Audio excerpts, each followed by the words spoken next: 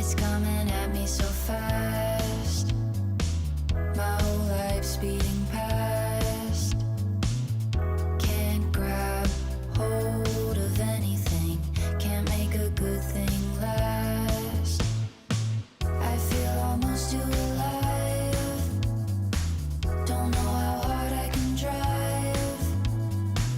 Look at me standing so tall. It's such a long way down to fall. I'm feeling everything all at once. It's all too much. I'm feeling everything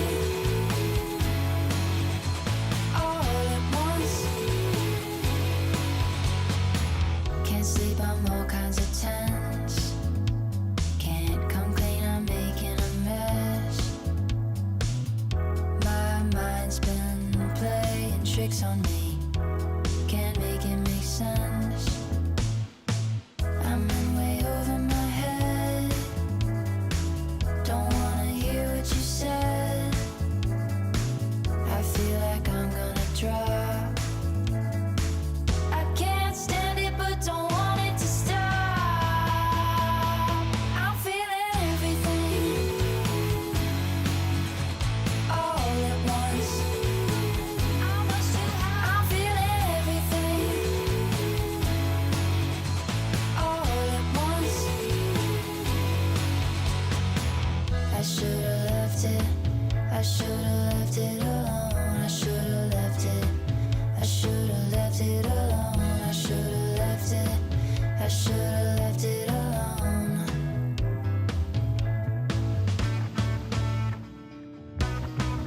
I'm feeling everything all at once. I'm feeling everything all at once. It's coming at me so fast. My whole life's speeding past. Can't grab hold of anything. Can't make a good thing last. I feel almost too alive. Don't know how hard I can drive. Look at me standing so tall. It's such a long way down to fall. I'm feeling everything all at once. It's all too much. I'm feeling everything all at once. Can't sleep, I'm all kinds of tense. Can't come clean, I'm making a mess. My mind's been playing tricks on me. Can't make it make sense. I'm in way over my head. Don't wanna hear what you said. I feel like I'm gonna drop. I can't stand it but don't want it to stop. I'm feeling everything all at once. I'm much too high. I'm feeling everything all at once. I should've left it. I should've left it alone. I should've left it. I should've left it alone. I should've left it. I should've left it alone.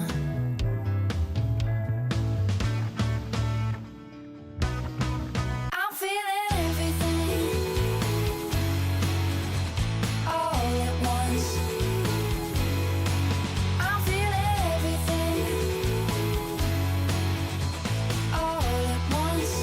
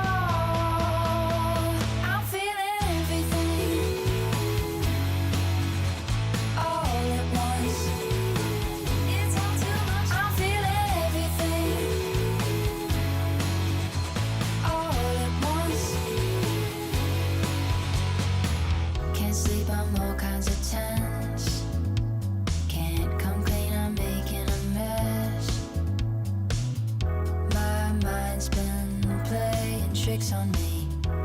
Can't make it make sense. I'm in way over my head. Don't wanna hear what you said. I feel like I'm gonna drop. I can't stand it but don't want it to stop. I'm feeling everything all at once. I'm feeling everything all at once. I should've left it. I should've left it alone. I should've left it. I should've left it alone. I should've left it. I should've left it alone.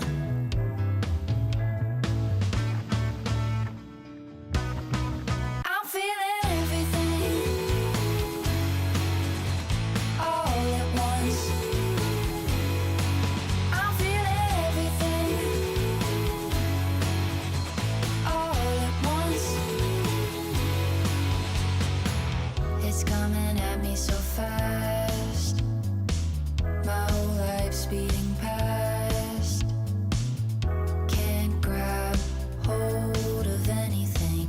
Can't make a good thing last. I feel almost too alive. Don't know how hard I can drive. Look at me standing so tall. It's such a long way down to fall. I'm feeling everything all at once. It's all too much. I'm feeling everything all at once. Can't sleep, I'm all kinds of tense. Can't come clean, I'm making a mess. My mind's been playing tricks on me. Can't make it make sense. I'm in way over my head. Don't wanna hear what you said. I feel like I'm gonna drop. I can't stand it but don't want it to stop. I'm feeling everything all at once. I'm feeling everything all at once. I should've left it. I should've left it alone. I should've left it. I should've left it alone. I should've left it. I should've left it alone.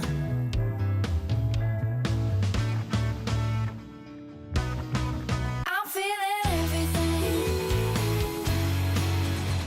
all at once. I'm feeling everything all at once. It's coming at me so fast. My whole life's speeding past. Can't grab hold of anything. Can't make a good thing last. I feel almost too alive. Don't know how hard I can drive. Look at me standing so tall. It's such a long way down to fall. I'm feeling everything all at once. It's all too much. I'm feeling everything all at once. Can't sleep, I'm all kinds of tense. Can't come clean, I'm making a mess. My mind's been playing tricks on me. Can't make it make sense. I'm in way over my head. Don't wanna hear what you said. I feel like I'm gonna drop. I can't stand it but don't want it to stop. I'm feeling everything all at once.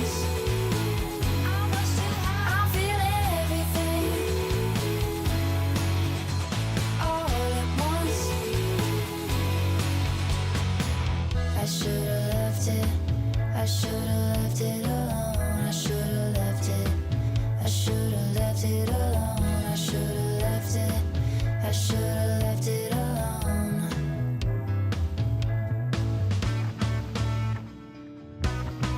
I'm feeling everything all at once. I'm feeling everything all at once.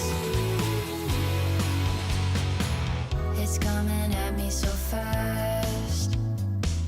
My whole life speeding past. Can't grab hold of anything. Can't make a good thing last. I feel almost too alive. Don't know how hard I can drive. Look at me standing so tall. It's such a long way down to fall. I'm feeling everything all at once.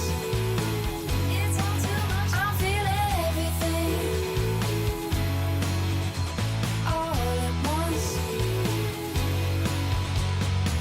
Can't sleep, I'm all kinds of tense. Can't come clean, I'm making a mess. My mind's been playing tricks on me. Can't make it make sense. I'm in way over my head. Don't wanna hear what you said. I feel like I'm gonna drop. I can't stand it, but don't want it to stop. I'm feeling everything all at once. I'm feeling everything all at once. I should've left it. I should've left it alone. I should've left it. I should've left it alone. I should've left it. I should've left it alone.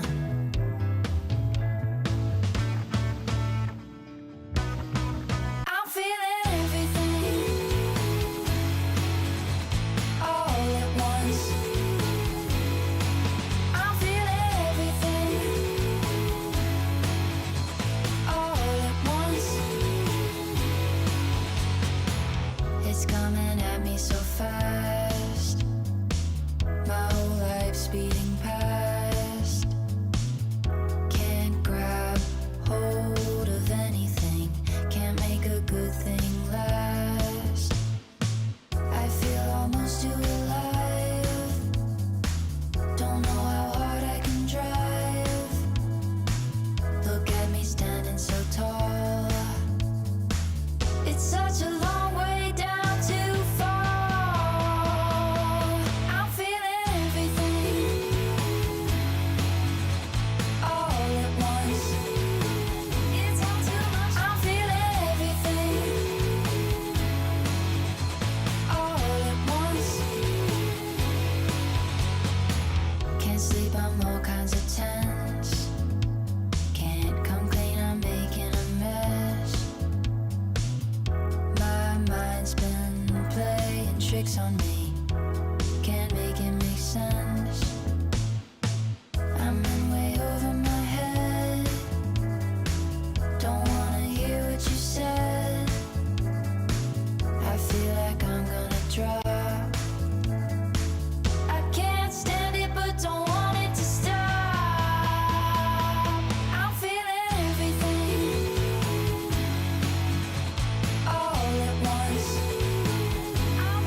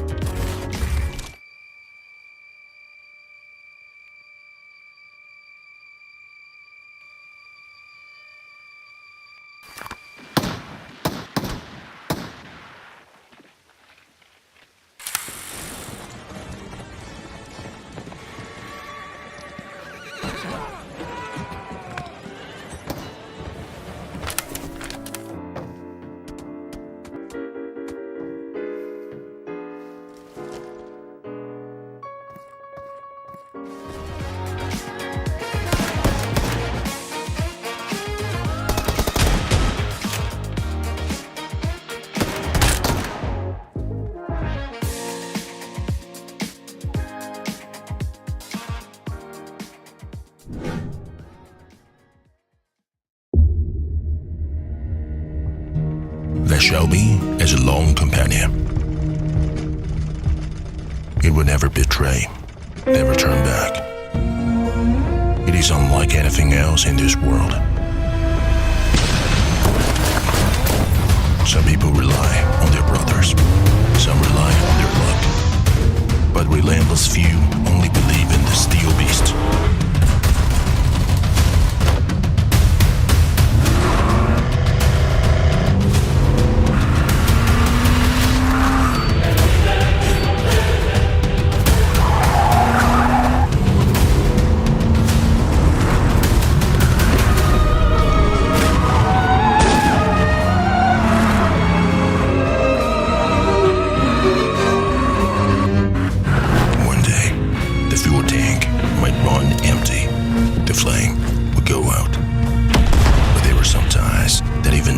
Cannot erase.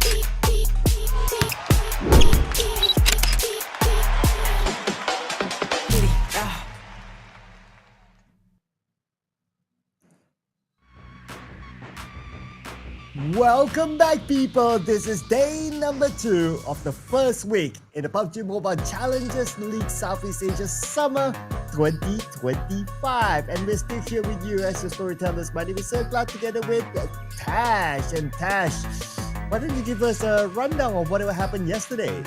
Yesterday was absolutely insane, Cloud. Like, I have to say that it was so competitive. Day number one, usually we have teams that are very exciting, very explosive on day one, and just really quite down. That yesterday, it was anybody's game. It was down to the wire. It was such a treat to watch and how competitive it is. I mean, after all, this is the game with the one ticket to EWC, so stakes are very, very high. Regardless, before we start, guys, this tournament is sponsored or brought to you by Techno, our Media Dimensity 8350, the Camon 40 Premier 5G phone. Delivers seamless and efficient performances for both everyday tasks as well as gaming. So do check it out on the website below. Regardless, coming back into yesterday, yesterday was the day that everyone was getting acquainted. We saw teams really subbing out players. We have teams that are just trying out new things. But today is where things get super interesting because VOD reviews are very much available. Let's see how teams have adjusted. Yeah, they would have had a taste or at least a preview of how all the teams will be playing this season, at least based on yesterday, but I'm pretty sure some of these teams will change their playstyle. But what has changed inside the game as well is our new collaboration with Shelby American collab, and this commands the legendary Shelby GT 50427 Cobra. It comes together with exclusive attachments, so check it out inside the game. But what else you should check it out inside the game itself as well is the PUBG Mobile X Attack on Titan that is currently live right now. So stay tuned to more collaboration content with Attack on Titan because there will be more updates coming soon. Whenever you create your content, don't forget to hashtag PUBGM X Attack on Titan, hashtag Attack on Titan, hashtag AOT together with it. Yeah, very excited. So it's like, yo, guys.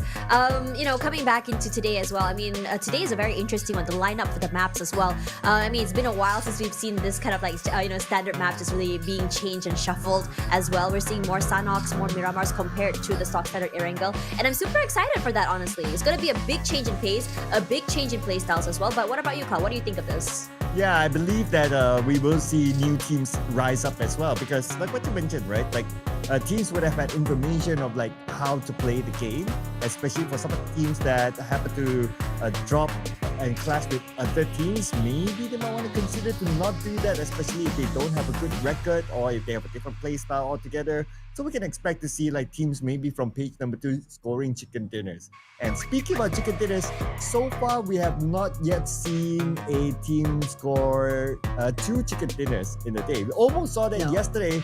By the end of the day, it is still 1 apiece.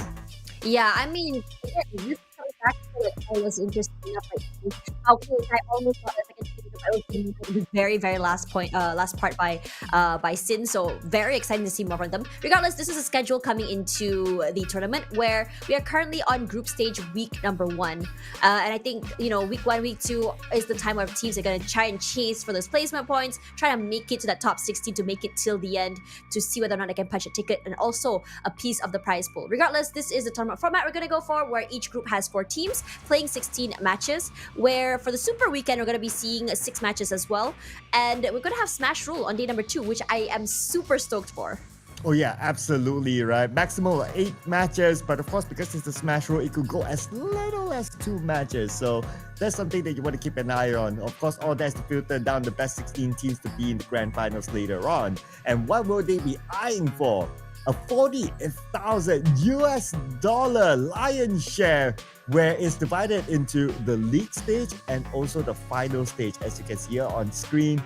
So everybody would have a piece of the pie. But it's not only about the money. The champion for PMCL this season will move on to PMWC. Oh yeah, a lot on the line right now. EWC, prize money, PMGC.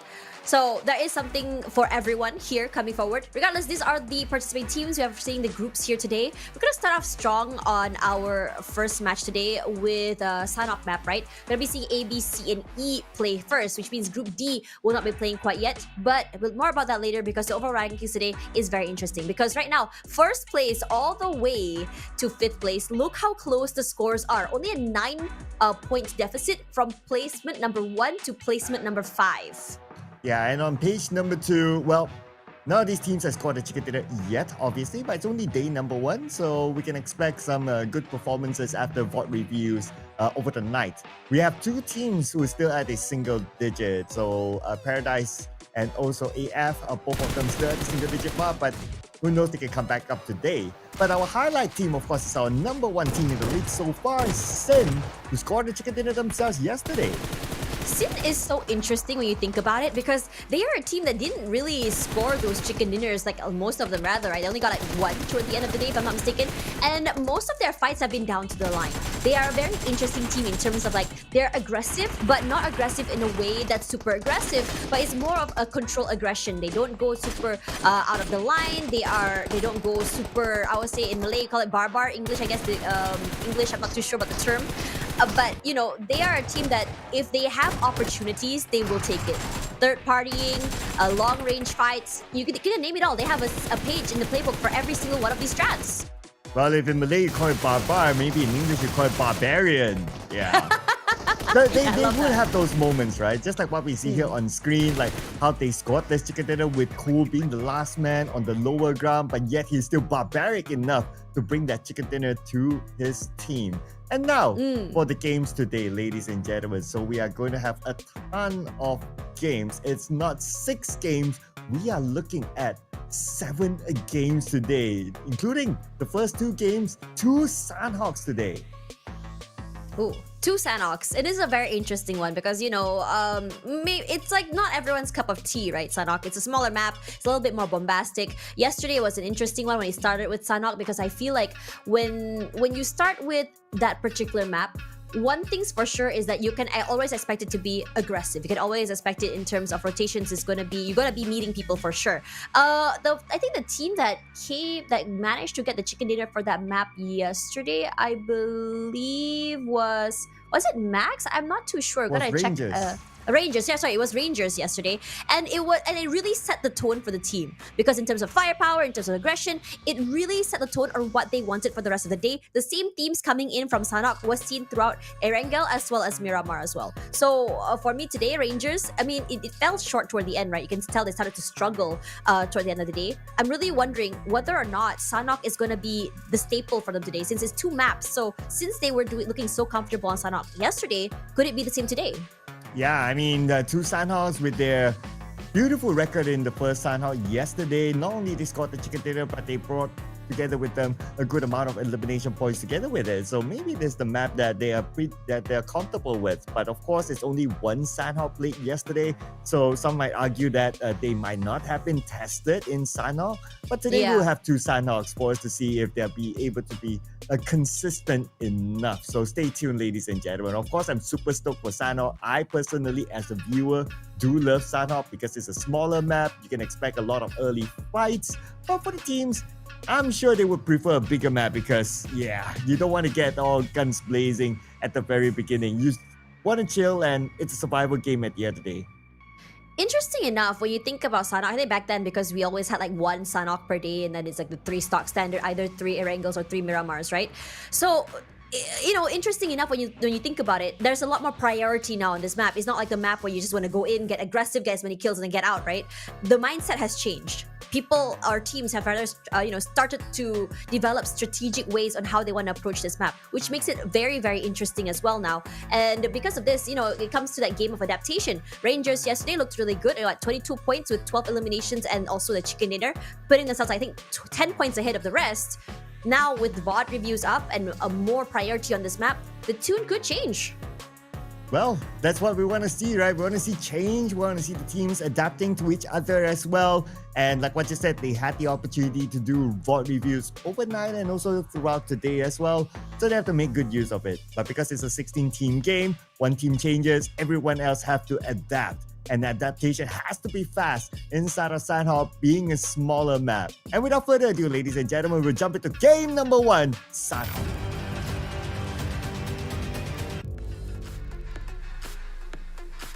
Okay, here we go, Sanhok. We're gonna be seeing I would say, a decent fight path coming from the top side of the map. But again, smaller map means no worries going forward. I mean, yesterday, I don't think we really saw a lot of hot drops. I mean, we did see for a few early fights, but it was quite minor in my opinion. Never really a full commit quite yet. So, hoping, at least for me as a viewer, right? It's always fun to see those early fights. We saw melee kills toward the end of the day as well. Maybe today should be another day for that. Yeah, we only saw one early fight yesterday in Painan involving Rangers and Paradise. So let's see if there'll be another clash inside of Painan. I do notice that a couple of teams are actually heading that way and nobody's actually taking boot camp. So boot camp is absolutely vacant. And looking at some of the drops, and there might be a good spread, but there seems to be a lot more teams around the area of Ruins. That might be the first clash around that area. It could be actually, and I wouldn't be surprised if it happened. Look how close TTQ as well as the team in front of them are. Now, I believe that it's an AF there. And AF, interesting enough, yesterday didn't have the greatest of starts. They want to be able to catch up, but TTQ is just being a thorn in their side, denying them already one player knocked out. Working with only 3 this early, especially on a map this aggressive, is not the way you want to set the tone today. Yeah, it's just unfortunate for AF, right? That the fact that they lost one player. And let's not forget about the fact that they are at number 20 right now. So they definitely need the points in. But looking at the first circle, looks like it's going to be an okay circle. It's going to be on the main peninsula. So expect teams to have an okay time traveling there. Now, of course, before you travel there, you have to take care of whoever's in front of you. And Time to Quit Esports is trying to do just that against AF. Time to Quit yesterday had, I would say, a pretty quiet start. But interesting enough, toward the end of the day, they showed a lot of signs of aggression. They showed a lot of signs of life. They were shooting back. They looked a lot more confident. And, it really felt like the team was such a slow cooker team. Took a few maps for them to really come online right now. But the same could be said about AF. Their debut map that they started toward the mid side of the day. It felt like they were lagging. Understandably so, because, you didn't play the first few maps. You are a little bit more late, mentally to get into the game. But it didn't seem like they could find their groove. Eventually, even PG was able to overcome them in the end. But again, these two teams, there's not a lot of difference in terms of points. AF right now, stuck in this Mexican standoff, not really eager to move out of the way, especially since TTQ, they're so dominating in how exactly they want to set the fights. I mean, their positioning looks very terrifying. They have a lot of crossfire set up, and I'm pretty sure that every member of AF is currently being marked. Yeah, and the fact that, like what you mentioned, they set up Liquid as a crossfire guy on the left side. It will keep them in check. And we can see that AF, they're having a hard time even leaving this area. They know that the moment they step out from their enclosure, they might be gunned down by maybe Liquid or anyone else from Time to Quit Esports. So they're playing this a little bit safer. Now they do have Parker all the way behind, but he's not in a good clear angle. Instead now, it's Liquid that found that angle to suppress them inside the building. Liquid's playing a very, very aggressive game right now. He's taking up a lot of space. And the more he's just slowly doing that. And while he's putting in the pressure, making so much noise, look at his teammates' positioning. Slowly, they're making their way toward the building. I wouldn't be surprised if they decide to just completely swarm from many angles and just be able to crossfire each other and make sure that they're not going to get isolated in terms of fights. Yeah, it could be a matter of time because right now they're not in the first circle. So they have to make a quick decision. But at the same time, OF is monitoring the situation as well. It could be a third party. While Parker fires from the side, not able to get the knockdown of any other members of Time to Quit Esports, but yet they're still able to breach onto AF. But Fong with the defenders down against Zuki. Man, he double dipped there and was immediately punished. You can see how fast the reaction toward Fong is as soon as he poked his head out again. So Zuki is just happy to play that first contact, allowing his teammate to use him as bait.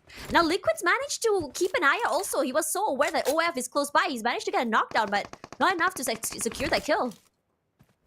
Yeah, so that elimination point needs to be secured, but I don't think it will be a problem. He's just being held hostage right now.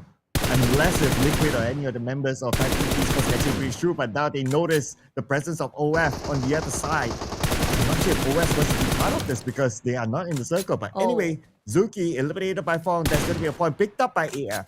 It took too long to react to Zuki's knockdown. They were so distracted by the other members there of OF. There was no way possible for them to silently or safely be able to pick up their teammates. And somehow Goa is also close by here.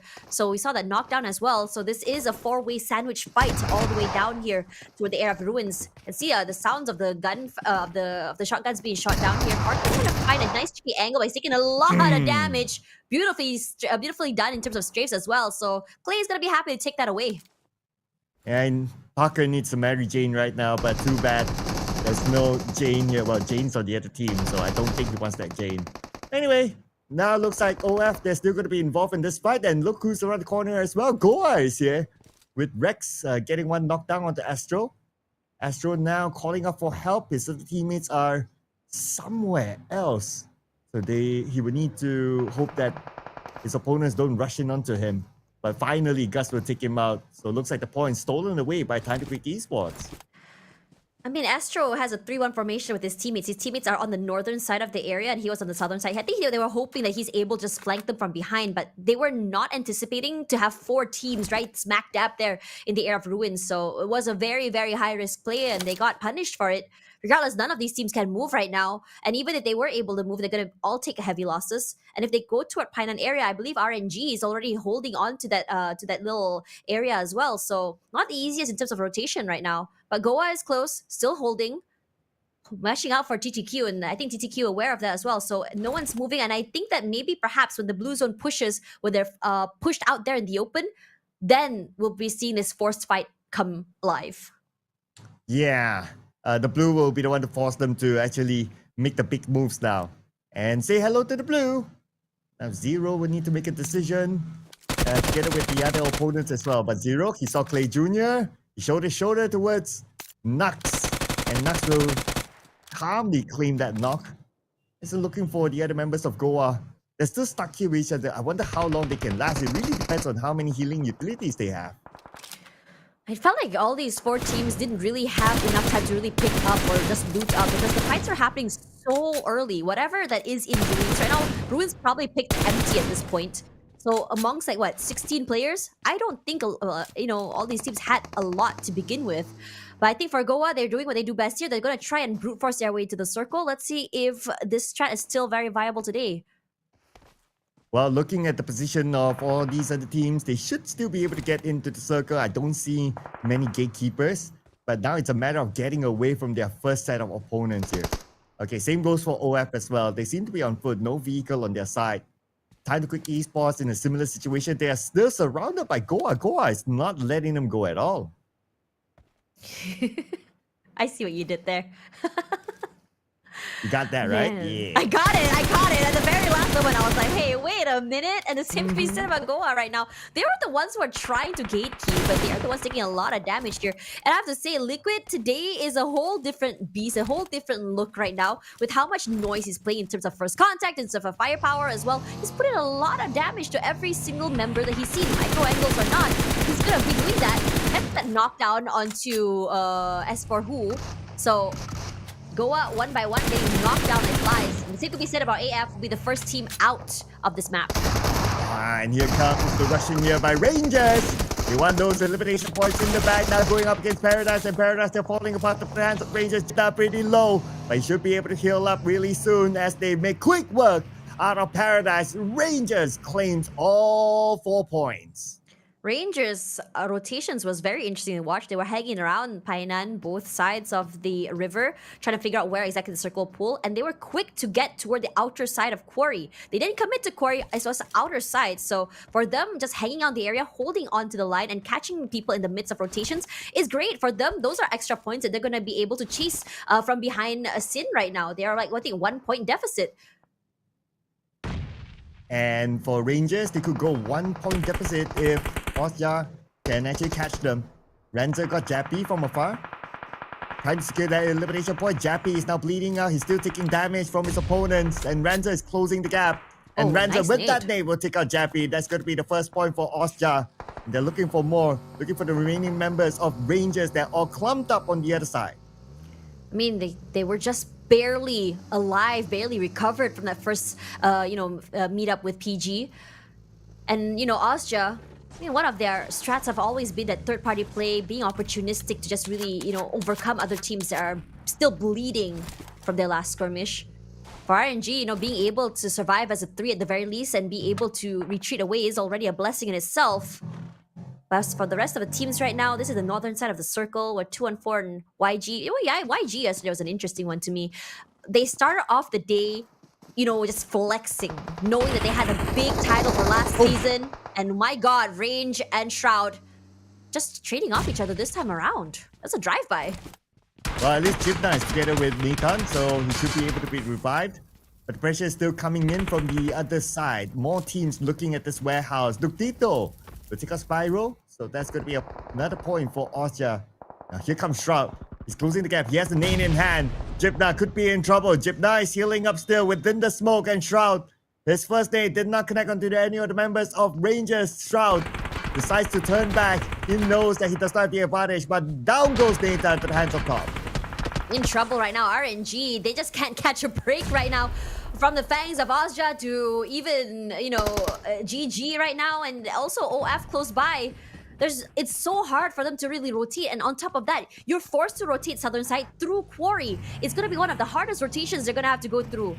Regardless, coming into this one, they're still gonna try. I mean, RNG still very much alive as a 3. Quite surprised they're able to hold on to the initial skirmish. GG this time around looked a lot different. They are the ones who start fights, but it doesn't seem like they can hold on here because one by one, they're falling around like flies. Okay.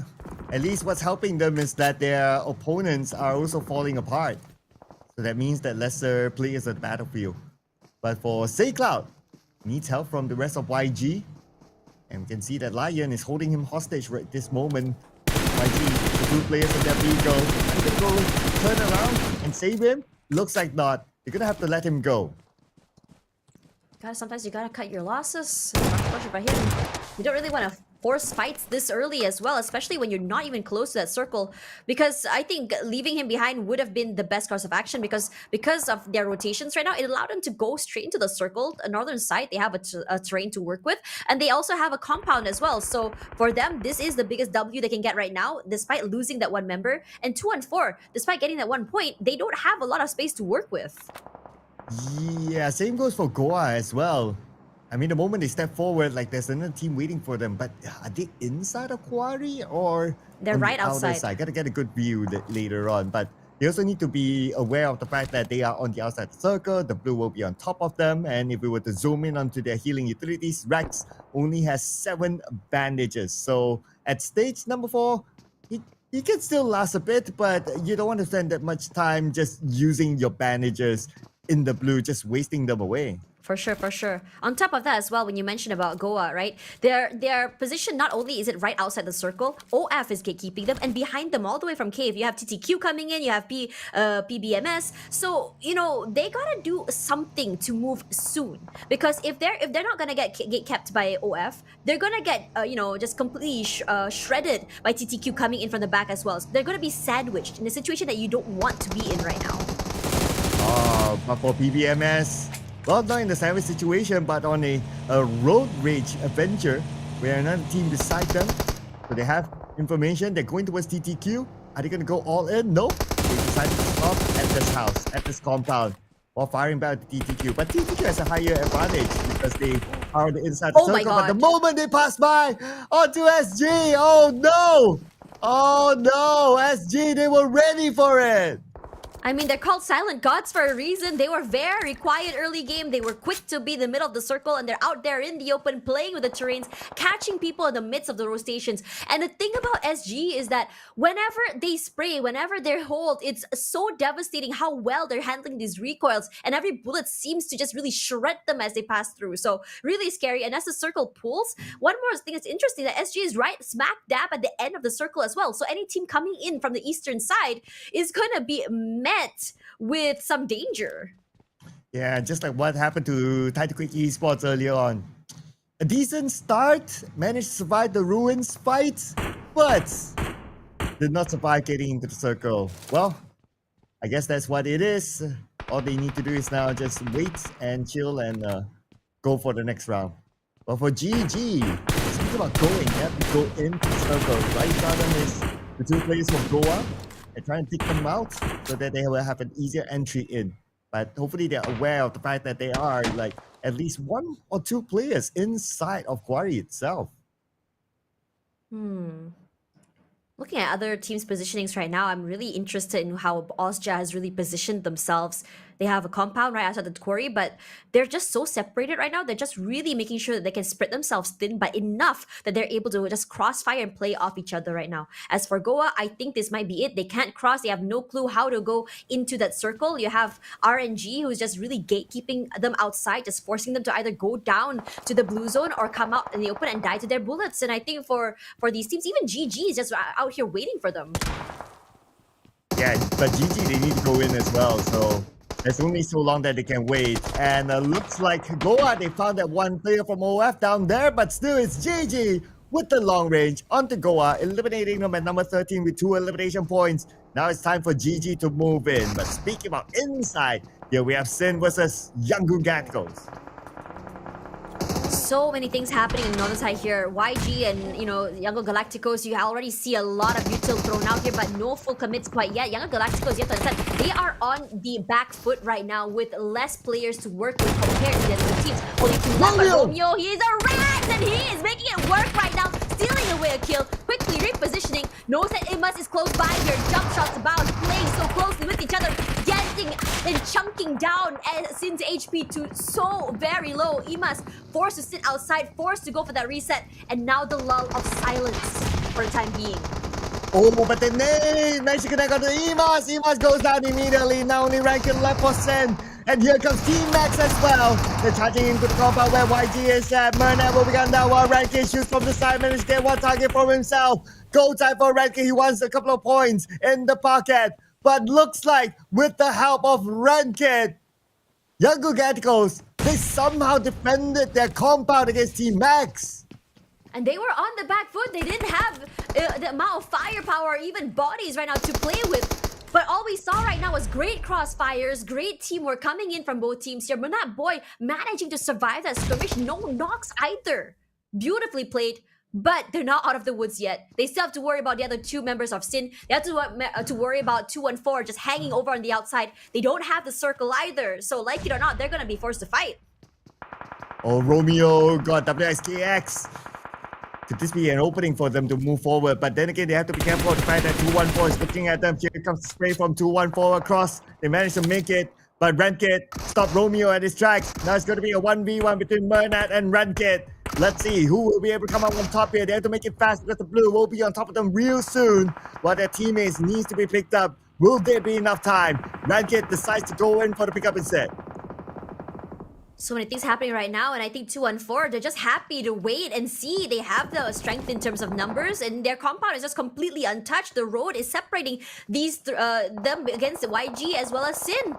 So right now, as Yangon Galacticos, they're struggling. Romeo knocked down. Murnat Boy forced to go for that reset here. We did also see, as the rotations are happening, 214, one of their members have been knocked down as well. Murnat Boy is his position on the outside of the compound. He's trying to go for the jump shot forward, but he's getting chunked down by the HP in terms of the blue zone. But overwhelmed by numbers, managing to get one. But unfortunately for him, not able to hold on as the play zone will claim his life. 3 elimination, 9th place. And that was so close for Murnat. Let's see if Rankin will be able to survive this one. Right now, he is in the blue. 10 more seconds before we go stage number 6. And looks like Rankin will go out. WSKX is trying to hold on for dear life. But the moment we go stage 6, I'm not sure if he will be able to hang on. Now looking at the circle. Looks like it favors 3 different teams. One of them is going to be Austria. For Nexus Vanguards, they're not in the circle. Beside them, there's another team on top of that hill. It's going to be PBMS. Don't think they have the information yet. Or maybe they do now. Interesting enough, that rotation, that 3-way fight on the northern side of the circle didn't really pay dividends for 214. Decided to just move away, ignore the fight happening in front of them. But they failed to recognize that Austria was in front of them. They failed to recognize that NX was just keeping an eye on them, leaving Lion now the last man standing for the team. But Sin will eventually be eliminated as well because they weren't able to fight their way into the circle. Took too long, taking too much damage. Well, PBMS, they know that they cannot take that long. They're making a move right now. They're not in the circle yet. Are they going to go crashing onto SG, or are they going to just circle around? But if they circle around, it will be Nexus Vanguard. They have to pick a poison right now. And looks like they're going to crash onto SG. That's going to be their choice. Bomb Boy gets knocked down immediately the moment he arrives. Taking a bit of damage. Looks like PBMS, they're not able to hold their ground. Another player, Spreadso, currently down thanks to Caps and FG. 3 active players defending the ground against PBMS. So far, so good. Getting the heck out of all these players, the players of SG, Silent Gods, just looking so terrifying right now, so separated from each other, but everyone is individual brilliance, being able to just hold on for dear life here. And MM is just trying his best to not only stay just alive, but also be sure that he's able to run away with it. But then Space coming in, but Lucy answers back. These trades are happening so quickly. SG, what is this dynamic? It's so perfectly executed. Well, you asked for quick action. Now you're gonna get another one, potentially between Austria and Nexus Vanguards. As Austria, they have one player from Nexus Vanguards as a hostage right now. From afar, it's gonna be Superboy spraying them down. Right now, Nexus Vanguards, with the update of the circle, they do have the circle on top of them. All they need to do is hold on to their position. Do not allow Austria to come in. This is a very unforgiving circle. You can't really tell where exactly it's going to be pulling. One moment it's to the left and now it's to the right side, favoring BG as well as Nexus. Austria on the outer end here. You still have one more member from RNG as well. But Silent Gods, they're not done yet. They are going to fight to their last breath with barely any space to move. They managed to get one knock already. And as that is happening, Austria also decides to turn their attention to the members of Nexus. It's a three-way, four-way fight here. No one is going to get through unscathed. But for SG, will they be able to get through unscathed right now with one player, Lucci, down? They still have the circle though, so they can buy a little bit more time while the commotions happening on the other side involving Austria. And Torpedo will be gunned down by WTC from afar. Oh, that's eliminated neat. immediately. Caps receive the end of the name by Yaka. And Yaka will finish off Lucci in the process. Caps will now be picked up by MM, but they won't have the time. Say hello to the blue. MM, he has to leave his teammate behind. One-man army against the world right now, in trouble. A big area in front of him, barely any cover, just a tree line to work with right now. Because Lil Yatka has marked him for quite some time here. Here comes that nade, it's gonna blow soon. The blue zone's gonna chunk him in the end. And I think for him, it's just best to just go down here. But Top will be able to steal away that kill at the very least. The SG will go down at 4th place, our top 3 here. With Austria with the man advantage, 3 in the bag. Top 3 teams right now.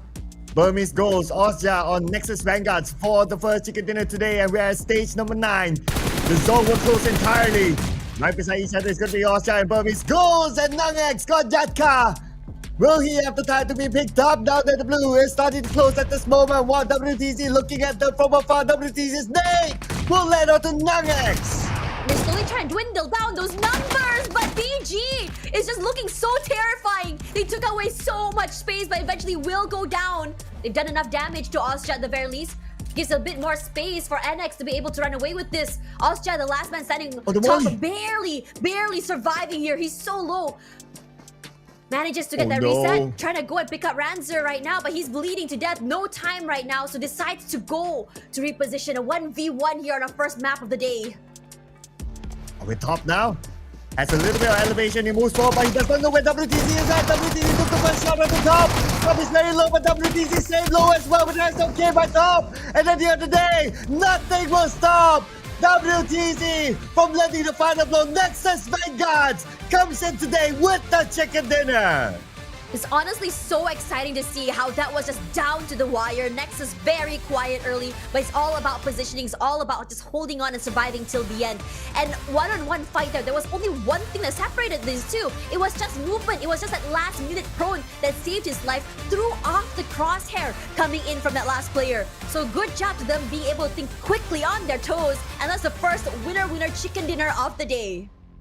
Absolutely. That prone definitely set the tone here. If it was still like squatting or still standing or behind a tree, it would have been obvious. But the fact that he was proning, then it wasn't that obvious.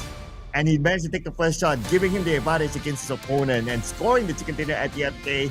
WTZ comes in with 4 eliminations, Super Bowl with 1, bringing the entire team 5 eliminations. And with the chicken dinner, it is 15 points for Nexus Vanguard. They had a different approach coming into this map as well to really start the day as well. Their rotations weren't, I would say, the most insane rotations ever, but again, that priority, that side quest that they really wanted to hit here, which was being able to hold on to the area, the compound for quite some time, not forcing these fights. And a lot of the fights that Nexus had been participating were just third parties, were just people in the middle of rotations. It's never a full-on 4v4. And again, their location area wasn't the most, I would say, contested for either, so it gave them so much value. But let's have a look at highlights before we talk about this more.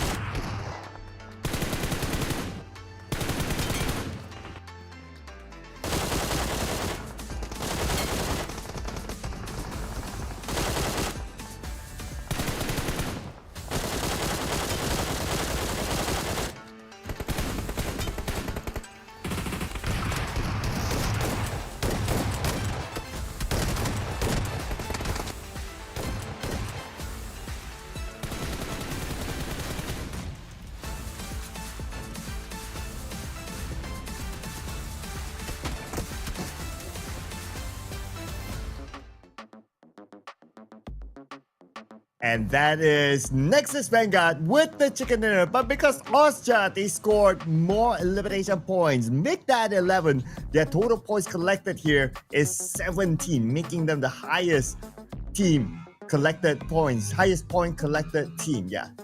And well, yeah, I got that jumbled up. But anyway, the numbers that behind is not jumbled up. Look at Team Max, 0 points. We don't get to see this all the time. No, I mean, yesterday was definitely the high for them, but I guess it's a bit more of a quieter game for them today. Regardless, coming into the overall rankings, BG, their consistency is actually just paying off here, giving them first place. They just managed to push down Sin onto second here, only a 5-round deficit. But I have to say, one thing's for sure though, coming into that one, again, we're still seeing these very, very close fights coming through from all of these teams as well. And I think it's a little bit more of a quieter start for most of the teams as well. The only time that we saw those fights is because the Blue Zone decided to move in that 4-way fight very, very early here in Sanhok. And we're going to be looking at Sanhok one more time after this. And, you know, interestingly enough, I think we haven't really seen much. I think we did see a glimpse from AF trying to bring some fights early. PG as well, trying to go for a rotation instead of trying these fights. But both teams still unable to find their footing in terms of firepower. Regardless, these are our top 4 teams just now. Let's have a look at their stats. Yeah, with the Austria, Nexus Vanguards, Silent Gods, and also Burmese Goals here as our top 4 teams. But only one player will be the MVP. That is the player that brought the chicken dinner to Nexus Vanguard, WTC, coming in with 4 eliminations by himself, 639 damage. And obviously, he was the one that brought majority of the elimination points to the team and also the chicken dinner itself. He has a really great mid to close range fighting, really quick on his toes when it comes to these last minute decisions, trying to be able to just really throw off the opponent, and he's done just that. It's honestly very fun to watch this team. We didn't see really too much from them yesterday. It's a bit more quiet, but today it feels like they have an idea on why they are quiet. It's more toward the end game that they're really, really worried about. Regardless, we're going to be going for a break. After this, another Sanhok waiting for us.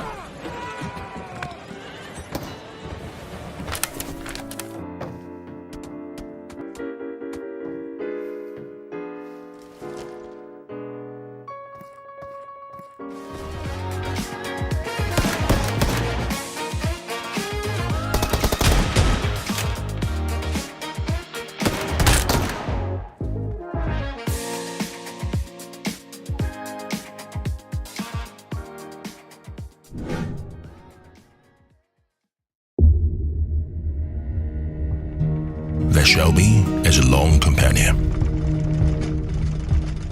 It will never betray, never turn back. It is unlike anything else in this world. Some people rely on their brothers, some rely on their luck. But relentless few only believe in the steel beast.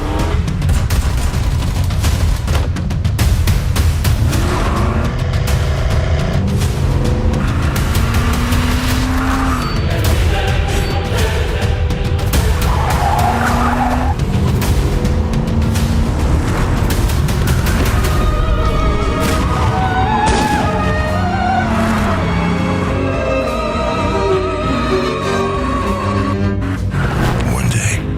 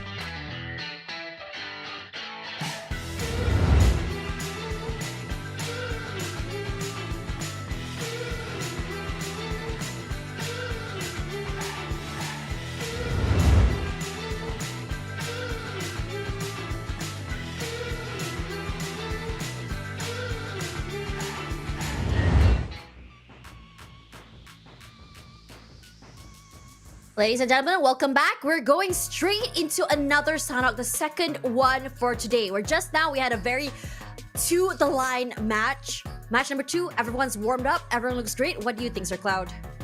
Oh yeah, I think it was a good warm-up match because there was a lot of action from the beginning to win. So everybody had the chance to just flex their fingers. But now it's time for them to show the real deal here as we return back onto the Sanhok match. Let's go.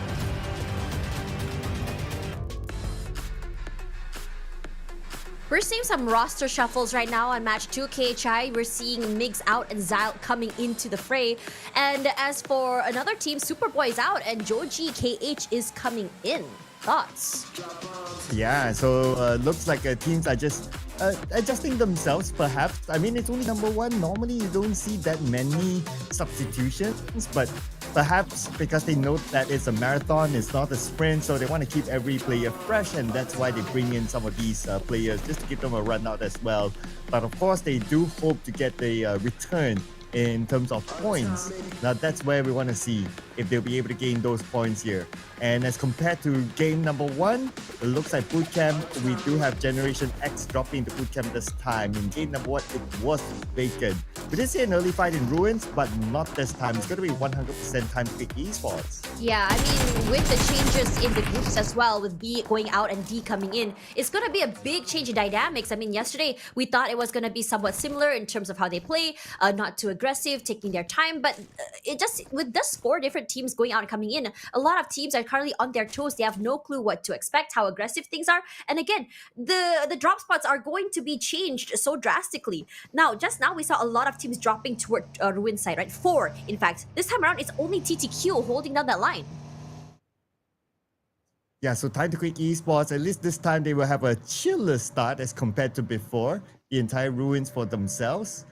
We did notice a few gunshots there, but it was more of like, okay, grab a vehicle and rotate away, so nothing big this time. So it looks like it's compared to the first Sanhok, perhaps since the teams have played yesterday's Sanhok as well, they have time to revise the VODs. We even had an extended break just after the first Sanhok match. So we don't see any first encounters by either side. But that also means that when we move towards, well, it's Sanhok, so maybe stage number 2, we'll see a lot more fights than before. Previous map, bootcamp generally just empty. We were quite surprised at the predicament, right? I think a lot of teams wanted to, stay away from the area because it's such a big, hot spot. They don't want to take earlier fights. This time around, GX has decided to say, okay, you know what? Let's take bootcamp. It's going to be a high risk situation. Maybe we can take this fight. AF is close by this time around. I think this time they want to keep their distance a bit more. They don't want to really go into these 4v4s. And I think that the recurring theme between yesterday and today for AF especially is that they find most value when they're able to stay away in these long range fights and keep themselves relatively safe. Exactly what Parker is doing, right? Just pull the trigger, send a warding shot, and then turn back, not taking overly aggressive moves because he is alone here. But this is one of the good spots to try to block out whoever who's coming up from bootcamp, especially Generation X who's currently inside of it. So as long as AF, they're able to hold that ground, there's a chance that they'll be able to take away a couple of elimination points. But look who's passing by bootcamp. 2-1-4. They could be heading the same direction onto AF. Could be. Could potentially also be a 3-way fight as well. I mean, if they decide to go breach into bootcamp, it might be really fun. There's a lot of compounds for them to play with. They could get a little bit more, isolated fights as well. But I don't think they want to commit. They want to just try and find their way into the circle. A lot of teams have already started to rotate to the middle side. I mean, you see AF just really holding on to the area outside of Painan. RNG being very smart right now with 2-2 formation. One on main island and one on the smaller island as well. Yeah, and speaking about AF, looks like they want to take the preemptive approach onto Generation X with Coca-Cola alone in the shack. So I'm not sure if Parker knows that he's there though. Probably trying to bait him out. But the other members of AF, okay, looks like we have an encounter here with 2-1-4 crashing in. That and the is moment scary. they crashed in, they found one target. It was an easy win for them. It was very decisive if you think about it, how 2-1-4 just walked up, decided to take that fight and then move away. Now, the entirety of this area toward the side, or at least one side of Painan in their control. And we also saw Sin just now with that opening as well into the first blood of the game. So this is huge coming in from Sin, especially since we know that this team is very aggressive. They love their mid commit to long range fights when they don't want to fully commit. So it works out very well in their favor. Now, my question is for GX, how exactly are you going to be navigating this? You have Yangon Galacticos coming in from the northern side of Paradise Resort, just moving to the area as well. But AF, this time around, they're not staying very quiet. They're shooting back. They're being very active. They've been marking so many different players from so many different sides. They have a nice buddy 2-2 formation, I believe. Or is it 2-1-1? I cannot really tell from here. But being able to have that, that teammate around to quickly answer back for you in case you get knocked is already something in itself. Well, you asked about Generation X, so it looks like this is the answer. They will still push onto the high ground of boot camp. Let's see if they'll be able to overcome AF. They should be able to, considering that they have the information that, AF, they lost one player. At least they have the numbers against them. Let's see how they actually do it later on. But in Painan, where the circle is at, the Rangers, they're pretty much going to stay there. I don't expect to see them coming out of Painan real soon. But we're going to zoom in back onto Generation X and AF. Here they are, face-checking each other.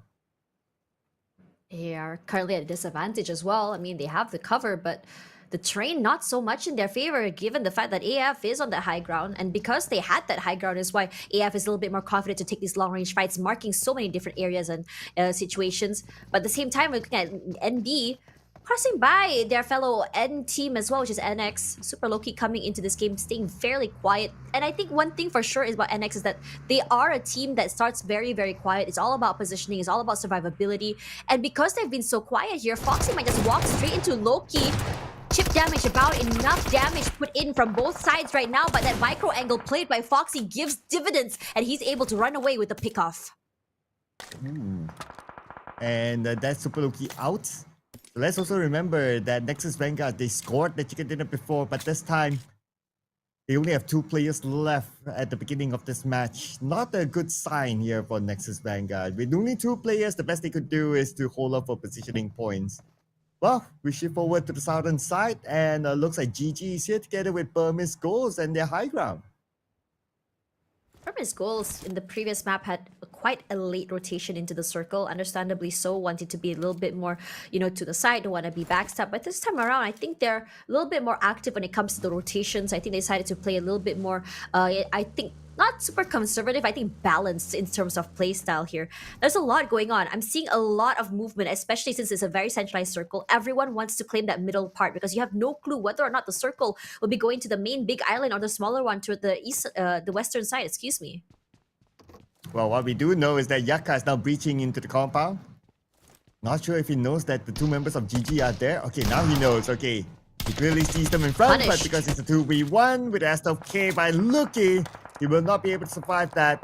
And Burmese Goals, they will lose 1 player. The good news is that they still have the circle. But the bad news is that the circle is divided 50-50 between 2 different islands. So there's a chance that teams will need to full migrate onto either island when it comes to the later stages. It's a different, I think, side of GG. Yesterday, it's all about just getting into that circle quickly, not really committing to fights. But this time around, we're seeing them actually actively, seeing a team going to that area, checking them out, and just really try and take as many kills as they can as well, which I think is such a big drastic change from their strat yesterday, which is more just leaving their backs open, just crossing into the circle itself and just trying to survive till the end. This is a better look for them. It's a little bit more balanced as well, and it does also give them that situation, the situation where you want to fight back. You're able to collect those elimination points instead of just ending with the chicken dinner as well as maybe 1 to 2 pickoffs, because honestly at this point, with how aggressive some of these teams are, it's so easy to get overcome when you have teams like, say, SG or even Sin, who prefer to collect elimination points alongside those placement points. Yeah, situationships can be easy, but an actual relationship is difficult. Just like how Napikel is trying to bond with KHI, but KHI, they reject him. The moment he shows up, wants to knock on the door, KHI take him out. Too bad. You're rejected, my friend. Try again next round. Wow, the puns are getting very aggressive today, Sir Cloud. How many pages of pun book did you go through last night? Well, I had 15 minutes break earlier, so I had some time. Love! Thanks for the break. Now, I'm just keeping my eye out toward the middle side of the circle right now, where I think, RNG, you can already tell they're going to be holding on to that middle side of that of the 2 islands on Painan. But they have company this time. KHI just holding on to the southern side. But the same could be said here about Sin. They have made their way from the northern circle all the way down here toward ruins, outside of ruins area, and they decide to camp over near the bridge. If someone decides to just cross over, they can just become the bridge trolls to collect their tolls, or they could potentially be caught out in the back by TTQ. And for TTQ, they have to have a better campaign this time around. Earlier, they only scored like 3 points. They had a hard time inside the ruins. Now with a easier start, let's see if they will be able to make the best out of it. But for NB, okay, I noticed one player was down. Okay, still down that is, but the revival happened, so it should be fine. As long as they're aware of like, okay, YG is around and maybe other teams around, and they still have the circle, they don't really need to move. They just need to peek out the windows and just make sure that they don't get crashed in by any other team. That's exactly what they're doing right now. Oh, there's another team on the other high ground as well. And yeah, basically they're now sandwiched in between two teams. The only thing they can hope for is to pray that the circle continues to favor them so they don't need to leave. A lot of space right now, I think, for NX deciding to go back into that blue zone, play a high ground area, just really make sure that you're able to take this fight is number one properly, and number two, be able to survive getting into the circle itself is so important. I think looking at them right now, interesting enough, right? When you see where BG are, they've been doing stellar at being able to not only protect the area they're holding in your cave, but also keeping the rest of the teams on their toes, keeping them like, okay, if we rotate to the circle, are we going to be, in trouble? And speaking of that, I don't think this trend is going to change. They're going to have to move as well, because the circle is just straight up ping pong to the left side of the map, where a majority of teams, especially teams like RNG and KHI, have, a nice compound to hold on to. And with the circle that have shifted, like the southern teams, well, they have to move. They have to find the next compound, but a lot of compounds have to be taken by teams. So if you don't have a compound, the next option is to go up to the high ground, just like what Young Gaidicos is doing right now. It's great that they prefer the high ground because you will have elevation. But for Burmese goals, okay, with 3 players still on the outside of the circle, now they're fighting against S69. Master Toki took out Godspeed, 2 players left. Oh no, but Unknown is currently on fire right now, moves backwards. X69, I think they've had a little bit more of a quiet end toward yesterday, but this time around they're looking very dominant, especially Master Toki there, already taking away a knock, a pick off as well, taking up so much space. They're quite confident, if you ask me, moving out here in the open, throwing out those nades, putting so much pressure onto Master Ichi. Like it or not, BG, they're in trouble. You have to move. The blue zone's coming to you. It's going to be very painful. But it's S69. They're just saying it's okay. We're going to throw out all this utility. You're going to, like it or not, you're going to either die to the blue zone, die to our bullets, or just eat up all of this utility.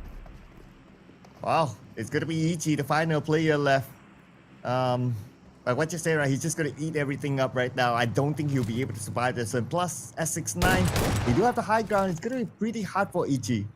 But before that, 666 decides to take out the second last member of Burmese goals. And now it's all in on the Ichi. He's behind that smoke. Smoke buying him a little bit of time, but Beautiful Ichi fires back isolation. with SLK, knocking one down. Very well done as well. Taking away numbers, dwindling it out one by one, but forced out here in the open. But it's left to S69 in a very, very questionable position here. But this prone should be able Master Toki. to just give them the upper hand. So they will eventually go down 16th place. The first team out. On top of that, only 1 elimination. What a different look for this team. And the fact that they're number 1, but Sin, Rangers, and the other teams below them are still very close in terms of points. There's a good chance that they will lose their number 1 spot after this. But it's still not the end of the world for them because, yeah, we're only in day number 2. On the elimination P, one of the players of PG just got knocked down.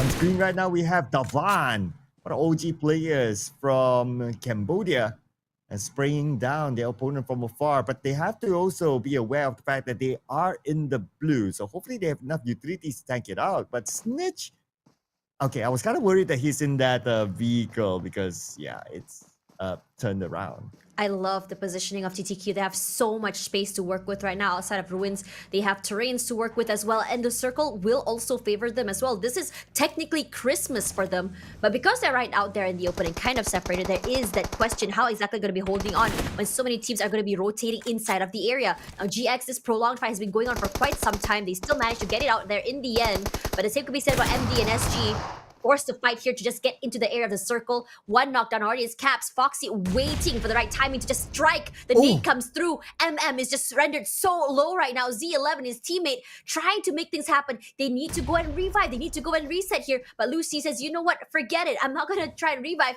I'm going to try and take this fight head on there. Yakiko is around as well. And they overestimated themselves. And SG will be eliminated. The blue zone just pressured them way too much in this fight. Well, and NB will still have time to pick up their teammates, so they will be back up as 4. But for Rangers, Siege down by 2-1-4. The moment they arrive, Jipna eliminated. The rest of Rangers on the other building. KHI will join on the party as well on the other side. And looks like the circle is mostly on the Ruins Island side. So all these teams will need to evacuate, will need to relocate themselves soon anyway.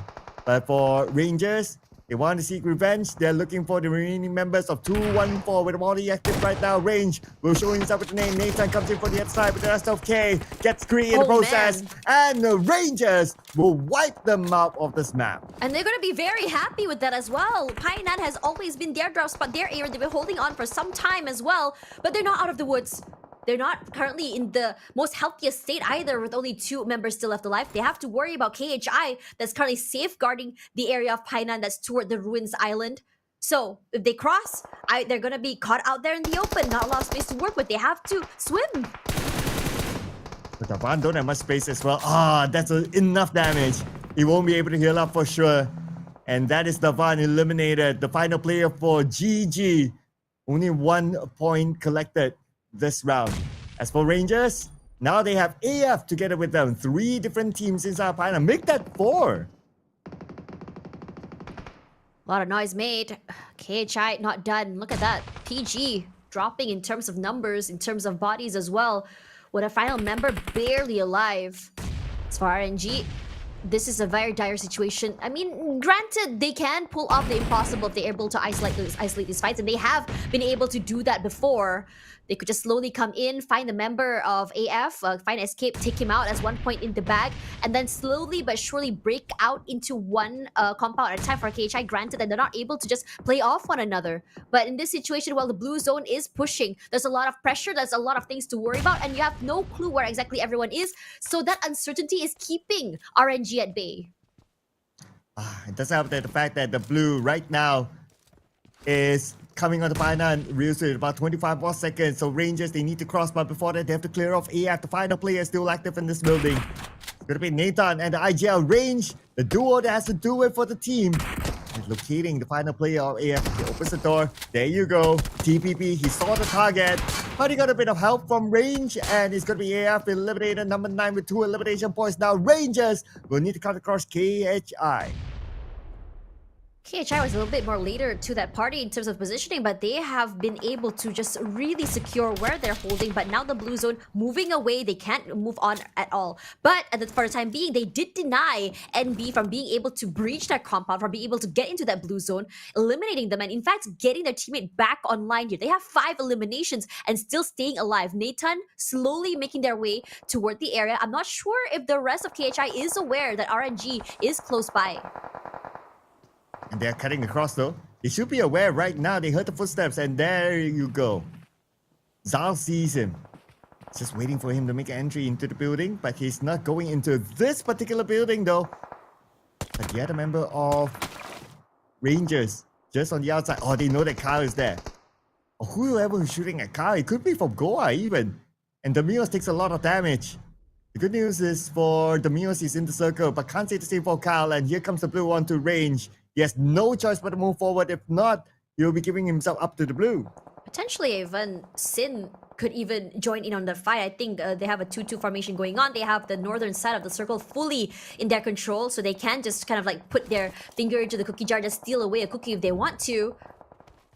There's no one really moving quite yet. A lot of noise made by GX, but no answers back. And the circle will pull toward the central side. So that means that teams like Sin has to go to the southern side. RNG and KHI both have to take this fight to get into the circle. And potentially going to be stolen away in terms of pressure from teams that have more space to work with. And that's Range. Fell to the blue as expected. As KHI blocked him from coming in. But at least they still have Nathan though. So now it's a matter of who will be able to collect that point out of range. And Nathan, can he seek revenge? Exit tracks perhaps on the KHI? But they have an idea that Nathan is around the corner. Okay, they're going in for it. They see him. There you go. Shots fired out by Zyle. And Nathan, he has no space to play with. Finally eliminated. But it is Cool that actually took his point. Eliminated already, cannot hold on, but still managing to get away with those placement points is enough for them. But Goa here, a nice high elevation to play with. And able to find the members of KHI in the midst, despite the cover, despite the compound as well. The circle will go, and now it's a race forward. And GX says, you know what? The charge, let's go aggressive. Put on the damage onto the members of Sin. Finds one, chip damage onto Imas. He barely survives the encounter. But in the end of the day, the high ground will always be king. And they will be eliminated. Here's our top 4. Yeah, and Sin is the one that's singing third instead. And that's going to be 5 eliminations now for Sin themselves. One player knocked down, but they should be able to carry him into the circle. I don't see any other team that's able to block Sin from coming in, so they should have the space to heal up. And next, focus onto Goa, or maybe even Nexus Vanguard, so KHI. KHI now in the most difficult position because they're on the lower ground, unless if the circle somehow favors, but not at all. It favors Sin. No one really wants to relinquish or even show their hand quite yet. Not until the blue zone finally pushes them out there in the open. There is a bit of cover toward the northern and southern side of the circle here, but even then you have no clue if your backs are gonna be safe. Joji here, his debut game today, going aggressive, taking up space here, wants to be that first contact. But on the other end of the map is Clay to fall first. And it's on the other side to get away the Seamies though, but they're not in the blue. Rex will take out Zyle. And right now, KHI only has one active player left. It's going to be the Mios against the world. While Nexus Vanguard, they're trying to take out the members of Goa. They got one. And Osal will secure that elimination point. However, Goa, they are unstoppable right now. 10 elimination points for Goa. Slowly falling and bleeding one by one, forced to reset, not enough space to do so right now, will eventually fall. And Sins has just been waiting and lording toward the northern side here. They have not been, joining in those fights, just watching at the very least, staying alive as a 4. There's only one more member to worry about from NX here. It's gonna be Osal. They're gonna rush out forward. They have an idea where he is. The nades are being thrown. The util is out as well. The sounds of footsteps should put him at ease right now. Puts in the damage. Imas nearly falls so low right now. The blue zone should knock him down, but eventually in the end, going to be overwhelmed. A winner with our chicken dinner, and Sin eager for that first place spot again. And Sin becomes the first team to score 2 chicken dinners in the PMCL this season. One yesterday, and the second one right now. Nothing seems to be stopping Sin. Even without chicken dinners, they have been very, very consistent as well. But now with 2 chicken dinners, for sure, like what you said, they will be at number 1. They really want to be there. They fought so hard for it. Losing it must have been a blow, but they say, you know what, we are the kings and we are going to be fighting for our rightful spot here. Very patient, this team. I think I have to say, I sound like a broken record saying this many, many times, but this team, in terms of patience, in terms of, making sure that they're controlling their aggression, has been phenomenal to watch. They understood that they have the high ground northern side. They have a full area to hold on to, despite the fact that TTQ was there first. And because a lot of these teams are forcing these fights toward the southern side, all they had to do was just wait and see. And all they had in terms of eliminations is 7 eliminations. So 17 points collected by Sin. And the last we checked, they are one of the top teams in the overall chart. So surely with these 17 points, they will be at number 1. But I also want to highlight the fact that on Cool stats, 3 eliminations, 389 damage, but 0 damage taken. We've seen this kind of stat yesterday, so it looks like Cool is trying to top that. Yeah, it's very fun when you watch how Cool plays. It's, his name is Cool as a cucumber, because in lots of situations where it's very high pressure, where it's this 1v1s, he's so quick on his toes. I think he's very rational on how exactly he wants to approach things. And most of the time here for Sid, especially on this particular map, it's not been really more toward the short range fights or CQCs. I mean, we did see one, but it wasn't a situation where they were forcing it either. It was just because they were forced to cross a team and they were forced to go into these CQCs. So this team, They prefer to wait and see. They prefer to just really, take their time on how exactly they want to approach these fights. I think that long to mid-range fights is what they prefer, especially on this map on high elevated terrain. So their way of playing, their playbook looks good. And let's have a look more on their highlights about how they played today.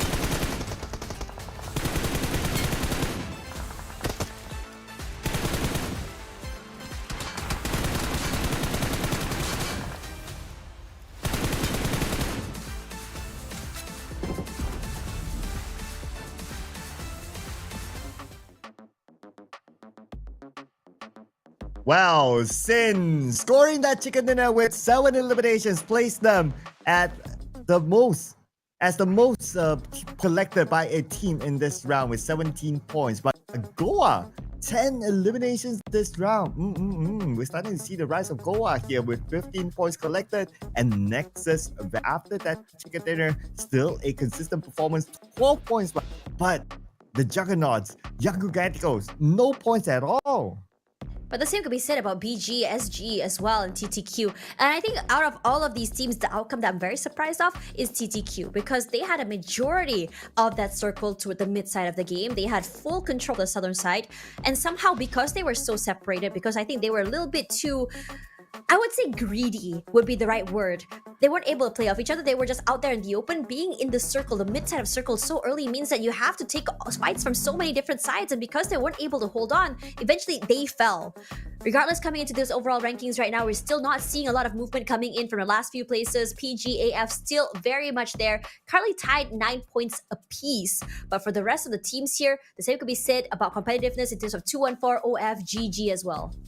Yeah, so AF, PG still looking to come out as single-digit bracket.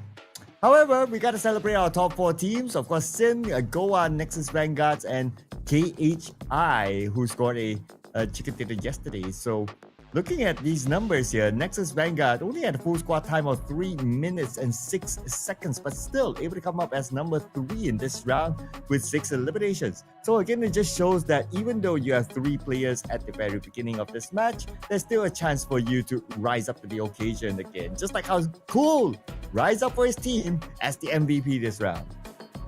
We talked a lot about Cool and his, the way he plays, how aggressive he is, how he plays with his team, but most importantly, what I've really been loving to watch him is more of his individual brilliance, 1v1s, 1v2 situations where push comes to shove. He likes playing that first contact aggressively, being able to just really go in for those flanks from behind, or maybe just really playing aggressively in the front to provide his teammates that space. You can really, really rely on him for being able to do so. Regardless, Sin getting that second chicken dinner is very exciting. Nexus looking very consistent today. Let's see how this will change later in Erangel in our upcoming matches.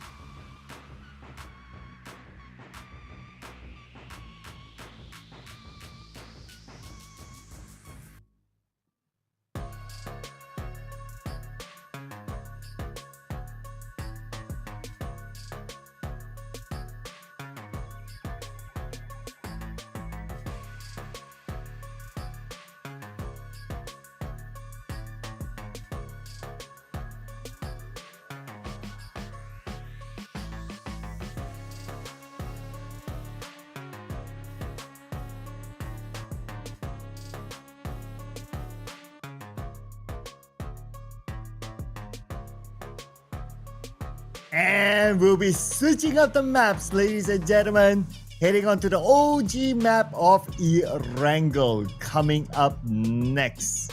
So Tash, how are you feeling so far after watching the first two games?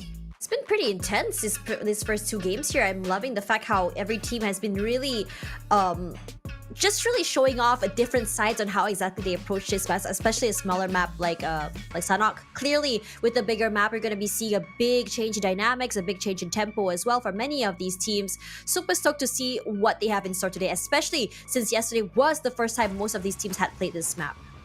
Yeah, and next up, it's going to be A, B, D, and E. So Group C, comprising of Time to Quick Esports, Burmese Ghosts, Paradise Esports, and also SG. They're going to take a break next. So let's see if that break will bring them dividends when they come back later. But for now, Erangel.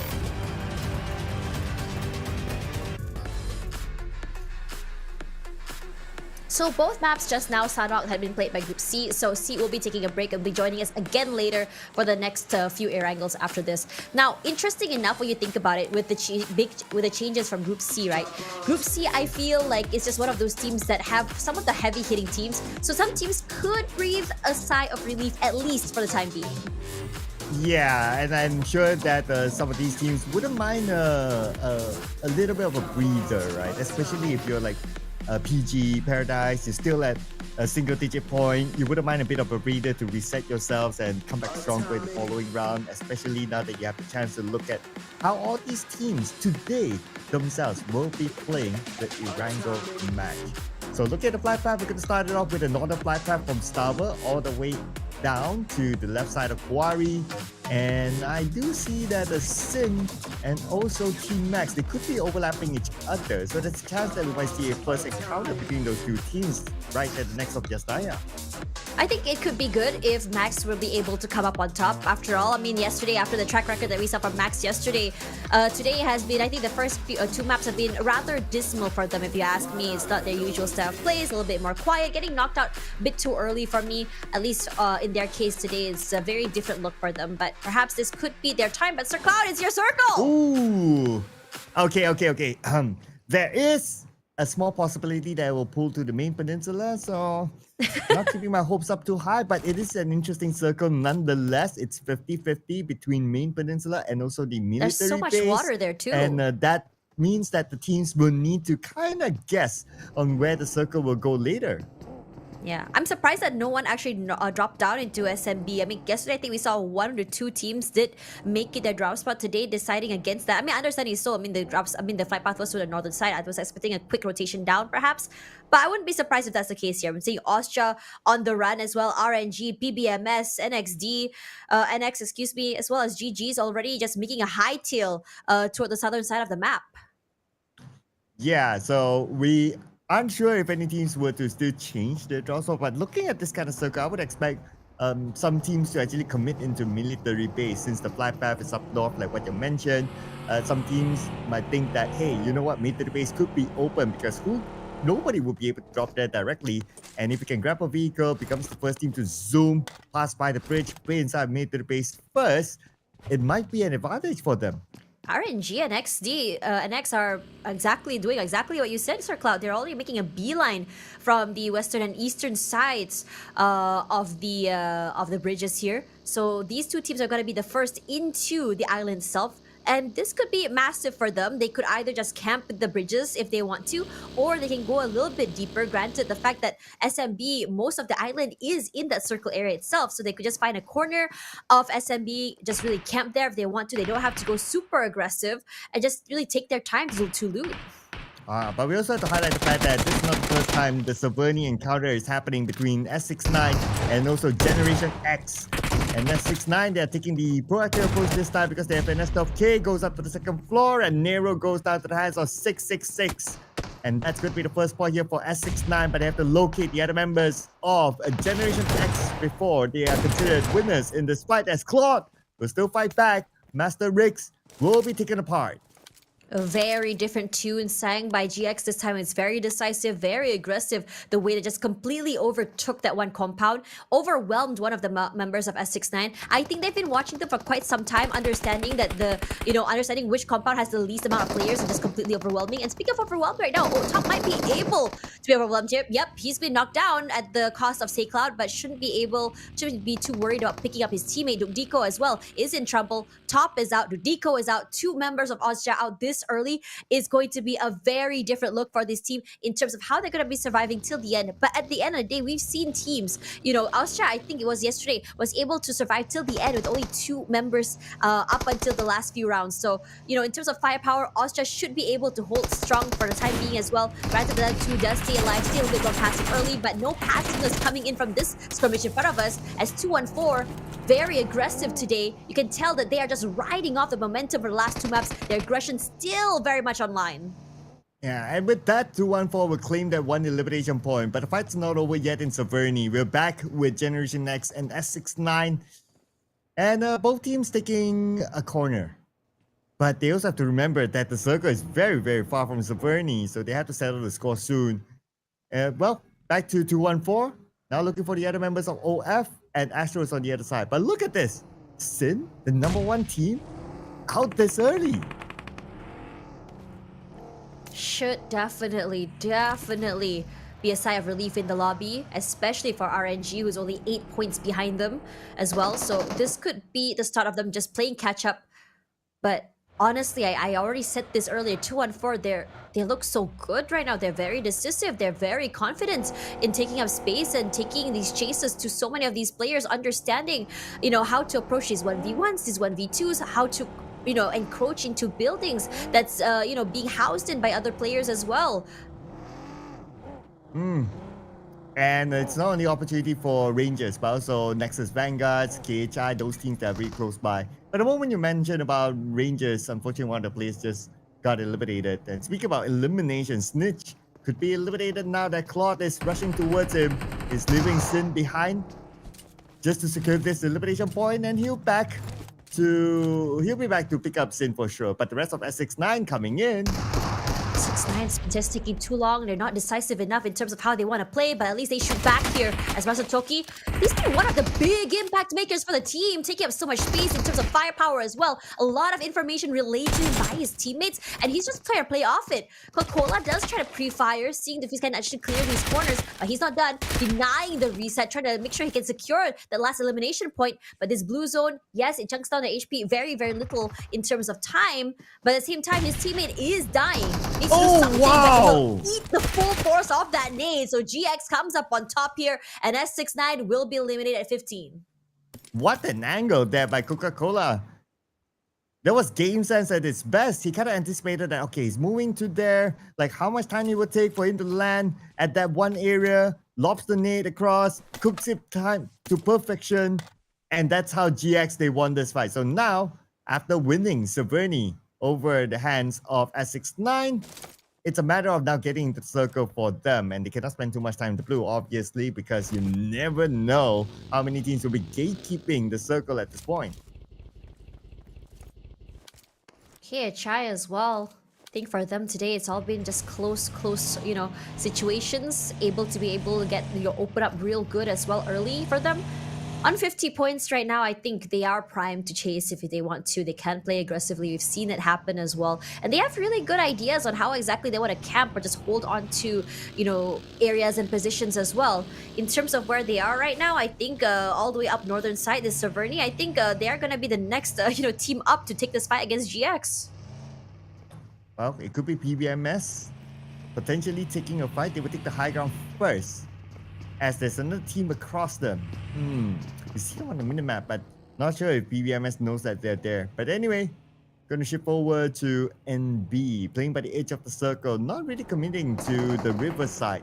Normally with this kind of circle, you see more teams committing to the riverside because it allows you access to either side of the island where necessary. And looks like we're gonna get a military-based circle, ladies and gentlemen. Very hard shift as well to the right side here. A lot of teams now pivoting. We still have, I think, a good 3-4 teams on the northern side is still so far away from that circle. And as Yangon Galacticos, I'm looking here on the map feed, right? Just, taking their time here on that bridge. They could go a little bit more aggressive. Granted, they're a little bit more quiet early today as well. So they could just really stop any teams coming in from the western side of the circle to come into the area as well to get into SMB. But we're already seeing swimmers. We're already seeing teams just, prepped and ready. I'm not sure if anyone had picked up a boat quite yet, because these rotations from the southern side could give them a bit more space. They don't have to really worry too much about teams coming in or just just going full force from the northern side as well. But I think Max has an idea that there's going to be teams going in for the longer rotation, so they're going to prep and prime themselves in the southern side of that circle. And speaking about entering the circle, so it looks like we're going to get GG with the hovercraft, easy entry into the circle. Nobody's going to stop them. Not that many teams, as I would have thought, will commit into mid to the phase, it seems. So that was teams like GG, even though they come in a little bit later, they're still able to find an entry point. They're still able to find this compound and also a few other nice pit stops for them to stop within mid to the base itself. But inside of mid to the base, say hello to Team Max, and there's an opponent inside of mid to the base that they did not notice. Fairly quiet right now. Despite how many teams are already in there, no one's really too eager to take these fights. No one's really too eager to really worry. Everyone knows there's a lot of space right now, and everyone's just going for these areas they're holding. PBMS right smack dab in the circle, the inside area of SMB, belonging to RNG as well as Max. No one's really contending right now, but I think that might change here. But maybe NB will try to stop them from cutting across. I think that's the one of the last few patches of land that's within the circle where NB is at. So we'll see. They're playing the slow approach. Probably they're looking for elimination points prior to getting to the mid to the base itself. Because right now, even if they come in, like they're starting to be like a lot of teams inside mid to the base, one of them including Rangers, but they made a quick rotation there anyway. They disregarded their regular draw spot of Pojinki to go straight into Saverdi, which is a great call, not that the circle is there. Oh, F, I just realized very silently just holding on to that southern side there. Could potentially run away with a kill or two if he wants, if he can really isolate these fights, especially since GG is right only northern side of them right now. The same could be said about 214. I think they've been able to really securely take away some fights, got some elimination points right now. But their biggest battle right now is getting into the circle. NB just hanging on to the to the northern side of the circle. And, potentially, I'm really liking the fact of the idea that this could end up being a bridge circle. We haven't seen that in so long. Well, if it goes there, well, the chances are like super low to zero with the esports mode. But yeah, at the end of the day, we don't know how the updates will be. It could potentially still go there, so not going to zero it all out. But what I am impressed with the positioning of NB earlier on, when the circle shifted, they still have that little piece of land that they can play with, so they don't need to force their way across the bridge yet. And if luck really shines onto them, if it's a bridge circle, NB will be one of those teams who have the early access into the bridge itself. Yeah. But the amount of teams coming in from that patch of land is a lot. 214, Austria is there. Goa potentially might be going toward that area as well. So there is still a lot of contention for a tiny piece of land toward the northern side area here. A lot of teams as well. For Yangon Galacticos, because they were a little bit late coming into, or at least crossing that bridge, they have claimed that northern side of SMB for their own. But right now, with Max coming into, the picture as well, they could go for a big fight here. But I think they're just trying to be very wary right now because you have no clue who, which eyes are watching. PBMS is close, GG as well on the high ground. This is dangerous. Yeah, and 214 with the lighthouse, this is a very good spot to be very dangerous against other teams, of course. And 214, just look at their position. You can overlook teams even across. Oh, that's a nasty shot. Taps away, gets a knock onto Ranza, but it's only a knock, so Austria should be able to recover him, no problem. It's a really good shot as well. Every time he just double peeked and triple peeked, the pre-fires are really good. Anticipating that is key, which is why I'm not a big fan when teams decide to just do double peek, triple peek. You don't want to double dip in that one area that you're holding. It's a nice micro angle that he doesn't really have to really move away from. Just hold, just pre-fire until his head pops out again. I've been seeing that a lot happening these last 2 days. Oh, you're going to see more of that potentially here. between Nexus Vanguards and also PBMS. Both these teams by the edge of the circle. Nexus Vanguards, the other members coming in. PBMS will be their next challenge, as they will try to block them from coming in further and potentially pick up those elimination points. Here comes WTZ leading the charge. Joji behind him, gathering the information, playing around the high ground. And right in front of them is going to be Monboy. They don't have a good clear shot yet, but Monboy is doing his vehicle, doing the scouting work. A nice jumping scene as well, just to see, and every time his head pops up, there is immediately a reaction of firepower here. Joji with the ghillie suit, still staying fairly healthy, fairly hidden for the time being as they try to move their way into the area. But PBMS, they have a nice terrain that we're working with. There's a high ground. They have some time before the blue zone chunks toward them as well. But still, they have a big hill to climb out here. I'm quite surprised it's empty for the time being. Max could potentially think about trying to get that spot. Not so empty now in this hill. We have 3 different teams here without the circle as the circle shifted. But right now, this fight is inevitable. Nexus Vanguard is looking for the target. WTZ will get down by Scotty. Superboy on his way to save the day. But Goa is around the corner. They want to be the third-party team, trying to pick up elimination points. They have about 20 more seconds before the zone starts to close. Here comes Clay Jr. right into the middle of the fight, scouting, gathering information. They're not done.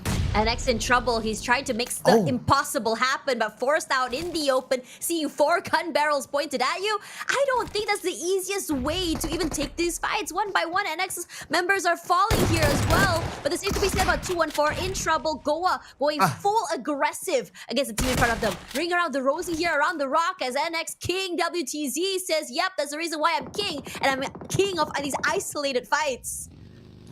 And Superboy, he's trying to isolate PBMS while WTZ coming towards him to provide further support. But do keep your eye on to Goa. Goa is making their move. Looks like they're going to go towards the side where PBMS is at, but they're going to ignore PBMS. They're going to focus on getting into the circle for now. As for PBMS, they are still in the same location last we saw them. But now we shift over our attention towards the bridge side. Now it's NB trying to cut across 214.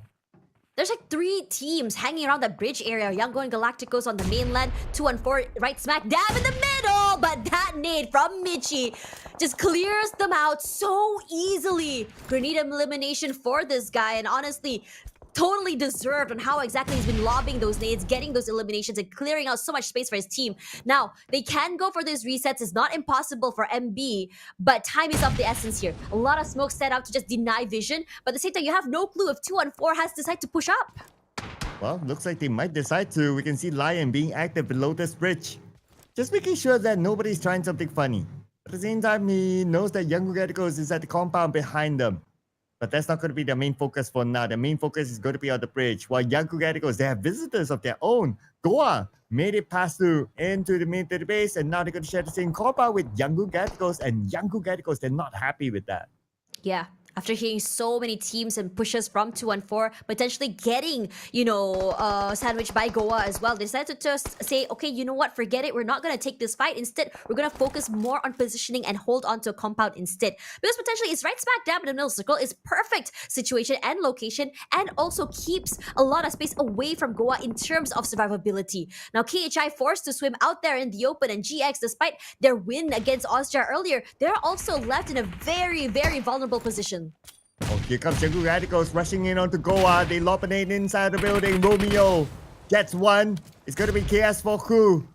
That was needed down. And now it's only Rex as the final active player for Goa. They finish off Pekao. Goes in. Say Cloud past the smoke. Gets gunned down. The follow-on needs to happen right now. If not, they will lose Say Cloud. Looks like they will lose Say Cloud in the process. While Romeo sprays into the smoke. Finally gets the final member of Goa. But they lost one player in the process. I think it's a very, very worth it situation for them, getting a whole team just for one, and they will take that dub for the time being. And on top of that, so much space in terms of compound as well in their hands. But this bridge fight is far from over. 2-4, despite that beautiful nade sent out by Michi, is not enough to really keep the rest of NB at bay. They got one pickoff, yeah, but in terms of firepower, NB still has the upper hand. Michi now will be taking, or just, giving away his life right now. His teammate Lion has given him a bit of space to work with, but he's in trouble, taking out so much damage, doesn't have the space to work with that shotgun. He's out there in the open, will potentially eat that nade and be knocked down. It's a horrible situation for him to be in, and XDXY will relish in this situation. situation. Nice shot, Nate, there, but the fight's not over yet, though. We still have Warm on the other side. Michi will bleed out, and the point will go to NB. NB, they need to still fight their way through. The fact that Warm is still here, but Warm, he's not healing up. He's probably out of healing utilities. Only 10% of health, and the nade set across by XZ will eliminate 214. Talk about giving your enemy a taste of their own medicine. What Michi served to them, the XZ11 just serves back here. So overwhelming on how exactly they decided to take this fight. And on top of that as well, 214 probably had a lot of questions and hesitation because Yangon Galacticos was right behind them earlier. Yeah, speaking about Young Galacticos, they have moved themselves away from that compound, sending Smile out. Looks like they want to collect a couple of elimination points, want to take advantage of the situation. But in the water, we have KHI, Claire, as well as two players from Generation X. Only in taking a dip, but they still have the circle, so that's fine. But at some point, they will need to dock themselves anyway. And the moment they do that, Young Galacticos will be waiting for them. I mean, if it's time to go fishing, now's the time. I think NB, they might potentially be thinking of doing that as well. I mean, as the circle shifts, they're going to be forced there anyway. Regardless, right now, there's a lot of space and barely any teams around as well. I mean, the only compound area that's being held right now is by Yangon Galacticos. Perhaps AF might be thinking about taking that away. But the same could be said about RNG here. The terrain in their hands, but they're forced to compete or contest with Max for it too. But if anything, they're going to be thankful that AF is around because they put in a lot of damage onto Max, potentially just taking them out of the picture. That's going to be clear spotted out by Foxy. At the same time, the blue is putting pressure onto him. This is going to be a free fishing moment for NB. They will get Zyle, waiting for the next target to show themselves. And it's going to be the Mios next knockdown by Foxy.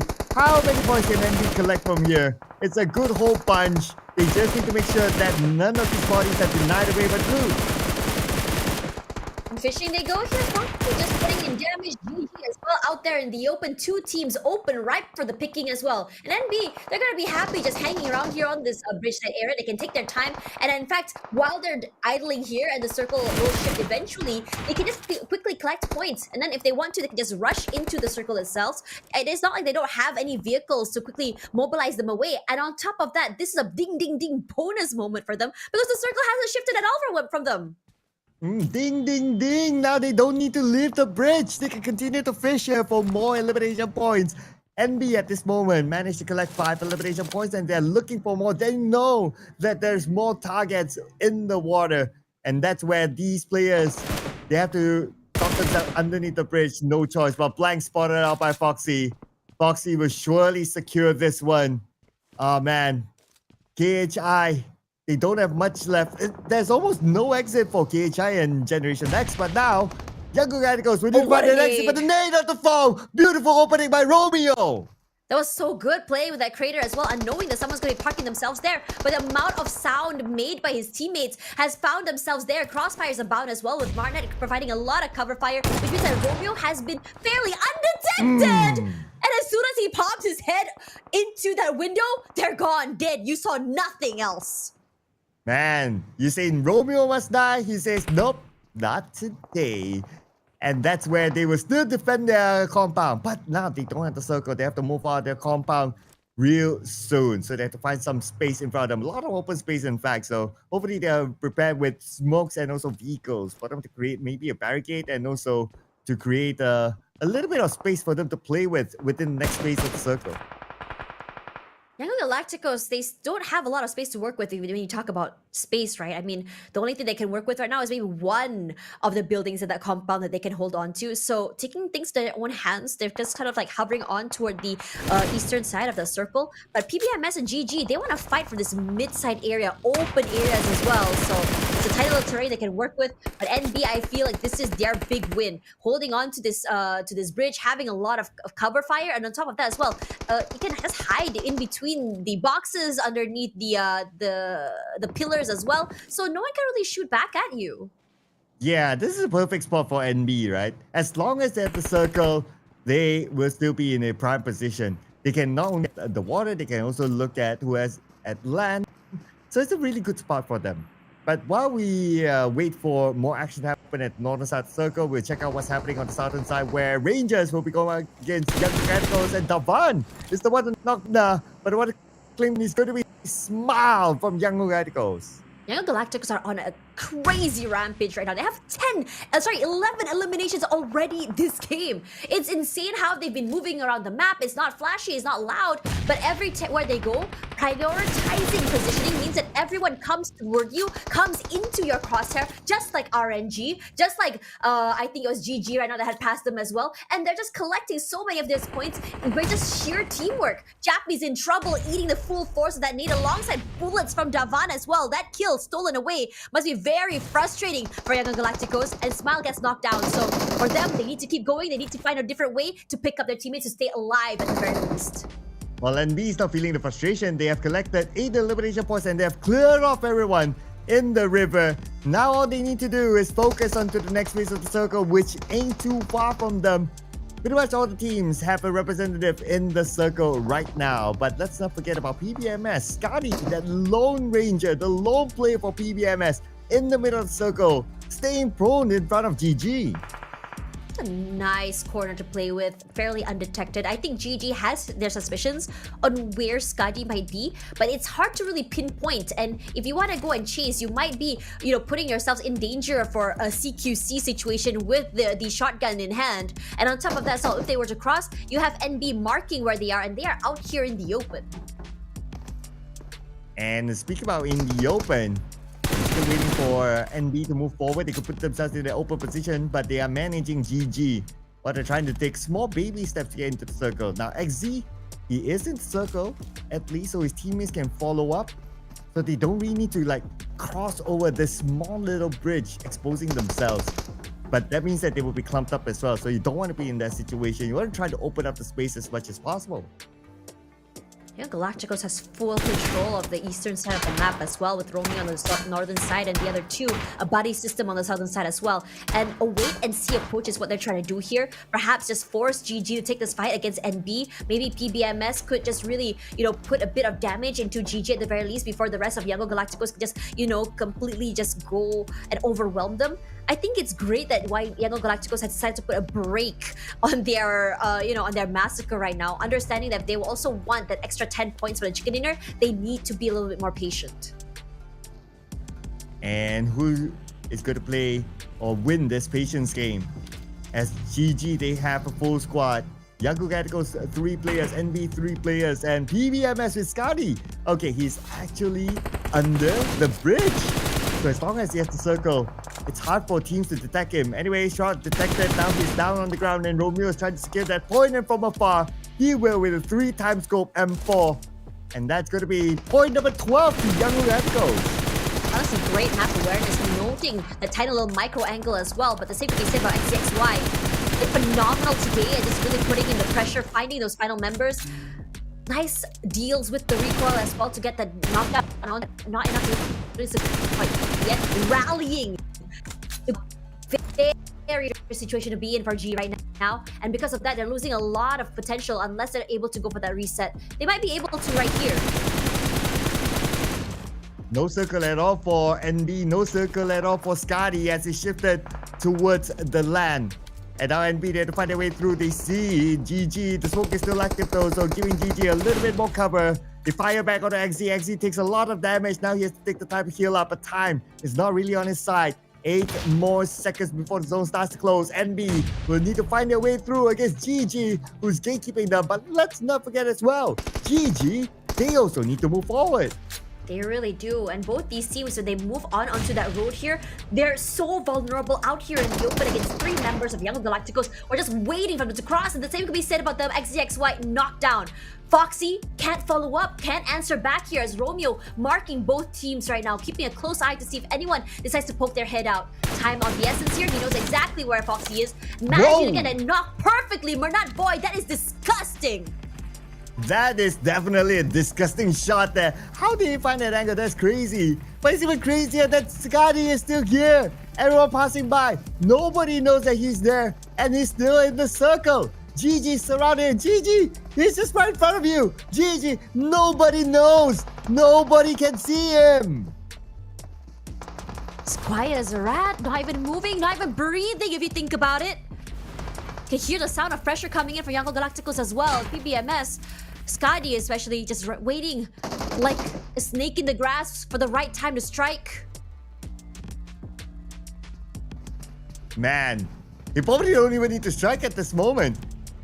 But he will be forced to move because of the blue, for sure, because we are stage number 9. But he's not in a hurry, he's taking his time. Allowing other teams to cancel each other, hoping for more placement points. Waiting for Young Radicals to pull the trigger on the NB. They have a line of sight. Romeo sees them, but Romeo has to move as well. The blue is just right behind him. They have to move into the inner side circle. So far, Young Radicals, they have good control of it. In their time here, letting the blue just flow. They understand that in terms of area, in terms of hold as well, and elevation, they have everything that they need to succeed in their hands.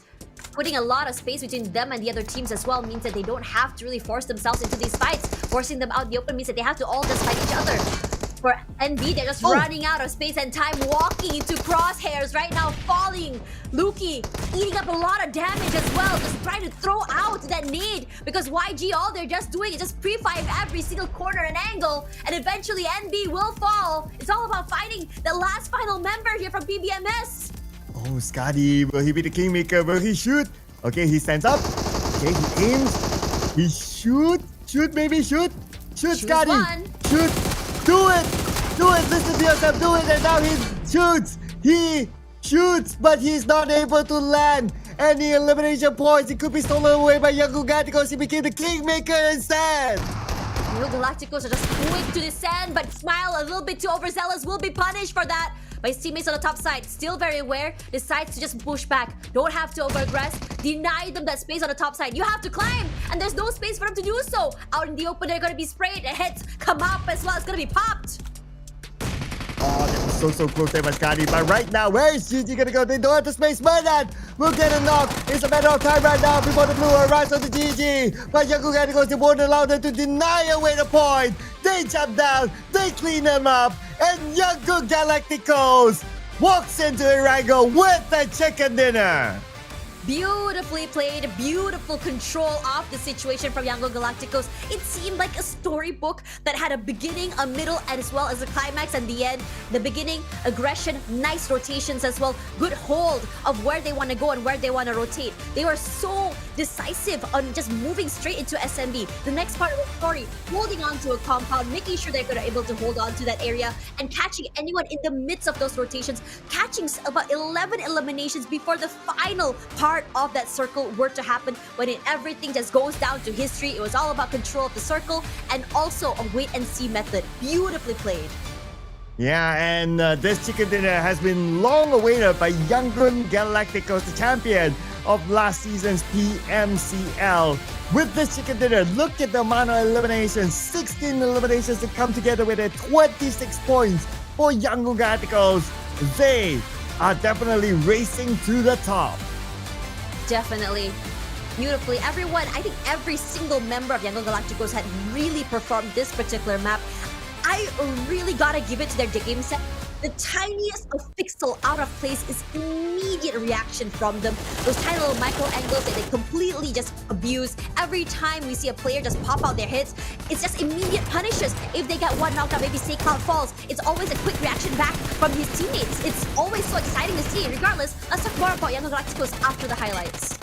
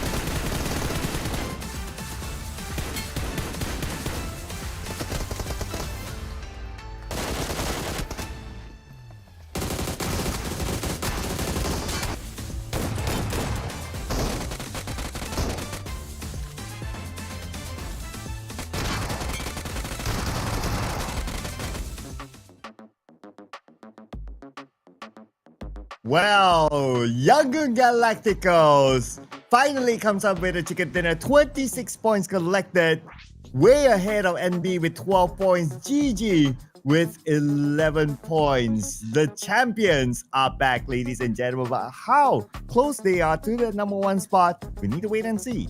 Really exciting to see them play this game. I think honestly this is one of the most perfect runs I've ever seen in terms of how I would say an SMB circle should be played. I think teams that are quick to the middle of the circle were very, very much rewarded, and I think this was definitely there to see. Every team that was a little bit more late were severely punished. It was definitely one of the harder circles we've seen throughout this entire of this tournament, and also I think this is the highest amount of points we've seen in the last 2 days. The first one being 22 points on map number 1 yesterday of Sanhok from Rangers. Regardless, coming into this one, the rankings will definitely be changing here. Yangon Galacticos pushing themselves all the way up here to 3rd place, and this is the beginning of their chase for the 1st and 2nd spot. Ooh, and the difference is only 10 points between Yangon Galacticos and Sin now, and they have 1 match in hand, so that's an advantage for Yangon Galacticos. Anyway, now on page 1, we only have a handful of teams that have not scored the chicken dinner yet. Generation X, SG, and also Austria. So that might come up later. But on page number 2, at least for AF now, they have scored more than 10 points. They're in the double-digit club. But for PG, 1 more point to go at least.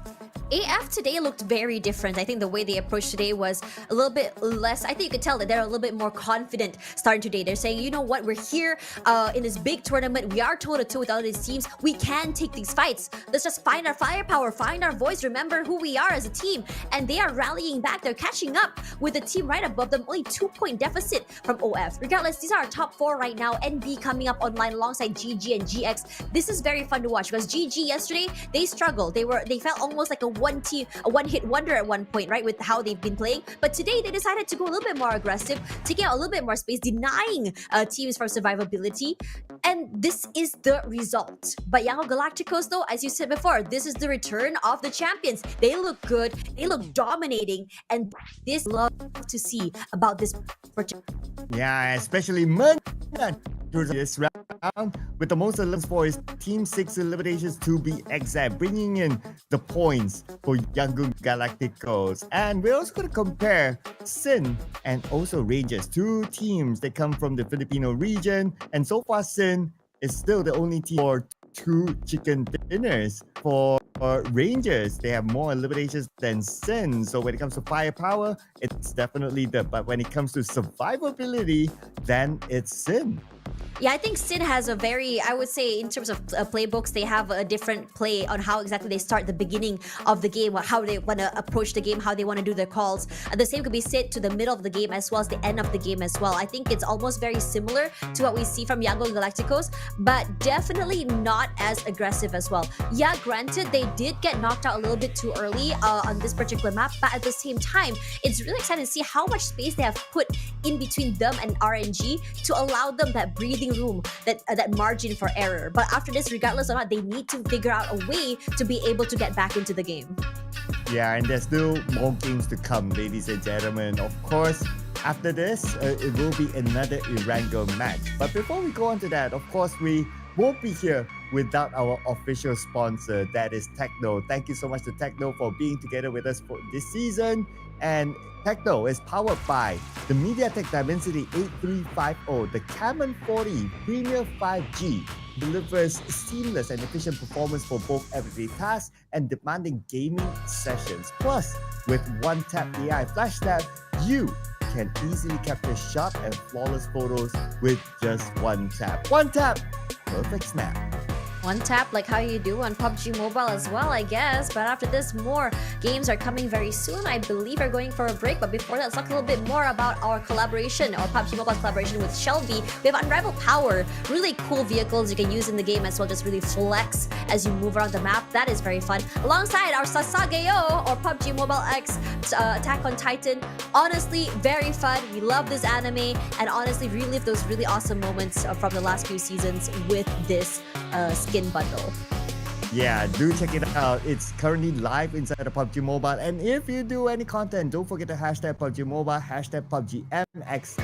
Attack on Titan, hashtag Attack on Titan, and hashtag AOT. I'm pretty sure all you anime fans out there will be looking forward to explore the world of Attack on Titan. But we will explore more on the PMCL this season and today. But before that, we're going to take a short break, so do not go anywhere. Just see you guys after this break.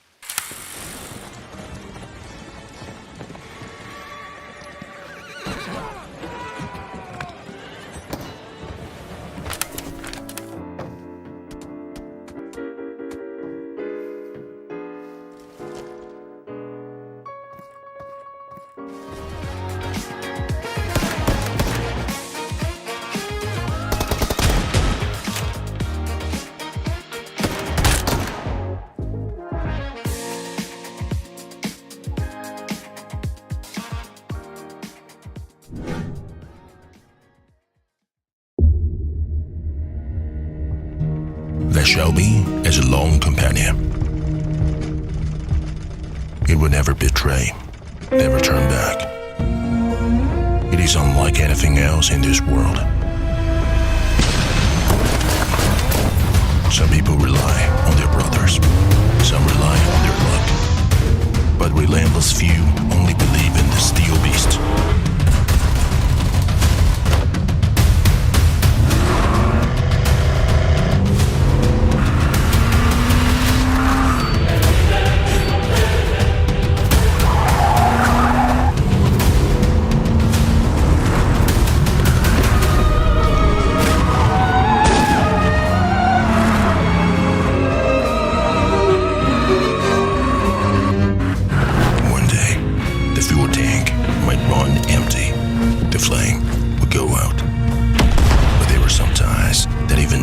Cannot erase.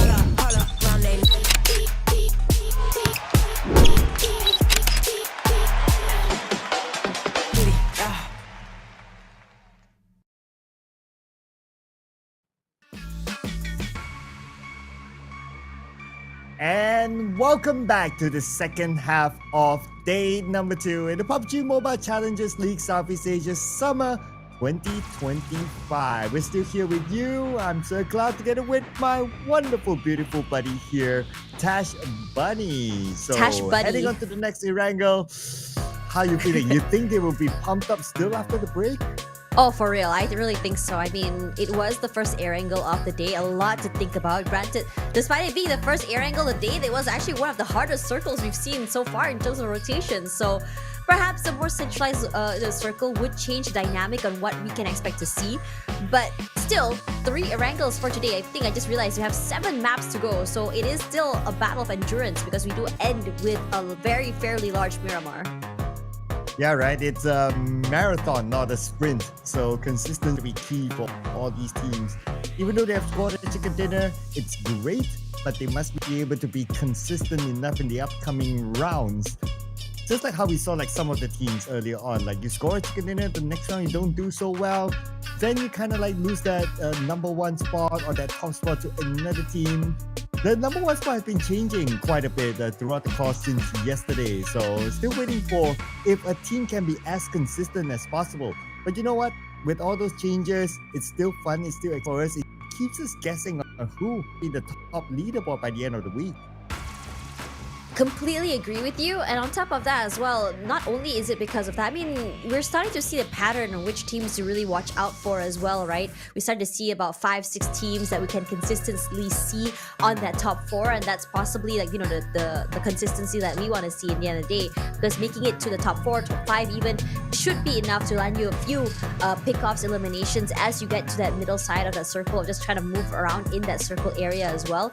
But you know, at the same time, we are seeing a lot of teams, like I think team like Austria, I believe, is one of those teams that's playing that no chicken, no problem situation as well. So it is something to watch out for in terms of how exactly each team decide to play their objective game toward the early round, mid round, and especially the calls toward the end round as well. Sid has been phenomenal, especially with how they've been doing these calls, is very well executed, and the same could be said about Yangon Galacticos.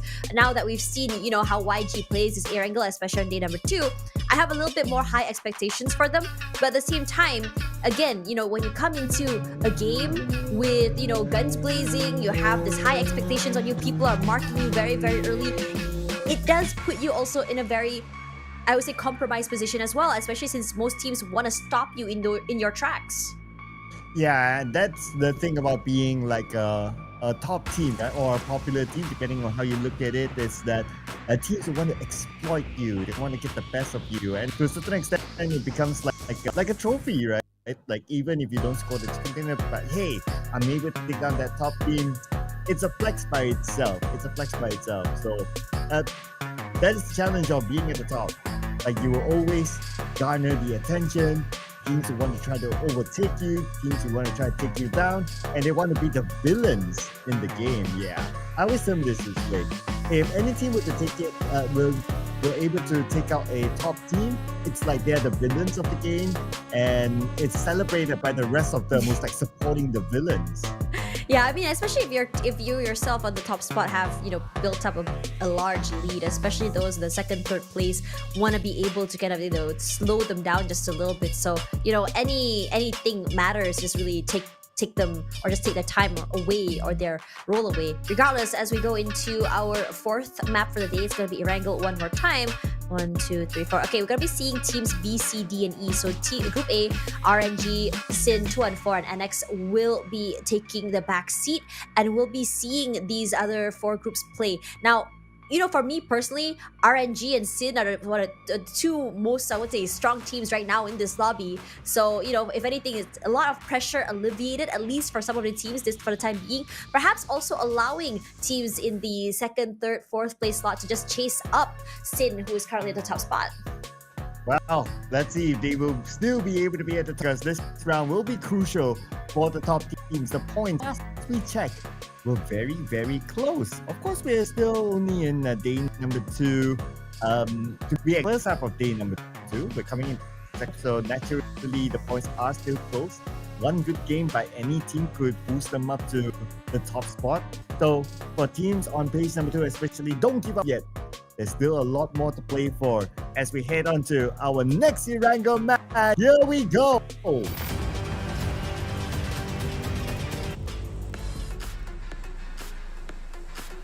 All right, this is our second Erangel for today, and this is going to be super exciting. Now, we've seen a lot in terms of execution and how a very difficult SMB circle will look. But what about a centralized circle, right? Anyways, flight path, more northern side, of mansion all the way to SMB is what we're looking at here. So, Georgia Paul, shooting range, Gatka, ruins might be a little bit of a challenge to get to. And from what I know, Georgia Paul, northern, southern side is very much occupied alongside Hospital and the Potato Hills as well. So, these areas, either teams are going to decide to hot drop other teams or decide to just run for the vehicle and go toward the usual spots is still, questionable for me. Nah, I like a mid to the base circle. Don't give me one of those boring middle of the map circles. I don't want that. That's very typical. That's very safe for the teams. We'd like to see the teams struggle a little bit for mid to the base. Maybe a scammy one, like mid to the base is only made known to teams by stage 4 or 5. That would be really, really fun. And that would give advantage to teams like Goa, KHI, Esports, because they choose to drop in mid to the base first. Yeah, 3 teams dropping here this time. Very, very stark difference than before, granted, a lot of teams did rush toward that area this time, but this one, actually, no, I'm sorry, 4 teams here. It's quite, I think, busy in the SMB area, but, gonna go opposites today, Sir Cloud. All the way up there, Yasnaya, Polyania. So, very fun to see since a lot of teams it already dropped there anyway. Now, SG and Yango Galactico side by side here. One knockdown already for Moy. Not too sure how that happened, but regardless, we're seeing both these teams getting very aggressive super early. And honestly, this is not surprising, granted how both these teams had a history of being aggressive in terms of firepower and how they want to dominate in terms of how they want to hold the area they want to take. And though they have a history of their own, this is the first time actually meeting inside of Yasnaya at the very beginning of the match. So it's going to be interesting to see who actually wins this one.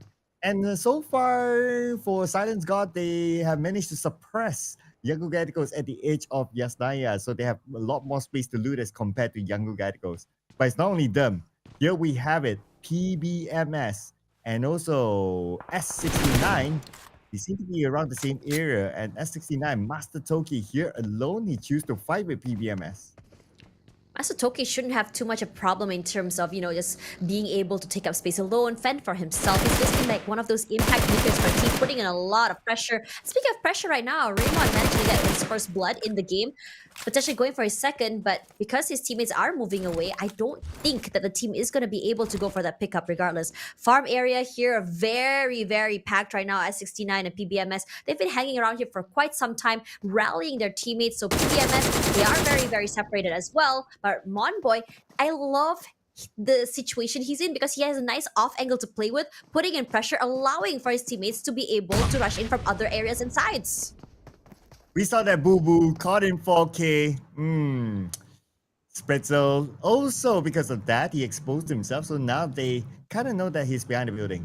But look at PBMS and their position. Like what you said, their position is great right now. They have surrounded the members of S69. And S69, last we checked, they didn't really have much time to loot. So they could be quite bare as compared to PBMS. So not only position, but potentially even utilities, PBMS has the upper hand against S69.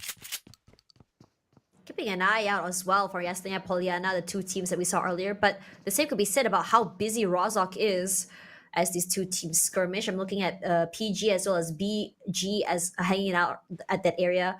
I don't think they're just crossing each other quite yet, but knowing how BG is and how they love to just completely obliterate any team that crosses them, passes them, or even moves, I wouldn't be surprised to see if PG were eventually to fall. So, I'm starting to see movement from them as well. So most likely PG is just gonna give the entirety of Rozhok away to BG here. But for Yango Galacticos and SG, this is a very long and prolonged fight. Yeah, the fact that the circuits run the area, so they can kind of take their time. But of course, the longer they are locked in with each other, the less opportunity for them to loot. So that's the downside there. But we're switching it back over to S69. See what's going to happen here. PBMS is actually going to rush in. They are in the circles. For the elimination feed, looks like it's going to be Astro. Gunned down by Choronai from Team Max instead. That is going to be one player OF down. And we switch over to their fight. It's not only one player. What is the monster truck doing up there? Oh man, how did you... Oh man, PUBG Mobile physics is just out of this world. Jump shot bound as well here. Itrex managing to just really stay safe, keeping his head down at the very least here.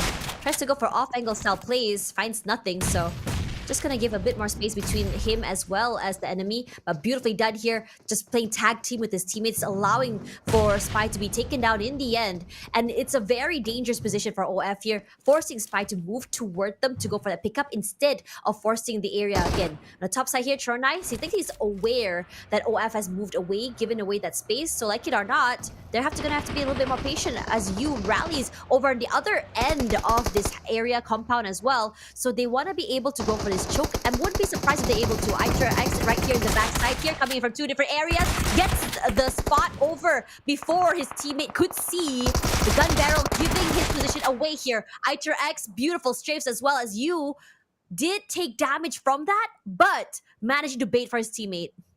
Nice, quick movement there by Itrex, making quick work out of OF, and unfortunately OF goes out without a single point this round. We're back on the PBMS versus S69. They're getting closer and closer right now to the compound where S69 is at. Not allowing S69 to come out at all. The smoke is still active. So PBMS, they're probably waiting for the smoke, but before that, Monboy gets Master Toki tagged down. Oh, that's rough. The impact maker for the team down and out already. A lot of burden on the other members of S69 here. The only thing they can do is just hold on to the upper area of this compound. A lot of footsteps made as well. If they were to jump out, Scotty will be there to receive. If they were to wait, I mean, they can't wait anymore. They have to go and loot. They have to move into a different area as well. But PBMS are just happy to oblige. You have to walk into a crosshair at one point here. Oh, who else is going to walk into the crosshair right now? Well, PBMS, they don't seem to be really interested to be that active. I mean, they have the numbers, obviously, but they were playing this fairly safe, maybe because they are confident with the fact that they have stage 1 circle. So they're taking the time. They're trying to find another advantage. And for the members of S69, they're not healing up. They don't have healing utilities, I suppose. So it's a matter of time to PPMS actually rushes in onto the second floor. They managed to send Bridger on the second floor right now, opening up the space. And he will go in, gets a double knockdown, back-to-back Spritzel, spraying it all onto S69. I gotta give it to him. That was very ballsy, coming in from the outer shack area, straight to the window. Honestly, S69 did not see that coming because there's so much noise made at the bottom side of the area as well. Honestly, well played. Love to see that. And now PPMS in trouble because TTQ has just joined them in the area as well. And they're just gonna skedaddle. They're not gonna hold on. They're just gonna say, we won that fight and you can have this compound. We don't care. Farm is completely open for us. We can go up the terrain, southern side of school if we want to as well. The world is our oyster. Well, will be the oyster for Title Quick Esports now that they will be the third party against PBMS. Zuki can get Raimon. Raimon tries to drive away, but not able to get away from the crosshair of Zuki. He will be gunned down, and the point will go to Title Quick Esports. But look at this circle, Tash. Oh no, this is so bad. Oh man, this is an insane circle all the way to the right. All the way to Lipovka. Rough situation to be in. Only 2 teams are currently inside of that circle as well. NB, having B that right smack dab in the middle of the circle, they have a lot of value. They can move toward Lipovka, just kind of like hustle themselves, or just nestle themselves in there, tuck themselves way back in, knowing that no one's going to flank them on the backside here. But PBMS, they've suffered a lot of losses just now just because they weren't able to quickly move away from the initial hit from TTQ. But now both teams deciding, okay, let's just do, a truce for the time being and just quickly make our way to that circle. The great rotation, the great migration is happening. I wouldn't be surprised if a lot of the later teams are going to be fighting, especially toward the outer side of Mansion. Yeah, I wouldn't be surprised as well. If they're there, they can block teams from coming into the circle. With this kind of circle that has like, what, 30% of water in it? There's lesser land for the teams to play, so whoever's in it can play the gatekeeping role against teams who's coming in a little bit later. Maybe KHI might be gatecap. Something for them to be aware of. Not that they're making the rotation past Milta from the southern side into the circle, but this is a very safe rotation by KHI. I would say it's a good call. I mean, granted for them as well, just now they were severely punished for being late into the circle. And I think this is something that they don't want to repeat again from the last time that happened, right? From the northern side of SMB. They weren't able to cross the bridge at all. They were just stopped in the tracks, dying to the blue zone as well. So they're saying that maybe a more proactive approach is what they need. And this is exactly what they're doing right now. They're going to come in from the southern side toward or through prison as well. Now, this middle side here is the most interesting one to mention. You have Max, you have Goa hanging out there, you have TTQ, PG, SG. It's a whole bunch of teams in such a small amount of space, but for the time being, it's a gentleman's agreement to not shoot, but not these two teams. Well, BG wants to shoot against GG, and they almost got one player. Kaya is very low, but they're not able to get the knock. Anyway, BG, they don't want to play overly aggressive. They can play by the inside circle, but they still want to go in for the points. And they know that Kaya is still there, but Kaya escapes. You'll be joining back with his teammates, should be fine. But now Yahiko alone against High to Quick Esports. Nice angle, nice terrain to work with as well. But TTQ somehow manages to dodge that. Plays together as a team. Very rough when you're being dogpiled by two players at the same time. TTQ understanding the value of teamwork, the value of strength in numbers. Nice isolated fights as well, looking down the numbers of ND. But XZXY, he's not done. A lot of pressure coming in toward TTQ, but they're undeterred, just fighting some cover, waiting out the initial onslaught, and hoping that XZXY puts themselves in compromising positions enough for them to get overwhelmed at the end of the day from the other teammates coming in or rotating from other sides. Yeah, a bit of a truce though between these two, unless there's a good clear shot, that is. So we'll leave them for now while we check out what's happening here with GG. Passing by shelter, they shouldn't be too far away from the circle. They should be in it real soon. It's a matter of whether there will be teams that will stop them from getting into the circle. So they're taking this cautious approach by stopping around the area of Mansion. So for KHI coming in and Time to Quick Esports force them out. KHI across with the building that they have held. They should be fine. Have a nice compound as well. But the northern side of Circle is completely uninhabitable right now. Some teams could play it a little bit more safe, rotate all the way up north. It's risky, yeah, if the circle decides to pull downwards. So it's a situation that you have to guess 50-50, but you will be relatively unscathed for the time being, and that's what Yango Galacticos wants to do. But the same could be said about Max. One player knocked down already. You really gotta give it to Silent Gods here. Anything that moves in front of them, they will shoot. And so far, it's been quite lethal on any team that crosses in front of them. Oh, and it's lethal to GG, the fact that the one got gunned down. And now for SG, long range taps across. Don't expect much from that. But for PBMS, because they got the one, now they're going to play the aggressive approach. They want to find the remaining members of GG in the blue. They will fight.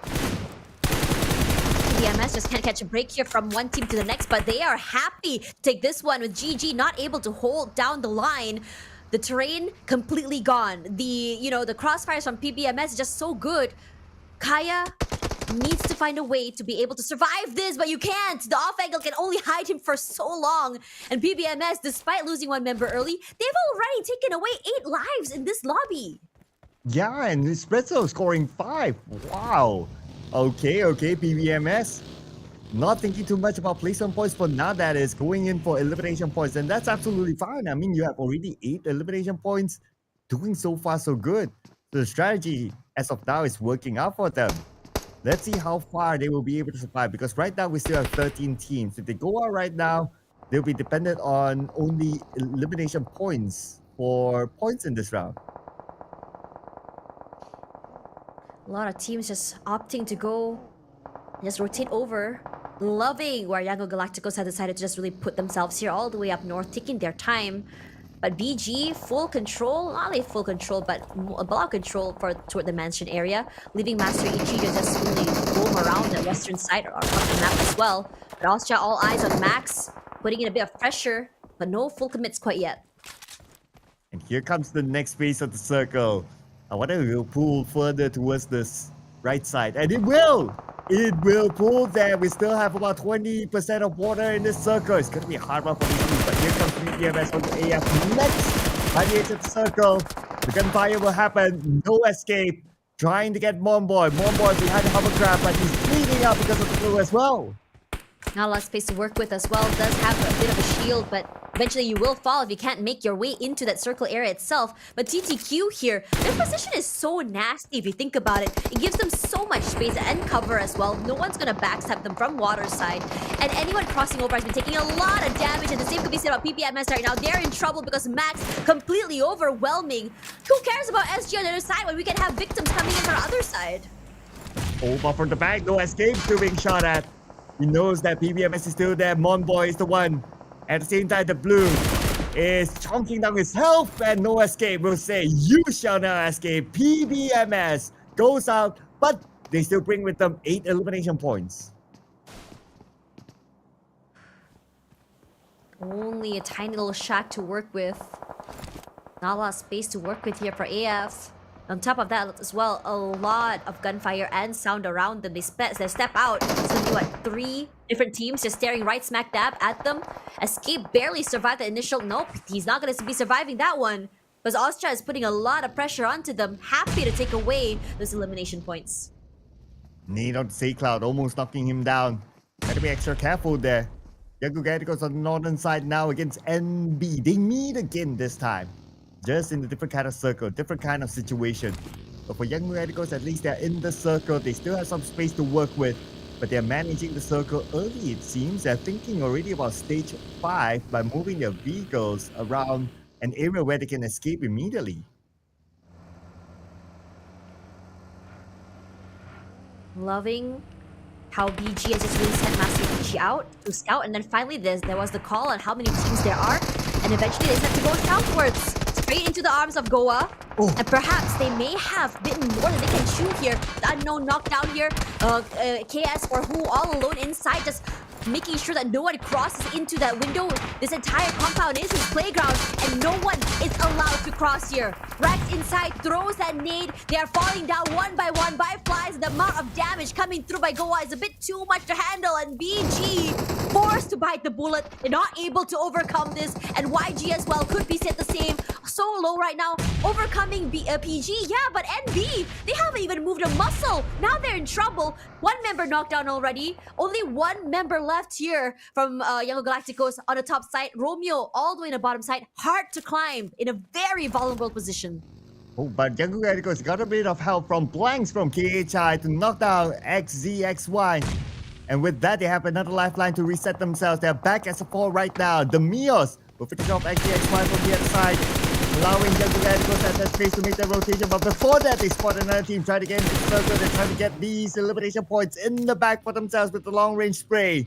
Master Smile failed to get it, but it's okay. They will have round 2 with Generation X now. They have a bit of space to work with. The blue zone shouldn't be a problem for them at all.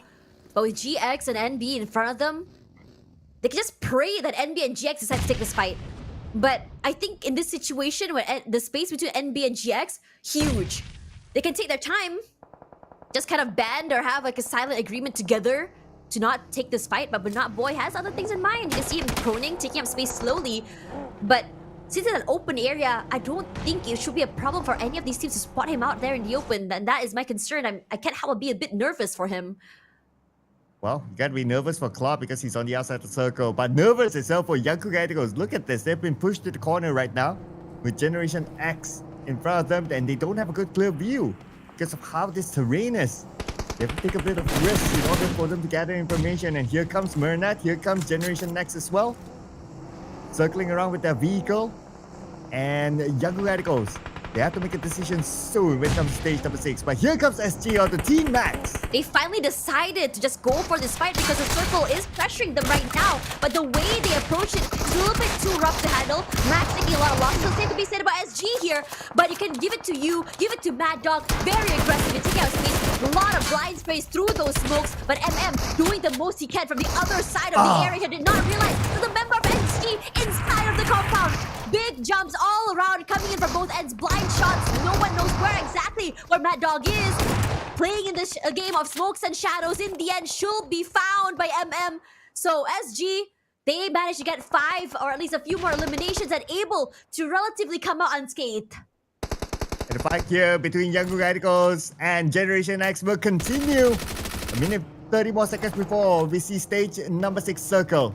Yango Galacticos finding a way to overcome their opponents, but it's so difficult if you can't get a good clear shot, especially with the smoke still active in front of Romeo. But Romeo is trying to get as close as possible to Generation X. At the same time, looking at the elimination feed, continues to roll with Tactical Esports. Bunny taking out the game.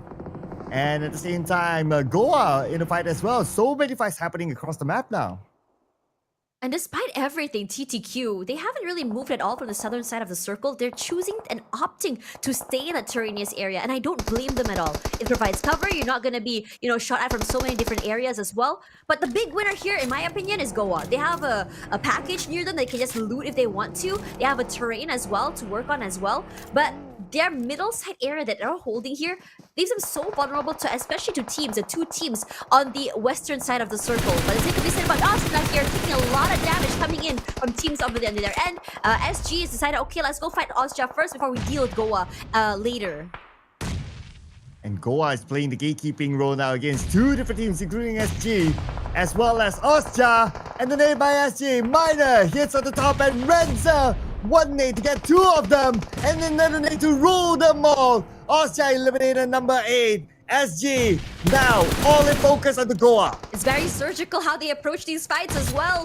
Very decisive on how they say, okay, let's take this one fight first before we go to the next one. They don't want to bite more than they can chew. But Goa has other things in mind. They have a terrain on one end, the high ground as well. So it's not going to be the easiest climb here for SG. But we've seen them pull off the impossible for 2 days already. So they are definitely a team that you want to be a little bit more cautious against. But Yango and Galacticos, despite the hardships earlier on the top side of the terrain, they seem to have managed to climb their way to the top. And now they have a bit more space to work with. Some time before the blue zone pushes toward them, they could slowly take this fight against GX, perhaps maybe hoping that NB stays out of the way, but they're not going to count on that. As low as they want to take this one, they have about 15 more seconds before the zone starts to close. But it will also pressure Generation X anyway. So both teams in the lose-lose situation while NB waits for them in the inside circle. Let's see where will Yango Galacticos go after this. While Goa stop MM. He's on the ground right now somewhere else. And for Yango Galacticos, okay, here we go. The blue is starting to close. The one that will be pressured first is going to be Yango Galacticos. So they have to decide what to do now. While we switch over to SG. By the edge of the circle against Goa still. A lot of util used already just to clear out this tree line, to clear out the terrain. But Goa are okay to just, not really go too close. They have a lot of space to work with, especially since how dominating they are in terms of control of the area. A good job set up by Yango Galacticos as well, just to deny space and information with those smokes. But eventually, smokes will fall after Snell taking a lot of damage just to go and check the area right now. And GX happy to just throw in the util, throw in a lot of pressure through the smokes. As pre-fires are lethal right now, barely taking out Mernat in that initial skirmish. Oh, and here comes Claude. He was taking the preemptive approach, but Nero goes down. YG are fighting back, but the members of YG now falling down on flies. It's only Romeo and Sparta, the remaining two members of Yango Galacticos fighting against Generation Next. As Coca-Cola gets cut down, looks like Yango Galacticos, they will fight. They will want to win this. They will want to get into the circle as Sin falls back. GX a little bit too overzealous there as well, but the lack of information makes them a little bit more antsy. Forced to push out, forced to go and go for the hunt, and they were severely punished for it. Yango Galacticos taking full control of the situation. This much will eventually fall right now. Both players trying to go for these fights right now, but Smile will be taken away. On the other end here, Zin wins it out in the end, but it's MM that manages to steal away that point. It is rough out here. Oh, come on, MM, come on! They were fighting, you had no business in it, but I'm pretty sure you wouldn't mind taking that 1 point away. Now, KHI in action against Tactical Esports with Goa around the corner. So many teams on the southern side of the circle right now with Clay Jr. cooking up his state, looking for his next target. While that's happening, Tactical Esports is out. Nice space coming from Clay, his teammate over on the end as well, keeping fairly quiet and hidden as well. One single shot coming through from his teammates, and as soon as the distraction happens, he's gonna pop out, completely spray the heck out of anyone that's moving around here. But KHI not done. They go aggressive. SG roaming around the southern side here, but not able to take away that space from Goa. And look at this, SG already has 9 elimination points. Doing very well with 3 players, but their next challenge is going to be the circle. It goes towards the middle. They don't have the circle at all. They have to cut across. Goa or make the rotation up north, depending on what they want to do right now, while KHI within the circle will guard it from those two teams from coming in. It's rough terrain as well to work with. They have to climb up the terrain as well and go on now with the circle away from them. KHI taking full advantage of this western side of the terrain, using it as cover and slowly taking away their space or just slinking into the circle itself. They have a majority of the circle exactly in their hands for the time being. Well, SG without circle, here they come, but we shift over our attention towards the northern side, where Generation X is still fighting. But the bigger fight here is happening on the southern side. Here comes SG, they see one player, they will get 4 crew, and that is him going down to the hands of SG. SG still not over yet, looking for the next player from Goa, but before that there was security elimination point out on our back down. Here is Caps, sprayed out to Clay Jr., he will get his target, SG on the rampage. They are almost like the Grim Reaper. Every team, they knock they knock on their doors, immediately they're gone.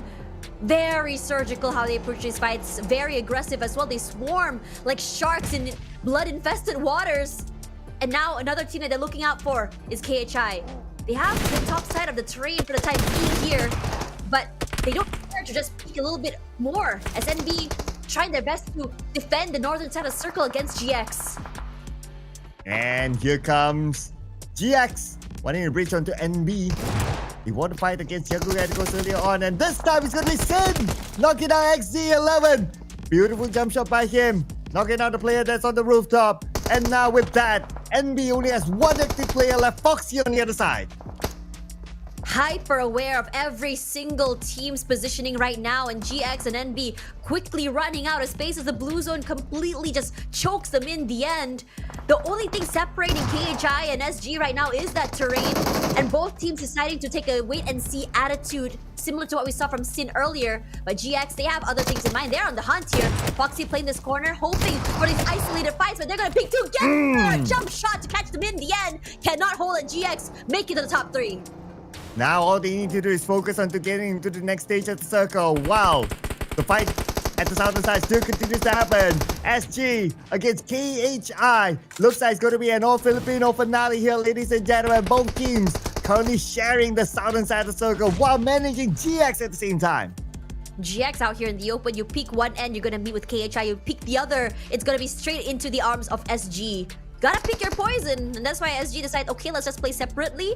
Let's make sure that we're able to crossfire each other, but without being caught out there, either getting, blown to smithereens by just one singular Molotov or even a grenade. Regardless, everyone on prone mode right now, especially KHI, trying to play the Snakes game live and wait and then pop their hits, completely overwhelming SG. But SG has been doing fairly great at just keeping quiet at the end there. They're playing more reactive than proactive this time. Yeah, SG have been very persistent. They're still in the game. But one needed now by MM is going to be clear from the other side. MM will finish him off. And now their opponents lost one player, KHI. Now playing with a handicap, 3 active players, but they're on the other side of the hill still. As these two teams are still active, GX will have a hard time. But Sin will not go down without a fight. He's still able to get a knockdown to MM. Gonna be reset here, but all 3 teams don't have a lot of util to work with. I mean, SG does have a little bit more in terms of Molotovs, in terms of grenades as well. But again, with no smokes, all of these teams are forced to just find cover with their vehicles, with the ground, with the natural terrain. And KHI slowly making their way to the top side here. They don't want to pop their heads up because teams like SG, as soon as they see a micropixel out of place, they immediately spray. It's nasty, it's disgusting, and that's how SG has been able to collect so many souls this particular lobby. So who's going to get this chicken dinner? I mean, we're talking about 3v3v2 in this lobby right now. Could be anyone's game. So difficult to tell, but we have stage grand now, and here comes the gunfire. Crossfire for both sides. Sin is pretty low. He needs to heal up. He should be able to. He does have first aids, but his teammate Claude will take care of it. And right now, MM is looking at his opponent. Sin finally got eliminated just like that, leaving Generation X with rule. That's the smokes there, and Caps knows exactly where he is. It's just an easy telltale in this situation. Goes to reposition, tries to catch Claude off guard, but his Demi OS was just a little bit faster. on that pickup, eliminating that team, the fellow Filipino team there. Overwhelming. It's a Filipino derby here at the end of the day. KHI and SG is looking very dire. Just now, KHI had a man advantage taken away, equalized by SG here, and everyone on the prone waiting for that last possible moment. As soon as space taken away here, is gonna be an all-out free-for-all. All-out free-for-all for sure. Who knows? Who knows? One of them. I mean, anyone could be the chicken winners. This 50-50 at this point. I'm just looking at the zone press. Seems like KHI to the blue. They couldn't force to move forward to show themselves against the members of SG, while MM still has no. And he still has a Molly. He'll force them to show themselves. Yeah, but SG has so much control of this circle right now. Straight smack dab in the middle. The blue zone is gonna push toward them in the end. It's gonna be nasty. The pressure could either drive you or end you, and KHI, all they can do is just lie and wait here, and they get that first contact play. Beautifully done here, and KHI completely surprised everyone through those smokes. The smoke criminal, the game of smokes and mirrors, and they completely dominate SG. The craziest for a second there, that silence gods, they had it in the bag. They had the space, they had the utility, they had opening as well. But KHI, against the odds, actually scored the chicken dinner. Man, this is crazy. I'm lost for words. This is the best chicken dinner so far today. Honestly exciting if you think about it. It's more of just like the synergy, the power of friendship, you want to call it. 1, 2, 3, let's jump. 1, 2, 3, let's just pressure at the same time. Completely caught SG off guard. Did not allow them for these 1v1 situations or the ability to play off each other. And with that, that is how you want to play as a team. Honestly, a very Avengers-like moment from me here. Very fun to watch. KHI, they had one of the longest rotations from the southern side, managing to slowly make their way into the circle. And I would say out of all the teams, they barely had a lot of space to work with compared to the rest. This is insane by KHI. Coming in with 9 eliminations, so 19 by KHI this round. Man, that was against the odds. The fact that Container, it's not about the numbers, it was about positioning, it was about that their opponents had, but they still implement. That leads to the moment highlights.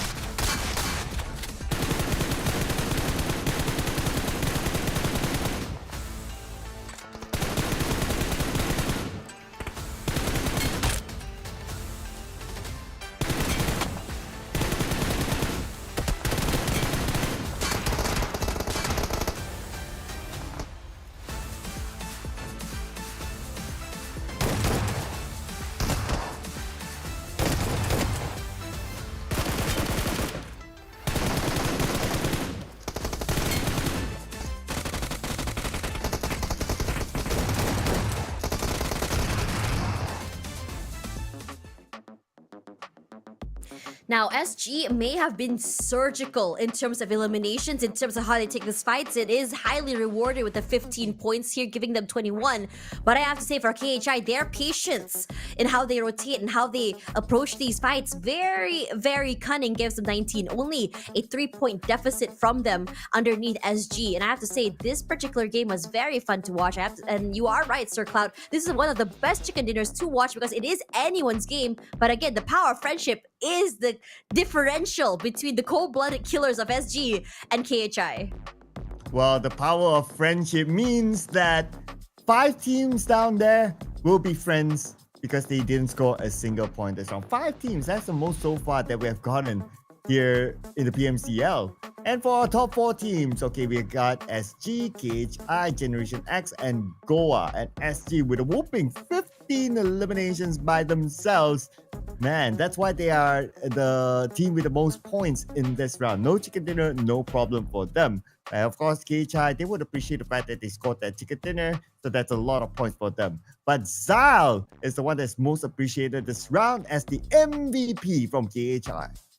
It's done a lot of damage to a lot of teams as well, KHI. I think if anything, looking at this team is all about just being able to hold on to that western terrain area and making sure that, okay, we don't have the high ground advantage, fine, but it is still a very steep, I think, off angle that we can play off. It gives them cover away from SG, and it allows a safe passage at least into the circle itself. Regardless, it's very fun watching this team, but still another 2 more Erangels for teams to prove themselves, so we'll be right back after this.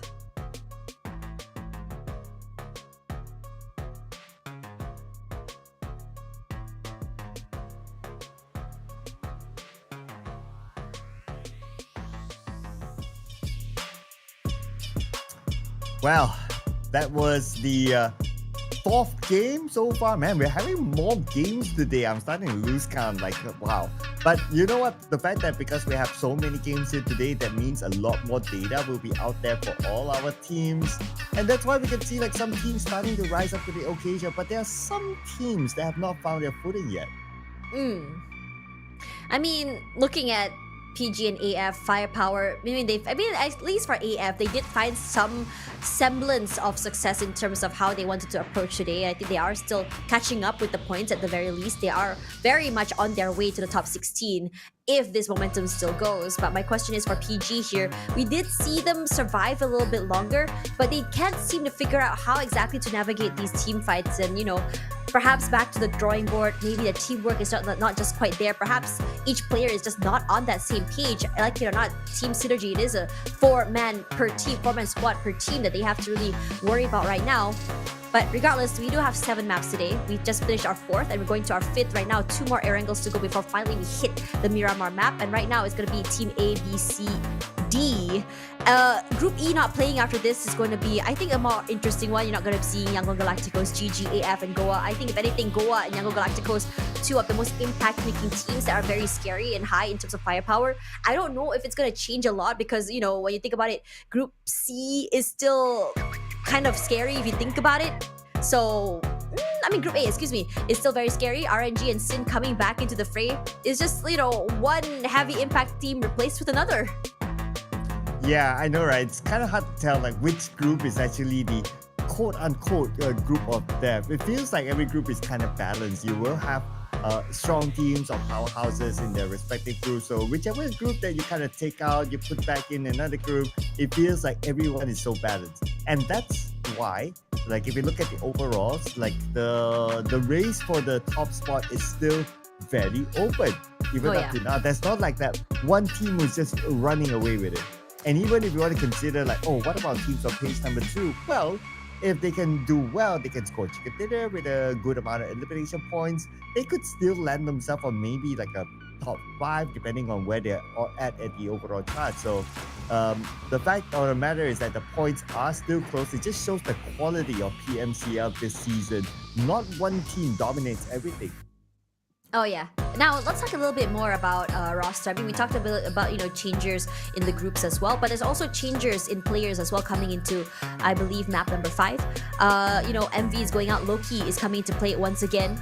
We have 2 and 4. We have Worm going out and Crab coming in. I'm not sure if we've seen him play quite yet, so it might just really dramatically or drastically change the way how they approach the game. Astro as well. We've seen him play a majority of yesterday, and Baby Spicy is coming in again. We saw some insane highlight moments from him yesterday, so I'm super stoked to see how exactly it will change all of these 3 teams' dynamics, especially. Again, each player is very, very different. They bring a different dynamic, a different playstyle to the team, and sometimes I do question. I wish we could talk to the coaches on how exactly they determine who gets to play what map. The reason why they decide to change them in, is it because of reps, because they have a different style of play depending on the players? That's always something that's so fascinating to me, and to see what to expect as well. Or maybe because it's a 7-game day, right? Like teams are probably used to like, okay, a 6-game day.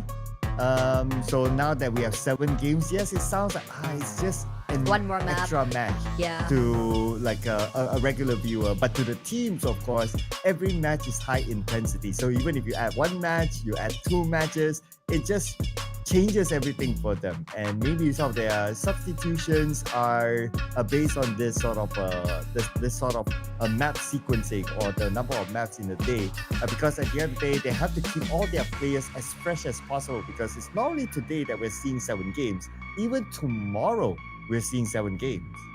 Yeah, it's still very, very long days for many of these teams. The reps are good, but at the same time, you got to make sure that, in terms of stamina, I think it's just even longer days. If anything, you want to be able to stay not just fresh, but also very much online as well. So yeah, I think that is a very, very good point that you've brought up here, Sir Cloud. Anyways, here, another 2 more Erangels to go. Honestly, the last 2 Erangels have been very, very fun. For you personally, you said that you liked the last Erangel, right? KHI's game that was very, very exciting to watch. But for me, in terms of perfect execution, in terms of rotations, I'm going to give it to that first Erangel we played today, which was YG. Now, let's see who will be able to take that, this next perfect execution, I guess, for Erangel, the third Erangel. Yep, and we'll be heading on to it really, really soon. And so far, I do like the 2 Erangel circles that we had. But before we go on to that, we're going to have a bit of a recap of the points in case you just joined us. Look at number 1, 70 points, KHI. Number 2 is 69 points, only 1 point difference there between KHI and Sin. And then you have Rangers with 66 points, that's 4 points from the top. And Young Galacticos, they have 5 points for the top. Same goes for SG as well. And then you have a little bit of a gap with Generation X with 59 points. But again, the same theory applies, is that if Generation X, they're able to score a chicken dinner with a decent amount of eliminations, potentially they could be in top 3 or maybe even at number 1. Yeah, we started to say gap already between that 5th place to 6th place as well, but don't come that out, because GX just now, I think, had one of the most insane games they've had. Very aggressive, shot back, and when push came to shove, they still were able to overcome the adversity, which is trying to make it into the circle and taking away a team that's trying to keeping them out. I mean, we're not seeing a lot of changes from the 20th all the way till, I think, 18th place quite yet. I think all these 3 teams are still struggling, still, I would say, very hard stuck in trying to figure out how exactly they want to approach the trajectory of this game. But like it or not, the points are going to mount, and like it or not, you want to be able to make it the top 16 because you want to make it to that super weekend coming up very, very soon as well. So qualifying for that itself is a feat, but there's still a lot of maps to be playing. I mean, that one extra map does help if you think about it, because when you have that one pop-off map, it just really boosts you to the middle side or even the top side of the brackets. Yeah, it could work both ways, right? Having that one extra map, maybe it's like, oh, okay, I give you one last chance to kind of like boost your points, and if it works, it works. But that also can mean that, oh, if you're at the top and with that one last map, say you have you're at number 1, but the gap is like 1 point, like how we saw that, and just because of that one extra map, you get overtaken by another team, man. Then you kind of blame that, why did we have that one extra map? It's supposed to be 6 games a day, but because of that one map, now it kind of like just spoils our plan. So yeah, it could be looked at in 2 different ways. So it really, really depends, right, on which position you're at. If you're not at number 1, then you want the extra game. But if you're at number 1, you want to end it right now. And that is the beauty of the Smash rule this Sunday. Super fun when you think about it. I think, while it's still, I think, fairly young into, I think, the PUBG mobile scene, it's always very exciting when you think about that Smash rule. It's just the fact that it's just a lot of uncertainties coming through. I think the first time that Smash rule happened in PMCL, they went full 8 maps that day because a lot of teams they were begging for that whole 8 maps to be able to play catch up, to be able to get those points, denying teams that were allowed to end the day from being able to just keep themselves at first spot. Yeah, but if the teams up there, you'll be able to keep their first spot, because getting back into Erangel, the first Erangel today, the circle was at mid-30 base. The second Erangel was on the outside of Lipovka. So very, very interesting circles that we have got. I wouldn't mind that the momentum to continue. Let the circle gods determine that. Maybe it's not on those sides, maybe on the far left would be kind of nice, or far north towards Saverny. Well, that's not for us to determine. That's for the circle gods to determine. Let's see what kind of circle we're gonna get in Erangel.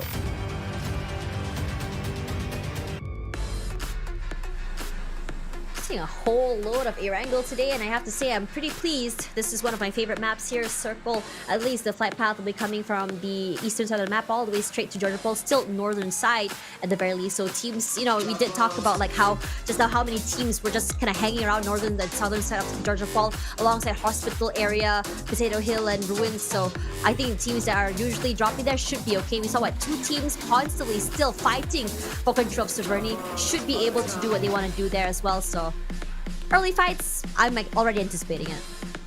Yeah, that's what we want to see, right? With this sort of flight path, teams might be forced to play around middle area of the map, so we might see early.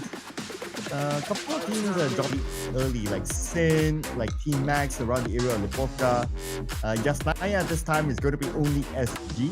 I didn't see any other team in Yasnaya itself, so it looks like we're going to have a bare bone Yasnaya only for SG. But in Severny, I see S69 and also Generation X again heading there. So for 552 times, we're going to see another fight in Severny. It's always these two, and honestly at this point, you know, at one point you're just gonna be like, okay, we gotta call it quits here, because most of the time seeing these two teams just really, you know, duke it out.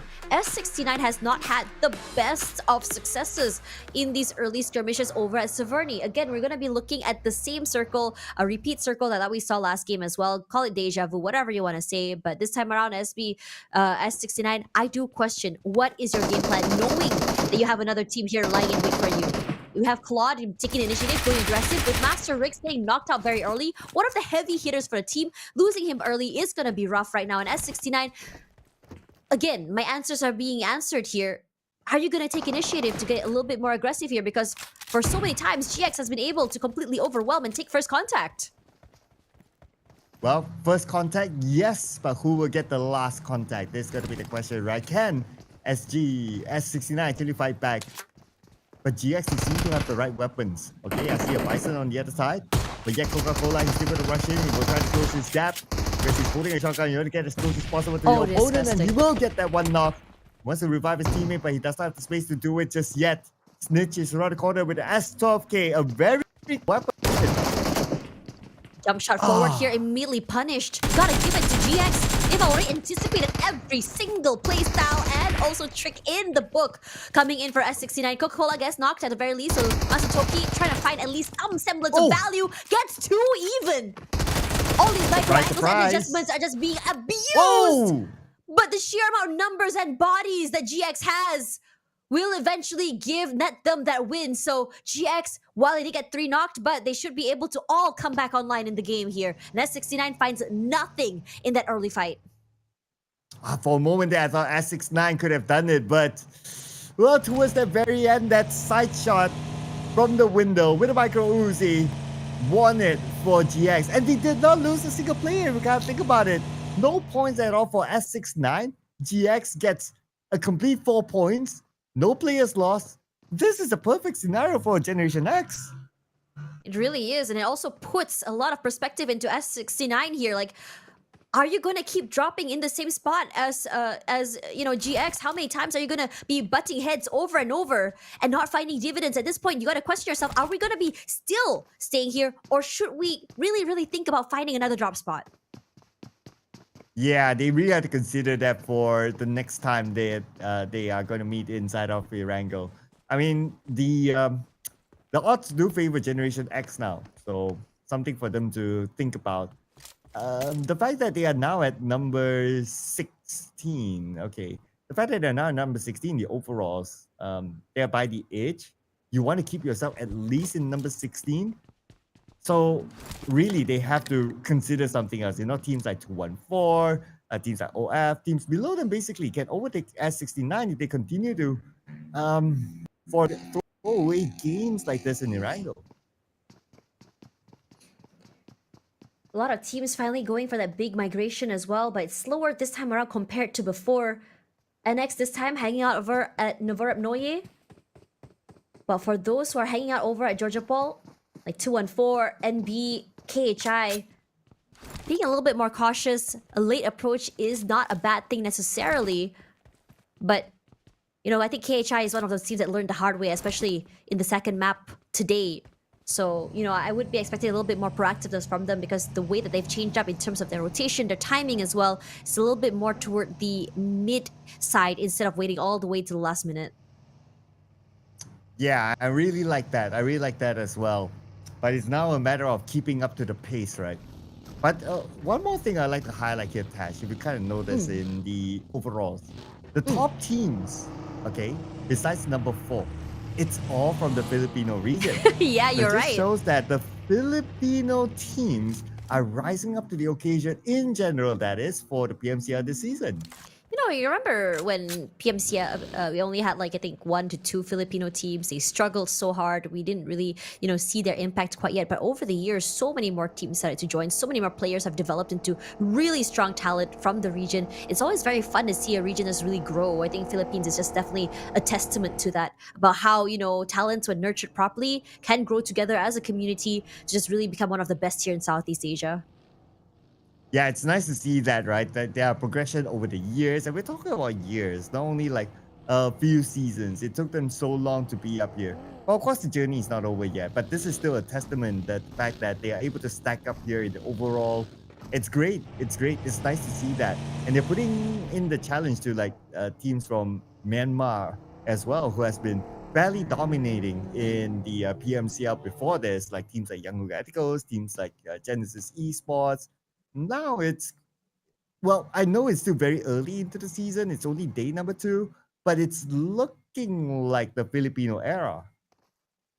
Really is. I mean, consistency is definitely there in terms of firepower, in terms of playstyle as well. The newer bloods are also really matching up in terms of skill with the OG, or rather the more veteran players. I'm talking about Rankit, who has been like one of the best for the Philippines for a long time, one of the pioneers in terms of PUBG players for many years. I think he's done a great job of really nurturing the newer players and his teammates as well to grow alongside him. So very fun to watch, especially to see how the older veteran players play with the newer bloods as well.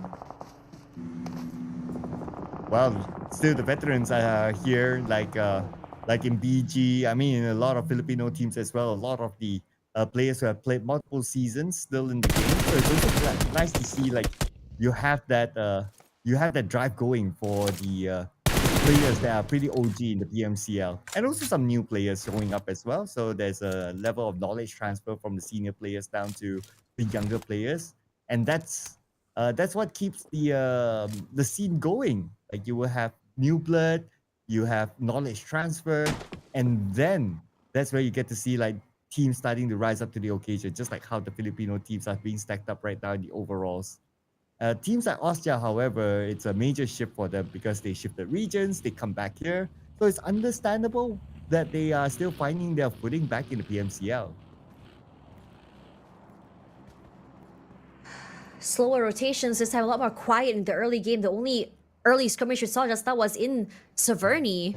If you look at the kill feed, if you look at the amount of players still very much alive, it's everyone. Wow. Okay, again, the hard shift to the right side here. And this time around, it's not going to be Lipovka circle, it's going to be Milta Power. So a lot of space already for Sin. This is the perfect, ideal situation for them to climb back up there in the ranks. Only a 1-point deficit. This could be it for them. Well, I know we have a lot of Erangels today, but man, the circles, tak relax they say. Hi. It's Yeah. insane, it's insane. But I'm loving it. We're going to see a Milta Power circle right now. So this is going to be crazy. It's like, what, 30 to 40% of water at this stage 2. So whoever is close to the circle, it's great for them. But for those who are not, like NB, well, they're going to find it rather challenging to come into the circle later. Oh no. Well, looking at the kill feed, I think that silence is not going to be lasting long here. We're already seeing so many road kills, pickoffs as well. Big, huge fights coming in from Austria as well. Everyone just fighting in from the southern and western side of the map here, just trying to get even a space, a semblant amount of space that they can hold on to here. The only winner right now is Sin, full control of Milta Power. But at the same time, that's potentially going to be contested by RNG here. The northern side still very much is open, but no one wants to take a chance over at Lipovka when you can be a little bit more safe at bigger ground here on the southern side. Oh, everyone wants to try to gain kill, I guess, anticipating that the next phase will go to Milta. But that includes Burmese goals right now against SG in front of them. And only SG, there's also Team Max here who has this compound. This will be their fortress to try to stop all these teams at the northern side from coming in. And Burmese goals are not having a good time at all.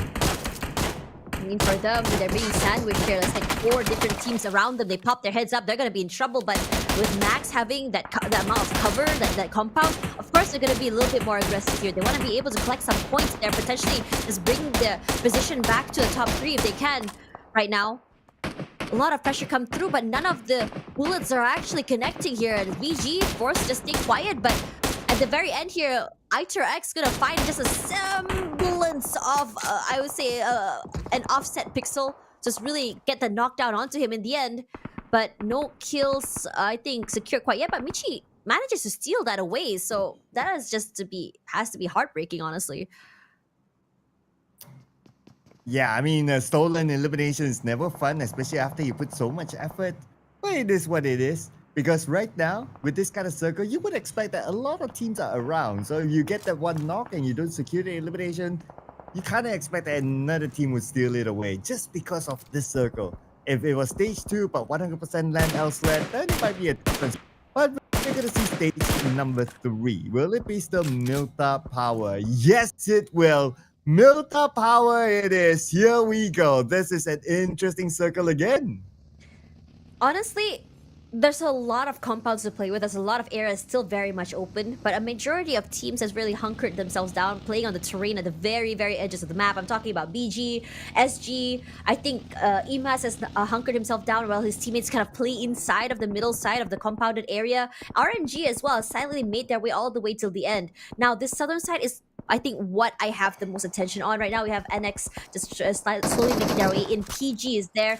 Eventually, it's going to be a lot more aggressive, I feel. But the same can be said about BG right now as NB trying to rotate into their area. And you know how aggressive the Burmese goals can be. Yeah, and they have to turn up the aggressiveness despite only 2 players.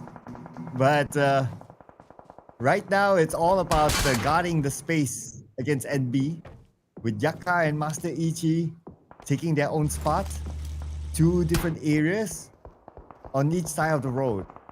On the inner side, we see 214. They are in a okay position. I don't see any of the teams around them. Maybe even the closest one is like across the road, so it won't be a big factor on the 214, so it's fine. But a lot more fights are anticipated to happen on the northern side here. Here we have NB. Another team passing by. So NB now, they not only have to deal with Burmese goals, but also KHI. But KHI, they're just brute forcing their way into the circle. You know what? All these bullets, all these sprays, be damned. I don't care. I'm just going to cross through. No shots back either. They're very quick on the uptake as well. So NB will be completely disregarded. KHI doing the same thing they did in the previous map, just slowly slinking their way into the circle and finding a nice off-angle terrain to play with. They're just gonna hunker themselves down until the circle pulls back here, but Master Ichi perhaps have overstayed his welcome, taking a lot of damage. And meanwhile, finally, this all-out 4v4 has happened in the end, and Ozja will not be able to take the upper hand here. And NX picks up their teammates, smokes abound as well as Ozja. What are you going to do right now, Ozja? You don't have, I would say, the most in terms of numbers. Left alone right now, Deco. Perhaps just try and stay alive for the time being, at least hidden in the side of the circle to bring a little bit more points in terms of maybe an elimination point or 2, or even just surviving with the placement points. Yeah, smoked up hovercraft, taking a bit of a risk there. So that's why he's playing by the edge. Okay, leaves the hovercraft. Now just play the water. As long as he still has the water, he should be fine. On the north, still NB. And here comes the Generation Next. But NB right now, they see one player from KHI in the shack and they manage to get him. But for the rest of NB, XE11, it takes too much damage. And for sure, because of the blue, he will fall. A lot of pressure coming in from other teams as well here. GX doing the slowest rotation known to man right now through prison, cannot cross. It feels almost like a very desperate situation. The same could be said about MB right now. The reset comes through, but do they have enough time here right now as well? So I think for Foxy, I think they're saying, okay, cut your losses. The blue zone's coming in. There's no time to reset both of us as well. And you're going to be taking a lot of damage as well. So Finally, in the end, forced to sacrifice his teammates, forced to wait just a little while here, waiting for the time being because VG still holding down the line. They're not allowing NB to even cross into the area of the circle at all. And that means that Foxy is going to have a hard time. But same goes for OF. They're not having an easy time. Look at the amount of teams around them on the minimap. While Baby Spicy gunned down from afar.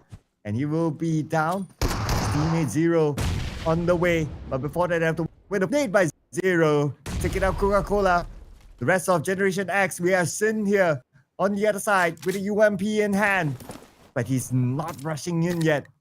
Allows Zero to reset, reloot, and pick up his point for sure. Nice jump shot forward here. No answer back from his teammate. The rest of the OF, they can't do much right now because they're all just so low.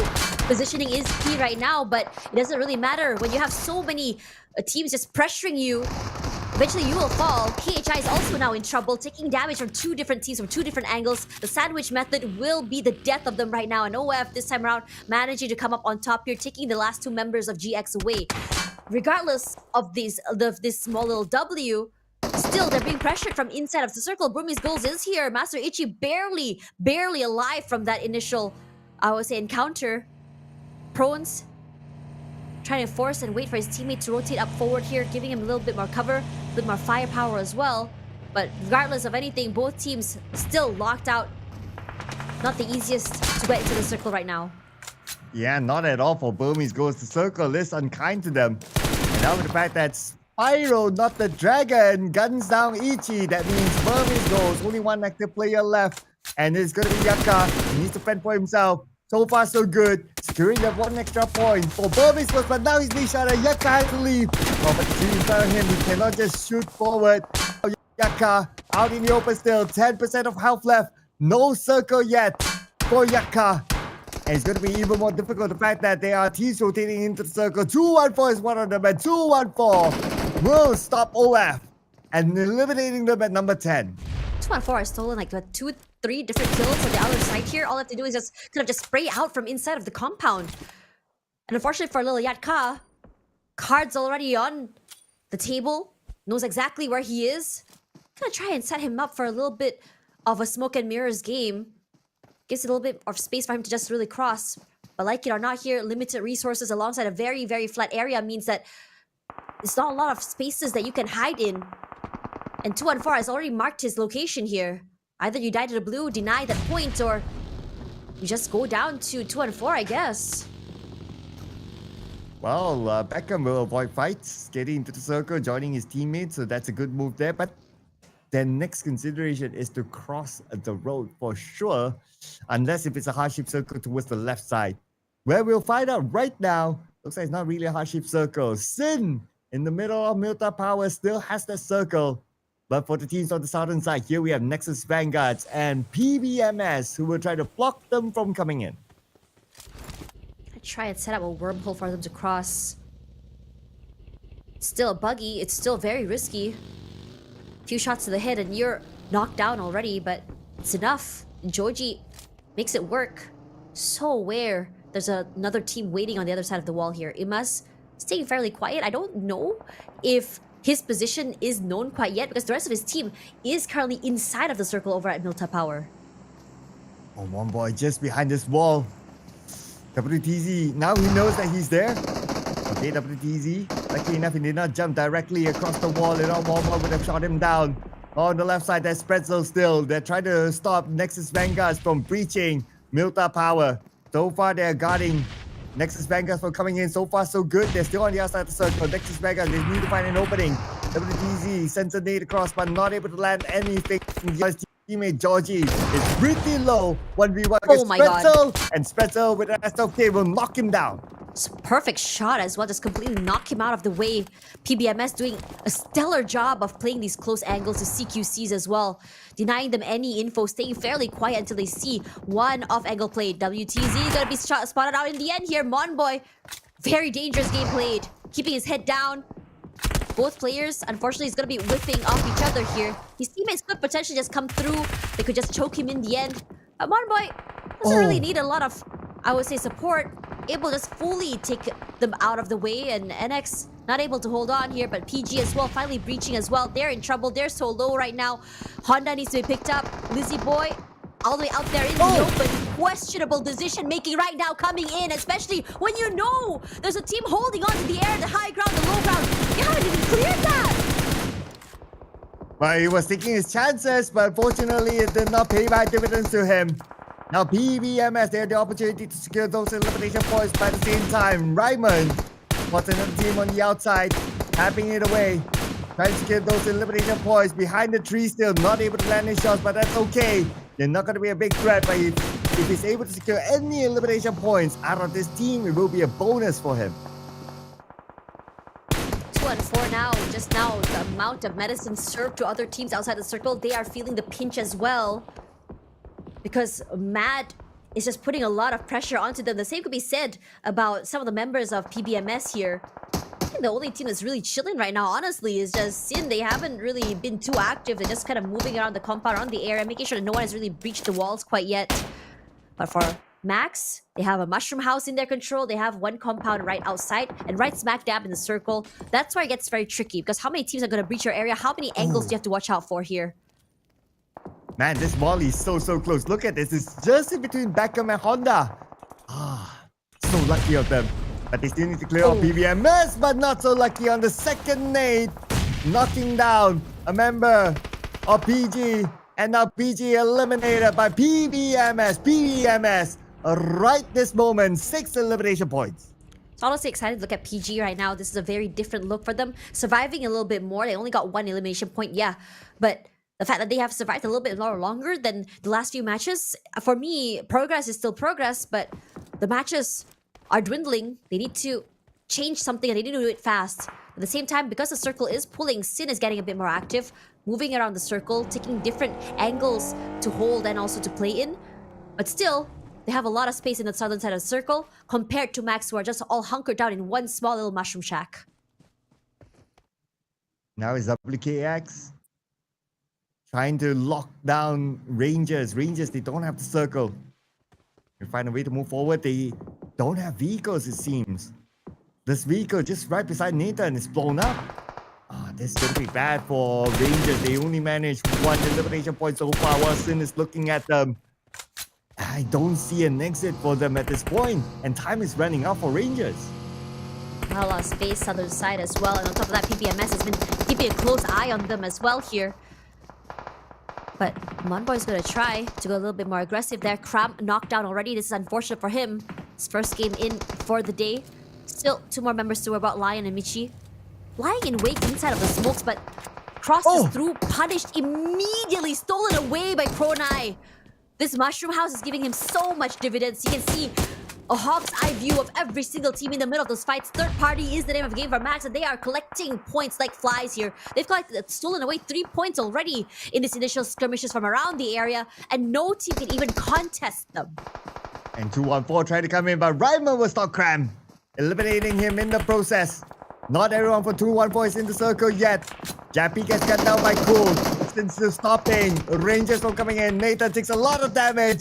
Gunned down again by Cool. 2 knockdowns by Cool himself. Now it's only 1 player left. Jibna, can he actually do it for Rangers? But the answer is no, says Sen, as Rangers bounce out at number 6. It was a very, very desperate play. You have to either go out there, fight for your life, or go down to the blue, and he tried.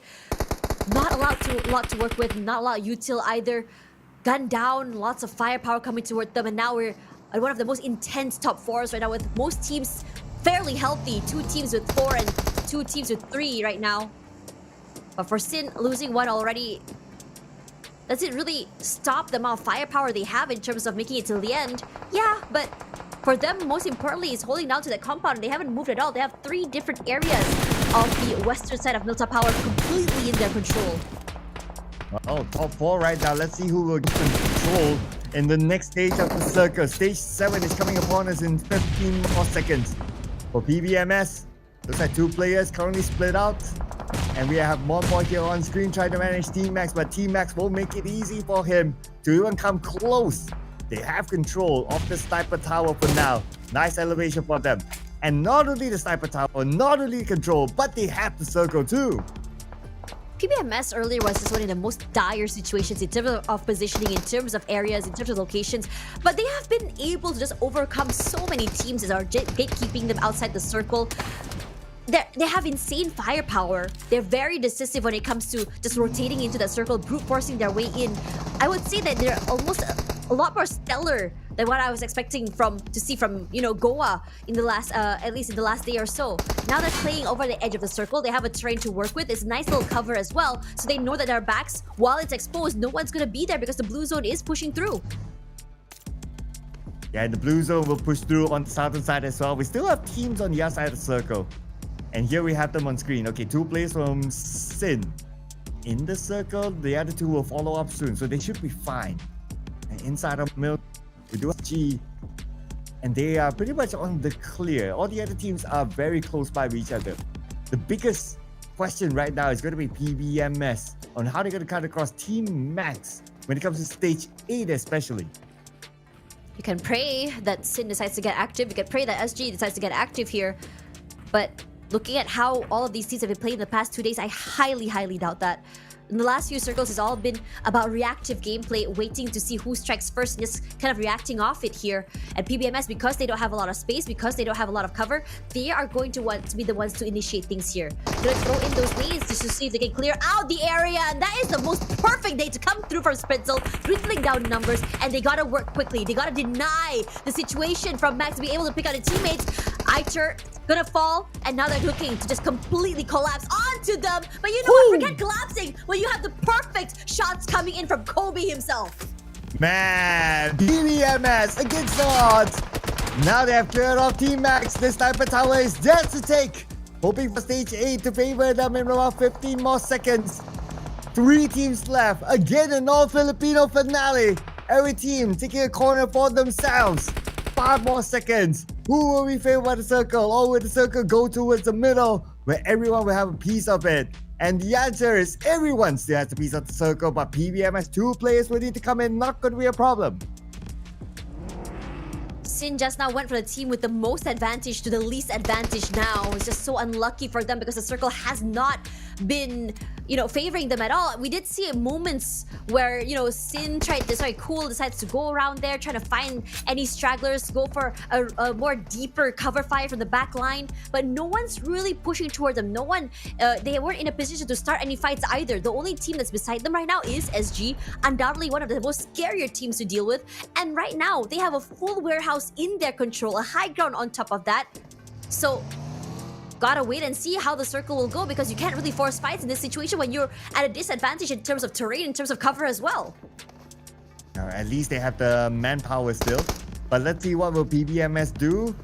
Because at this moment, at least they have vehicles as well. Okay, gotta point it out. That's going to be an important factor in this stage of the circle for them. Another important factor is that if Sin and SG starts to fight with each other, then PBMS can come in as the third party. But the problem is that Sin and SG, they're still not shooting at each other yet. It's like they have a gentleman's agreement to maybe try to block out PBMS, not too sure. But nevertheless, when it comes to stage number 9, everybody will need to move. You gotta wait. You have no clue how to push forward. If you go aggressively, especially when you're being marked, your head's gonna be popped right now. Everyone's just trying to find an off angle to just really take advantage here. WXKX did manage to put a bit of chip damage, but all Skaggy did was just move out the way. He did try to just really cripple down that movement a little bit more by popping the buggy's, tires. So that kind of helps a little bit more, just to make sure that PBMS is not able to move toward the middle of the circle a little bit more easier. So mobility-wise, it's rough for them right now. But nevertheless, they have to face the music now. Because welcome stage 9. Okay, who's the closest to the blue? Anyway, that question could be Sin is the closest. That's why we see them having to move. But PBMS is not too far from the blue as well. Okay, here comes the blue. Forcing 2 players for PBMS to move forward. They've created a small grid and a bit of space. But this is the space where it's open enough for Sin to shoot them down.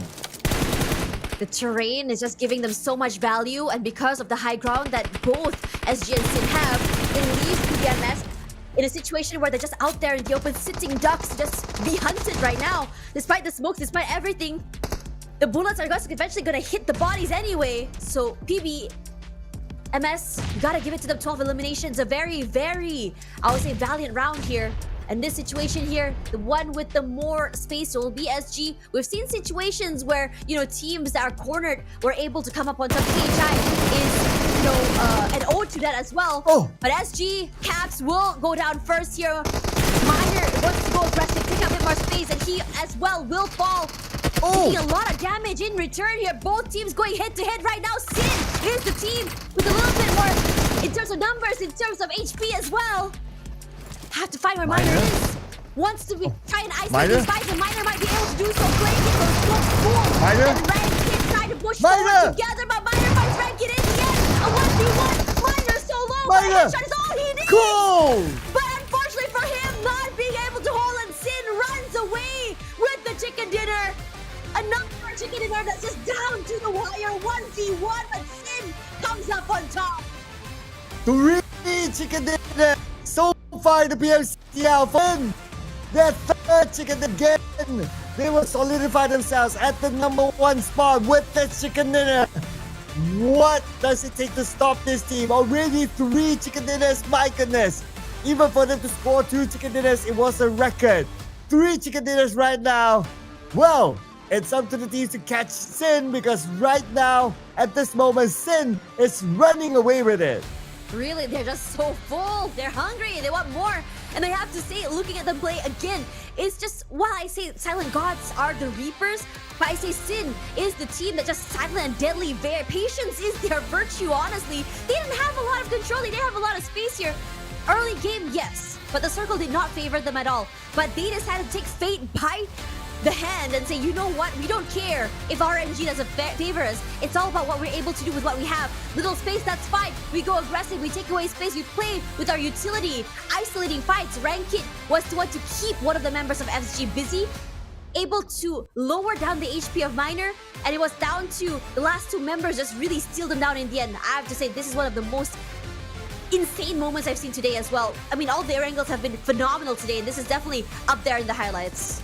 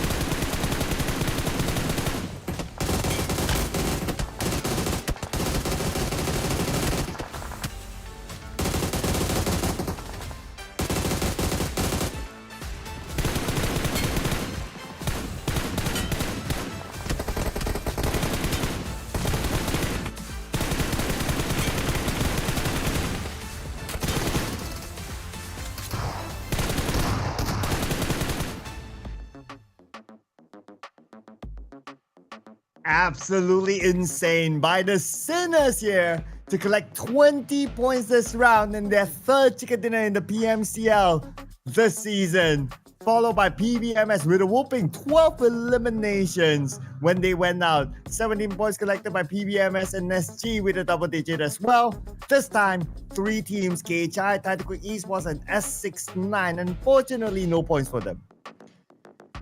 Man, just so many teams right now that just really have hot streaks that just go completely quiet. KHI is definitely one of them right now. And Sin, once again, they were so eager to make sure that their first place spot hasn't been taken away, and they have been able to do so here, so close to that 90-point mark there with 3 chicken dinners. What a testament of survivability as well as firepower they're able to get here. But SG, they're bringing a whole different game to the table here. It's all about those eliminations and just come swinging up till the end in terms of placement points as well. Still, when we don't talk about the bottom side of the bracket, the middle side here is very, very interesting. GG, TTQ, NB, as I say, they've been sort of in situations where they're just kind of like swapping around in terms of positions, in terms of firepower. TTQ is also one of the more interesting ones. Was yesterday they had a rough start to the day, but toward the end they seemed very much alive. But today we're seeing the same repeat of that pattern from yesterday. And some of them played 8 games, some of them played 9 games, so the chart will continue to shift. As we check out our top 4 teams here, Sin, PBMS, and Team Max. So for Sin, their full squad time is only 17 minutes 32 seconds, but still able to come up with a chicken dinner. And Cool again, for the second time, is our MVP, and this time putting up 5 eliminations and 674 damage. Honestly, are you surprised at this point? This is a top performing player that's just been showing us a lot of consistency in terms of putting in the damage, in terms of really insane, I would say, game awareness. I think there are so many times where you're not really too sure where a member of the enemy would be, right? In terms of off angles, in terms of corners, but his ability to mark and know when exactly you're being flanked is, I think, one of his virtues here, because he's just so adept and aware to make sure that his team not only has space, but also disallow other teams from being able to get even close to them. But comparison between MM and Cool right now in terms of, you know, how they've been playing, MM is a little bit more aggressive. I would say SG is just really known to just really spray and pray, and a lot of times their sprays are really scary to look at here as well. But in terms of Cool, I think it's more about getting those eliminations compared to MM, who's more about providing that support and putting in the damage. Yeah, these two players are rather different in terms of playstyle. And it's painted by the numbers on the board that we can see, right? So for Cool, he focused on to just securing those eliminations, while MM, he's the one that deals the damage, and his other teammates secures the eliminations, which both roles are equally important if you ask me. And that's why when it comes to the team contribution, they're not too far away. Naturally, if you're able to bring in the eliminations, of course, the percentage would favor to Cool, but that's fine. As long as the point comes in, that's all right. But we have 2 more maps to go and 1 more Erangel after this, ladies and gentlemen. Before we head on to that, we'll take a short break. We'll see you guys after this.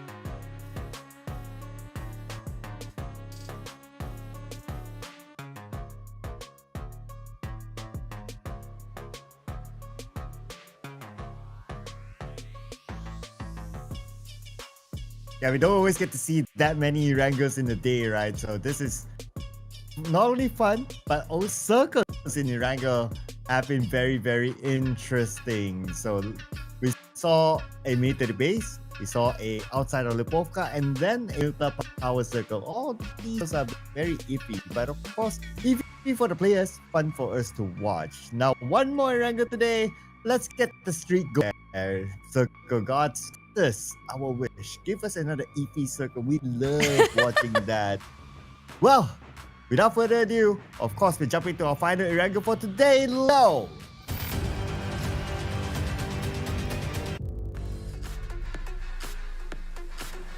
Let's go, let's go, let's go! Okay, Sir Cloud. This time around is a very interesting circle. This is all the way southern side here, right on the northern side of SMB. Thoughts? Well, I think it's one of those refreshers, right? That they're also doing because it's a long day. We gotta think about it. Like it's 7 days when teams are used to like maybe playing 6.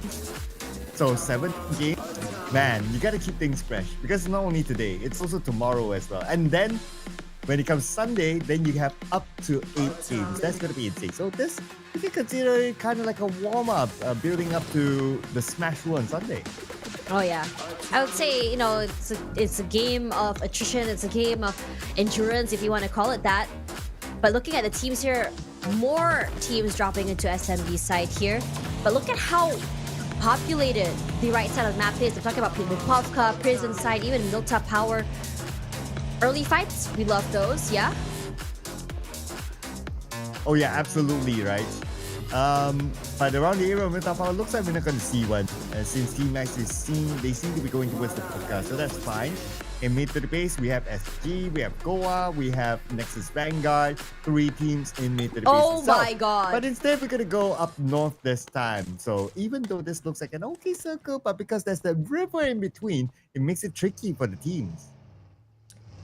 At this point, you know, I wouldn't be surprised if we see like another speed run from Yango Galactico straight up to the middle of the circle. I mean, to be fair, you can see them kind of dropping toward the northern side here. I think they're trying to drop as northern side as they can there toward Gatka, toward Hospital if they can as well. And I wouldn't be surprised because if anything, right now, I mean, usually we do see people hanging around Zarki, Georgia Paul, Hospital, Ruin side. That would be like the most ideal situation you want to be in because that area has a lot of loot. That area, you know, is primarily, I would say, somewhat in the middle of the circle as well. So I think if they decide to find a vehicle, and I think Yango Galactico has managed to find one, they could just make a beeline for wherever they want to go now. Yeah, that would be a good idea, right? And we are also seeing some teams might want to ride on the idea as well. Maybe PG this time. But they're around the area of where Burmese Ghost is at. So I wonder what's going through their mind right now. But considering that they are number 20 right now with only 11 points in the overall, if I were them, I would consider to just avoid those early fights, just focus on the loot and just focus on the survivability. Get in the circle first. I think they had somewhat of a success in the previous map in terms of survivability. They survived a lot longer than usual. It felt toward the mid to end side of the circle, but it wasn't enough to give them like all that many points. They managed to get 1 point out of that. But in a lot of situations, I mean, I would love to see more cohesion from them in terms of firepower, in terms of how they play, instead of just running, with their legs, with their tail between their legs, and just try to find safety. Like, you'd be surprised. I think I want to say it to PG right now is you'd be surprised at how much you can achieve by just shooting back. When push comes to shove, fight for yourself, stand up for yourself, in these situations. Don't just let other teams just completely run you over here. I understand that, it's a bit overwhelming in terms of how you want to play. It feels like everyone is just not on the same page. But if they're able to overcome that, if they're able to just really work together as a team, I think they will be able to go a little bit far. I think there's a lot more they have to fix, but, baby steps, right?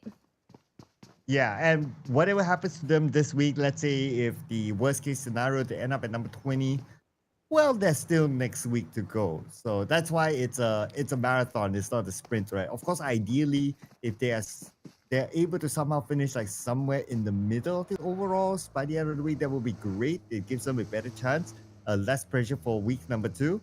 But if it's like number 20, of course, week number 2 will be a high pressure scenario for them to perform. Though it's still not the end of the world, but ideally you don't want to put yourself in that sort of situation. Now, what are their chances? 11 points.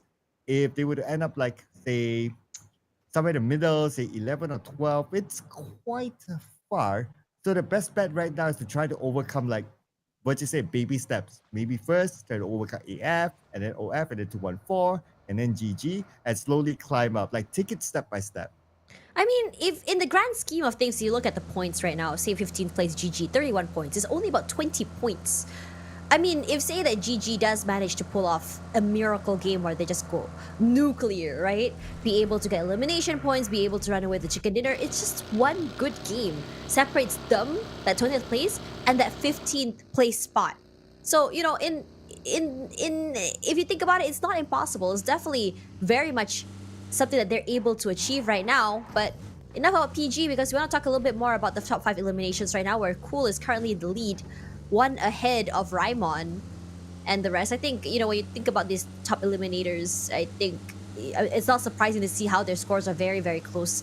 And in terms of how they play, in terms of aggression as well, it's always been the same suspects in the top 5 as well. So, you know, it's honestly so exciting to see them, you know, be noted like this in terms of how much firepower they can bring to the team. Yeah, and Cool with the fact that today itself he scored 2 MVPs. Oh yeah, he did. Yeah, definitely deserves to be recognized up there. And it's really nice, right? Like, it's all very objective, number based. 19 eliminations from him contributed towards Sin. That's nice. That's nice. They gotta keep him in the best shape possible, because he has been performing for the team, showing up towards the later stages, and also because of his performance, they scored chicken dinners.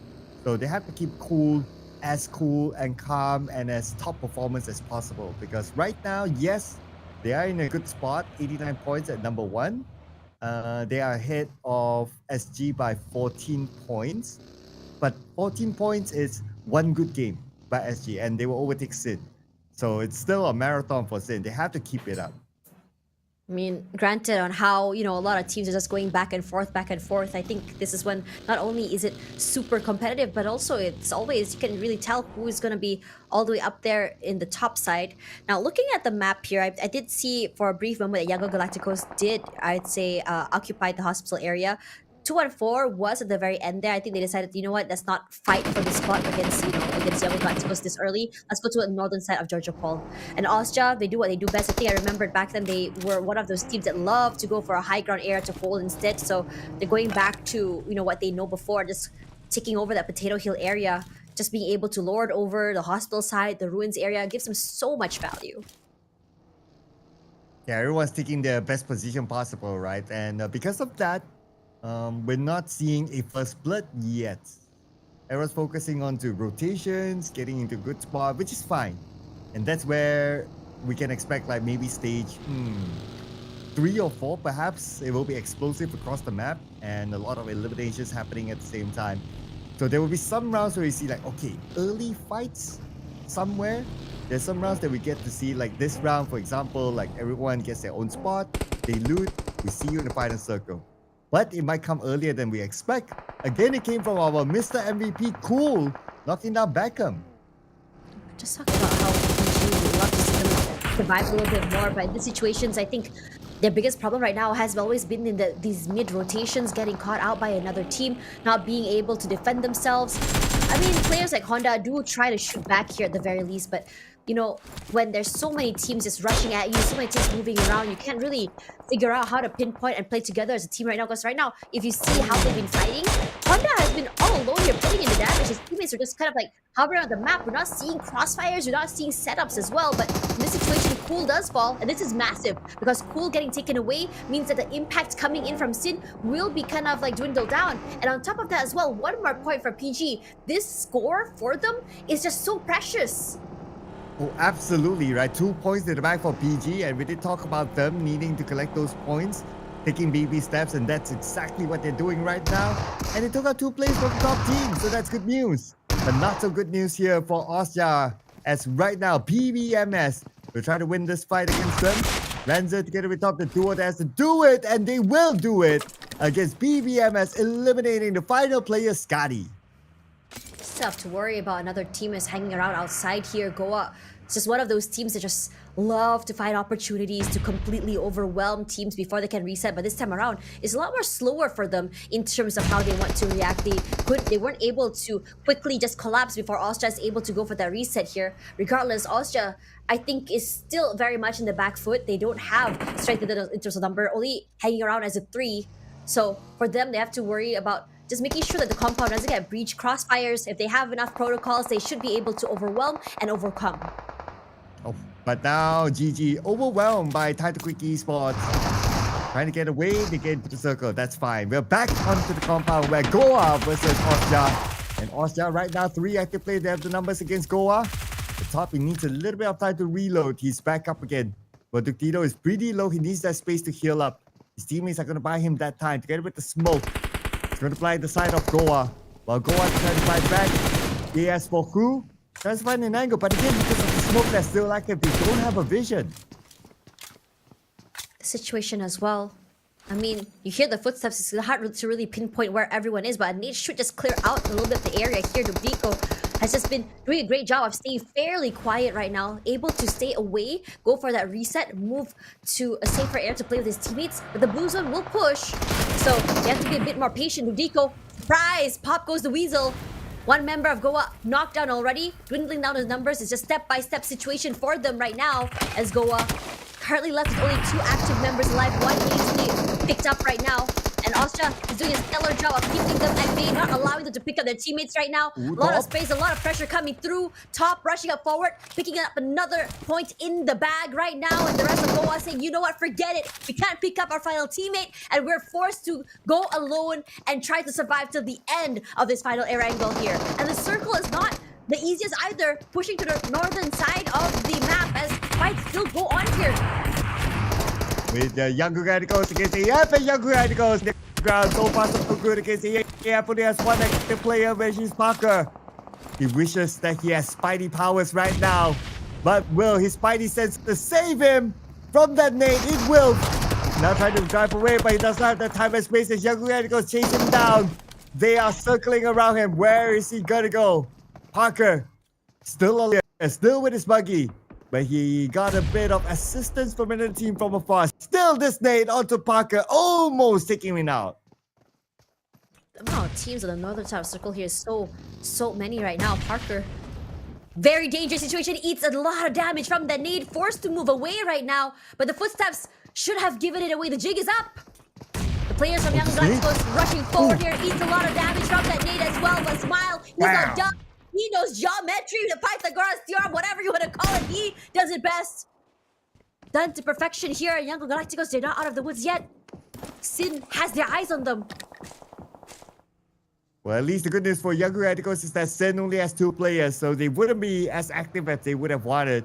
But still, it was Rankid that took out Parker towards that very end, stealing away that 1 point from Younger Radicals, but also at the same time doing them a favor.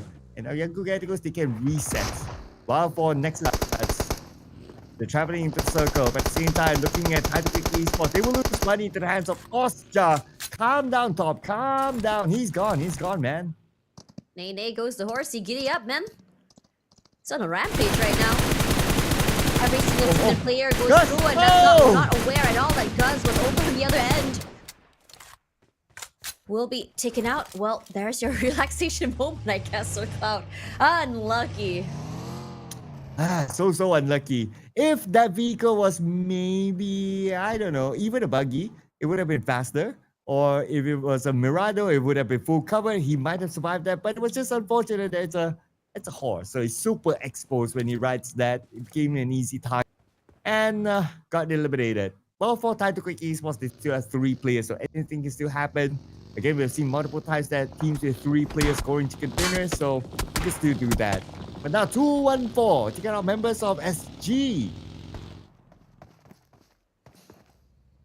2-4 over on the western side of that circle here. Gonna have to pick up the pace if they want to move straight into the circle itself, but it doesn't seem like the pressure coming into them is gonna go down anytime soon. And the same could be said about W1D2, with Max just slowly keeping their eye on them, the buggy not providing any cover, so his life will be ended fairly short here as Spyro should be able to quickly put him in the bag. Loving the position coming in from PG right now. They've chosen a fairly safe space all the way on the northern side of the circle, play with the terrain. If they stay fairly quiet, they're not going to be forced into many fights. And on top of that as well, the circle's still favoring them. So this is good. But because they're at the very edge, northern side here, it does make me a little bit more nervous here in case they need to rotate out of the terrain. But for now, they should be safe. Well, it's a good circle for us as well. About 10% of water in this circle, so it's still going to be a dramatic circle for these teams. Especially for Austria right now, coming into the circle. Here comes Master Ichi from behind. He sees Renzer. Is he going to go in for it? The answer is not really. Everyone's positioning themselves. As Renzer trying to find a space. Okay, found his shack. Okay, this will be his refuge for now. The final player for Austria. And if you kind of think about it, Austria so far, even though they've only one player, but they managed to score 8 eliminations, which is pretty sweet. They've been moving around the map, and every single encounter they've been meeting, they've been able to overcome as well. I mean, yeah, granted they lose a few members, but 8 points is very much enough to keep them consistent in their scoring as they go toward the end of the day as well here. As TTQ, rough start for them, but they're still not down and out. You gotta give it to players like Zuki here. You have to tell his first contact is great in terms of firepower, and he always just sees one member moving and immediately he just sprays. It's so lethal. It nearly takes out one player from 2-1-4. But forced to reset as well. The blue zone chunking down his HP. Lion finally making it to the end as well to give a bit more cover fire to his teammates. But for the other players of TTQ Liquid here, might be biting off more than they can chew because they are taking up fights against 2 different teams at the same time. And doesn't help that the fact that the blue is on top of them. Right now, Zuki managed to heal up. That's cool. But for Liquid, okay, he does have 3 first aids with 1 med kit. Trying to land a nade onto the members of 2-1-4, sending in a nade cross, hoping to land a shot. But the one that landed the shot is Michi from the other side, and now Suki will be in the blue, bleeding out, and definitely will go out. Krem picks up the point. Slowly but surely, moving toward the end of the blue zone here. But Liquid is giving a lot of pressure to 2-1-4, honestly, if you think about it. But now, as his teammates are no longer alive, his HP is slowly dwindling down. 2-1-4 are just going to make a beeline for that circle. And they said, you know what, forget it. That 1 point is just not worth it for us to just lose up a lot of space and area for us to go into the circle. And on top of that as well, BG was completely waiting for them with open arms as well. But Michi was very much ready to counter-fire that.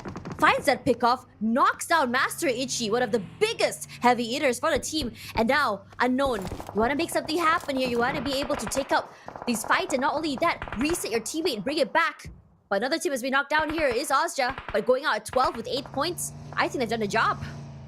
Well, but for Title Quick Esports, only a little bit of the job done. Out at number 11 with 3 elimination points. On screen now, it's going to be GG. Davan, one of the senior players for GG. Also a national player for Cambodia in the recent SEA Games. And let's see if he's able to do something. Together with his teammates, Boyshawn and Shroud here, they have the high ground against Burmese goals. Unknown is the closest player. He's crawling towards GG, trying to close the gap. So unsure if GG knows his presence there. It seems like they don't. They're not putting attention there. But now that they drive by, they would have seen Unknown. And Unknown fires back. Unknown, can he get them all? And yes, he will! With perhaps a little bit of help, it doesn't matter as Unknown wins the fight against GG just to be gunned down from 2-1-4 the other side. Just too many teams in such a small different area. I'm not surprised that, you know, these, I would say, back-to-back fights are just happening at the same time here. Look at the circle. It's going to be pushing out to the central area, which means that PG from that northern side will be having to rotate over here. One of the members, I think 2 of the members have already made their way through the northern side of the circle. They have some terrains to work with as well, so they can just quietly wait out these initial fights toward the central side of this circle. And speaking about that circle, on screen, on the minimap, we can see at least 3 different teams on the outside still. With the zone will close in around 3 more seconds. And it's going to be Rangers. They're going to force their way through. Smoked up vehicle. A bit of a risk there taken. Not in the circle yet, but guess who's waiting in the circle? Ooh, it's going to be the big boys from Youngkook Galacticos.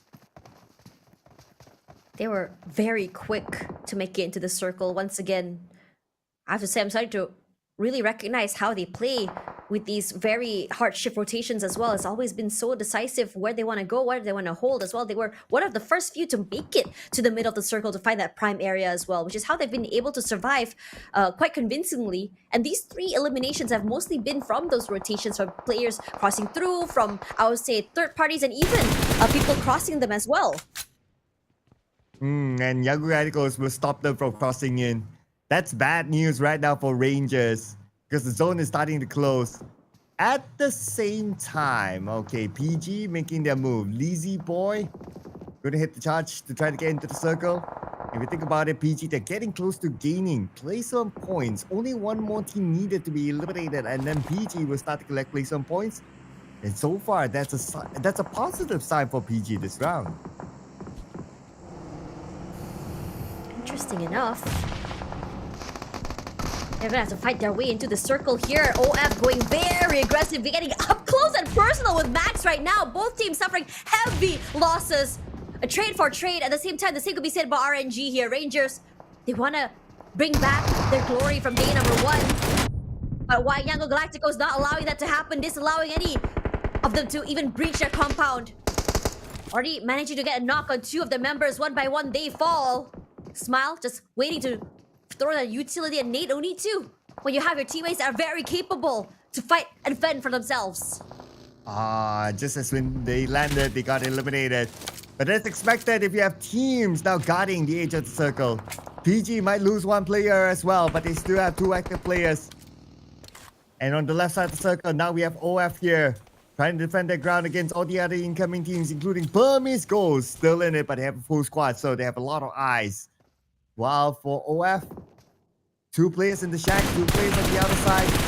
Big split here for OF. 8 more seconds before stage 6 is upon us. But still a lot of teams playing by the edge. Everybody wanted to play the gatekeeping role against each other. Only Sin. The team is just hanging around there in the middle, and I believe they just hunkered down, just tucked in, just waiting out those initial fights, those skirmishes as well, understanding the disadvantage they have when they have lost 2 members fairly early just now as well. Regardless, as the circle shifts here, is still in favor of Yango Galacticos as well. 2 and 4 very much in the circle itself.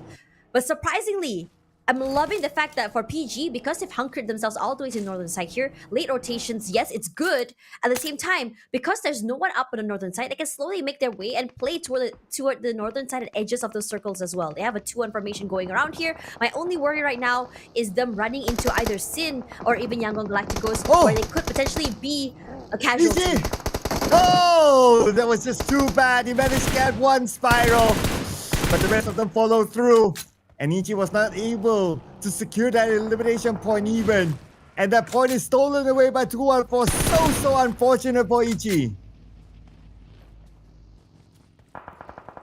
Dangerous situation to be in as well. The southern side looking very, very, I would say, packed right now. As NX from the compound needs to go for the longest rotation into that circle. OF wants to be the one to gatekeep, but they have failed to realize that Sin is still very much alive here. The BG will be eliminated as well. 214 had their eyes open and just mentioning and keeping an eye out on OF as well. So now the southern side open, which means that NX has full, I would say, capability to break into that circle itself. They can even bring the fight to 214 if they want to. For Nexus Vanguards, they are breaking through into the circle. Now the other 2 players on the outer side is going to follow through. As for PG, welcome to the top 5, by the way. 5 eliminations. What a big improvement here for PG. But okay, we gotta hold our horses here. There's still like 4 other teams left in case PG can actually do it. Well, we don't want to jinx them. But so far, so good for PG. It's looking great right now. Playing at the edge of the circle, finding a spot that's I would say generally quite so far away from everyone. But now as the circle shifts, you have to be a little bit more aggressive, looking to find this. I think Lazy Boy has been one of the biggest impact makers for the team. He's been able to bring in a few eliminations that they've been managing to get in the first day and second day as well here. The 1-1 formation, I think PG with only 2 members left. Honda keeping fairly safe inside of the Lazy smokes. Boy! And Lazy Boy has done the impressive, finding 1 member of NX and taking away that point, putting it in the back here. 5 eliminations, a whole different look for these teams. We talked about baby steps and they are starting to make a big leaps and bounds to that right now. But it's just too bad that he lost his senior player, Honda. But we'll check back on him later because right now 214 they seem to be in trouble with Young Radicals putting a lot of attention onto them. Smoke is still active though. Young Radicals have them pinned down in that shack. But whatever it is, they're somewhere in the middle of the circle. They will still get the next stage. But it's not only Young Radicals, but WTZ had to butt in to knock down the player from 214. Gotta do what you gotta do here. I have to say for C-Cloud, very, I would say, open air as a whole, but that high ground gives him a hawk's eye view to almost every single angle in front of his teammates, and the circle is still favoring them, so this is a great situation. So anyone coming in from the southern side there, C-Cloud is gonna be immediately spotting them out, and his teammates are just able to react off that info. It's just too bad now that the circle has shifted. Find a player off PG. Lazy Boy does not have the circle. Young Radicals, they do have it though. But it's not only YG putting pressure on the 214, it's also NX as well. But this nade set across. Lucky enough that the Shack is still there. Lazy Boy, too bad eliminated by Smart for Young Radicals. They power out at number 5, but it's still a decent run for PG. It's an impressive run from PG. Looking great at the top 5 right now, getting, I would say, a very respectable amount of eliminations as well. Should push them a little bit more higher in the brackets right now. It needs to come out here. NX cannot hold. There's just so many teams fighting left and center. A sandwich is happening here. NX cannot hold on here. Sin as well decides to join into the fray, but eventually, they should eventually fall with 4 eliminations here. YG is doing a great job of keeping every single team member in check, marking every single smoke and vehicle to make sure his teammates don't get backstabbed. Okay, Young Radicals in their position. They have good support behind. As for NX, now they need to support themselves to get into the circle. 214 will be the one standing between them and getting into the circle. And he will be sent across to Super Loki. And he will be naded down by 214. 214 got their revenge against Nexus Vanguard. Now it's going to be between Young Radicals and 214 for the chicken dinner. It's a 4v2. A 2-man disadvantage. But we've seen miracles. Isolated fights could be good. But one thing's for sure though, Young Galacticos, despite isolated fights, their 1v1s, individual capabilities are very, very scary to work with as well. Hovering around like sharks, trying to find at least some semblance of idea where 214 is. And 214 is smart. Decides to separate, not to play with each other, and in case a nade comes through, at least one of them can go aggressive, take out a bit more space, and maybe fire back. That's indirectly a bit of a cover for 214 as trying to fire back into the moving vehicle of Young Radicals. Young Radicals now circling around. And Romeo gets Michi. Now it's only one more player left. It's going to be Lion, the Lone Ranger here. 214. A nade set across. Make that 2 nades. Michi will be eliminated by Romeo. All in right now for Young Galacticos as they will secure their own second chicken dinner. A lot of protocols used right now in terms of timing, in terms of calls. I am really curious to see a mic check happen for them as well, just to see what goes through their IGL's minds on how exactly they decide to execute their, I would say, early round, mid round, and even the final few circles here. It's looking great. I mean, individually, you can rely on these players to fend for themselves in a 1v2, 1v3 even, but together, they are ferocious and they can completely overwhelm. A lot of cover fire coming in the background from, say, Cloud, and the rest of the team just reacting off that info, and it's just almost like everyone's playing checkers and they are playing a game of chess. And that's what you can expect from the reigning champions themselves, Young Galacticos, playing chess against everyone else, making all the right moves, the right timing, and essentially secured their chicken dinner in this round. This is chicken dinner number 2 for Young Galacticos. As we check out how many eliminations did they get at the very end, and looks like it's 9 eliminations for Young Galacticos, 19 points. It's enough for them. I mean, aggressive as ever, with Smile going, I would say, the distance with the 4 eliminations.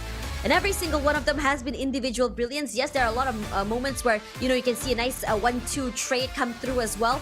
But at the same time, when you have players like, say, Smile and Mernat just slowly moving around the area, taking out space, not afraid to take up space on their own, that's where things start to get a little bit more complicated. Because as your teammates are making so much noise, diversion around, and you have one player just scouting around, being able to go for these backstabs and steal away 1 to 2 kills as other teams are fighting, that's where things start to get so complicated for other teams. And Young Galacticos, all you can do is smile, but the highlights should tell you a better story.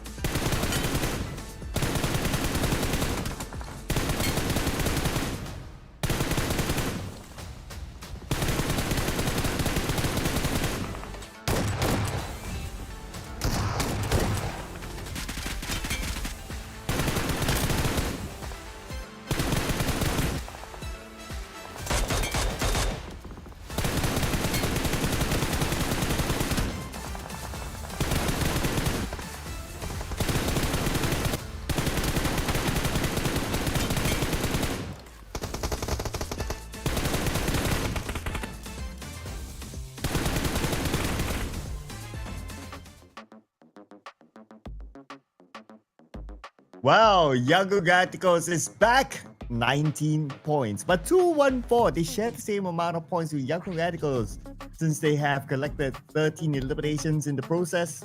And followed by Nexus Vanguard with 14 eliminations. So 3 teams in the double-digit club here. But for PG, welcome to page 1. Hoping for more from them, but too bad for the 4 teams at the bottom. Team Max, GG, SG, and Goa. This time, no points.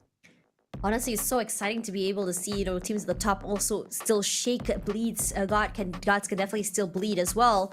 But Sin putting a big lead, slowly building that up against the rest of the pack here. Seattle Galacticos are playing catch-up from 3rd or 4th place, I believe, just slowly coming up to 2nd. I think for them, the 13 points shouldn't be too much from Chase after today. Took them a bit to really find their groove, but it's still quite dominating to see how, I would say, consistent they have been in these past 2 days. And on top of that, one more map to go after this, which means that another chance for them to really close that gap as well. Yeah, and the gap is still there, but we still have games to go. So teams, do not put out hope. There's still a lot more opportunity. It's a marathon at the end of the day. Top 4 teams this round. Yangon Galacticos, 214, Nexus Vanguard, and Sin. And now all these teams, look at this. Yangon Galacticos only had a full squad time of 9 minutes and 13 seconds, but still able to come up with a chicken dinner and also a decent amount of eliminations to come together with it. So that's another example for all these teams. If you lost a player early, don't worry, there's still a chance. But the one, the smile, the Yangon Galacticos, Mr. MVP, Mr. Clutchman is back here on our MVP this round.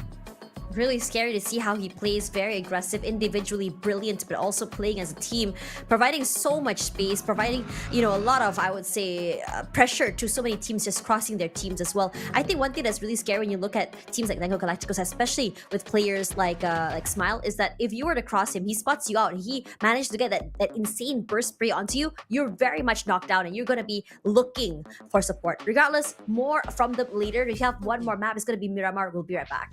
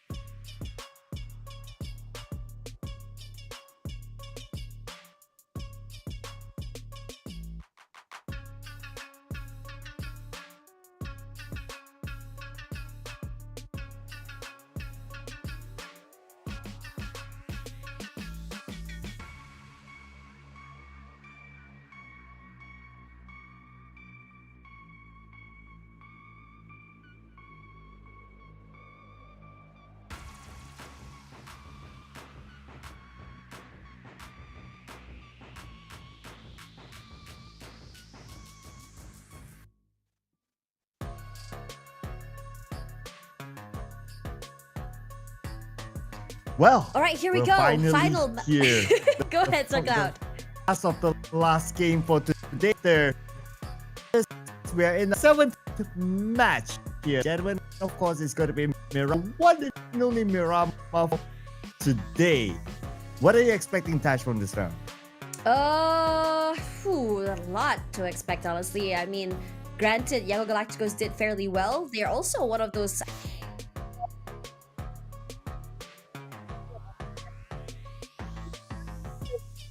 upset from them, but PG was honestly very surprising to me just now.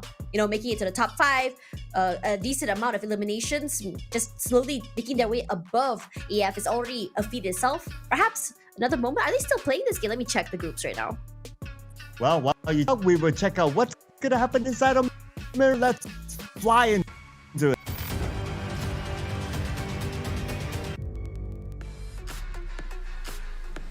A, C, D, and E is playing, which means that Group B is out. No Osja, Max, PBMS, and OF. So yes, there is definitely a chance for PG to pull off the impossible. Oh, that's maybe because of players in the previous round. Honda played, so perhaps he brought in the experience. The national player for the team as well, has been around for a very, very long time. So who knows this time around if he continues to play with. We haven't got any information of any substitutions, so perhaps we might see play, and maybe PG can make it again in 5, and they will drop fairly early because learners, PG and the other team dropping together with, so they will have the entire city for themselves. You know what, Sakla, this is why I like, you know, hearing from you. You're like a walking PUBG mobile lore machine. You seem to have like an archive of these players, the stories in their heads, and honestly, it's very fun hearing them. So thank you so much for sharing them to me. And I think for PG right now, dropping Los Lilies could be a good call right now. It's a very fairly big city, a lot of compounds you can safely loot. And on top of that, it's a very high risk, high reward choice for them, and it's paying dividends.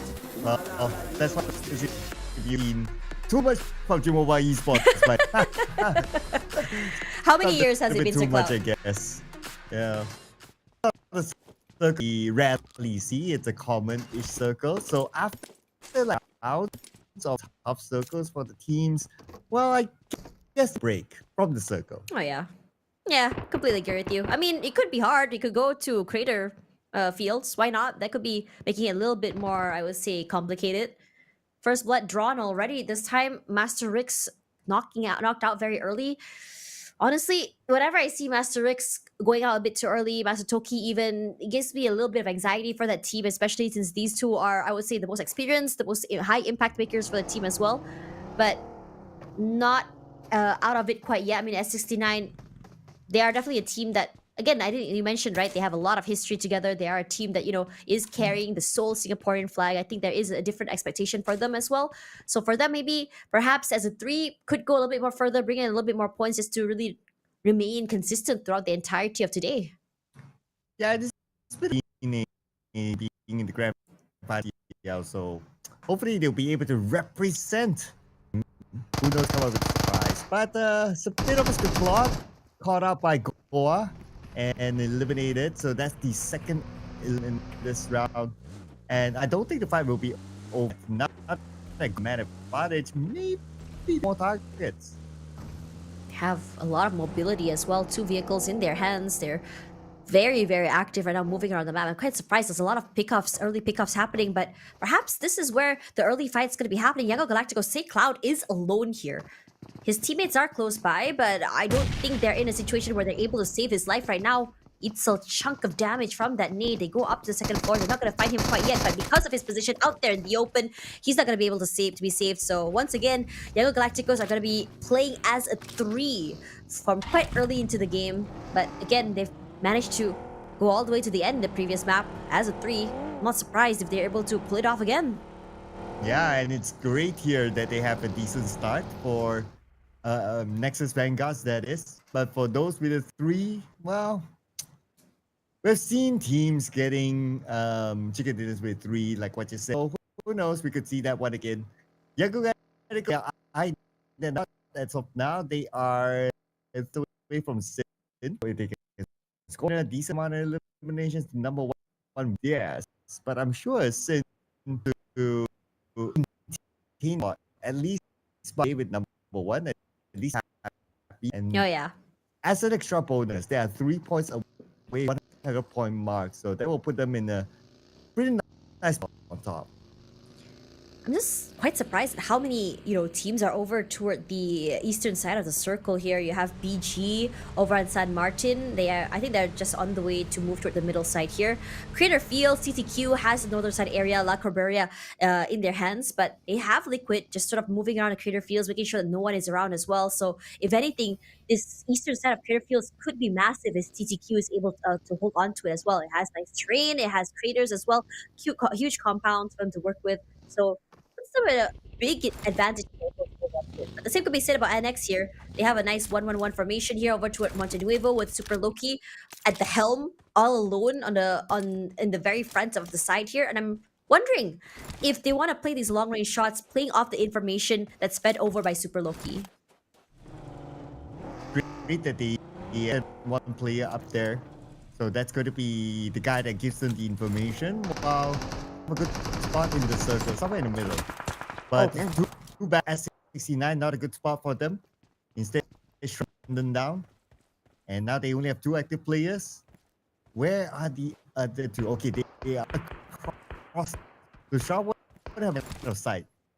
What he's doing right now, he's just holding one player hostage in case anyone is desperate to save him. Then he will take advantage of it. But I guess he lost his patience, so he just keep that point for himself.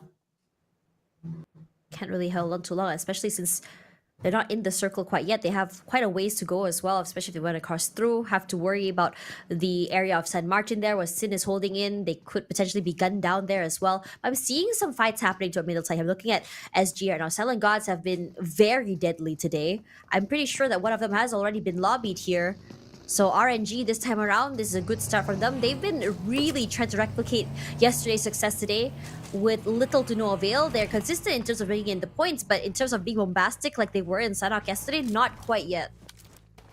Yeah, their most bombastic was the first game. Yes, and it kind of starts to slide down a little. And today we don't less of Rangers, but still at number 5, still with 72 points as of now. It's not too bad. So anytime they could potentially still go back up to number 1. Of course, there's a lot of changes since they are the former champions under the banner of Harami Bros before this. As for Snitch, he had a highlight moment last season. Let's see if he can pull off it right now because his team needs him to do that, considering that they only have 2 for S6 now. Rough position to be in and just very unlucky. We're seeing a lot of these early pickoffs, these drive-by fights, no full commits quite yet. And honestly, in this situation, I'm not surprised. Granted that everyone is in the middle of the rotation. It's a big map regardless.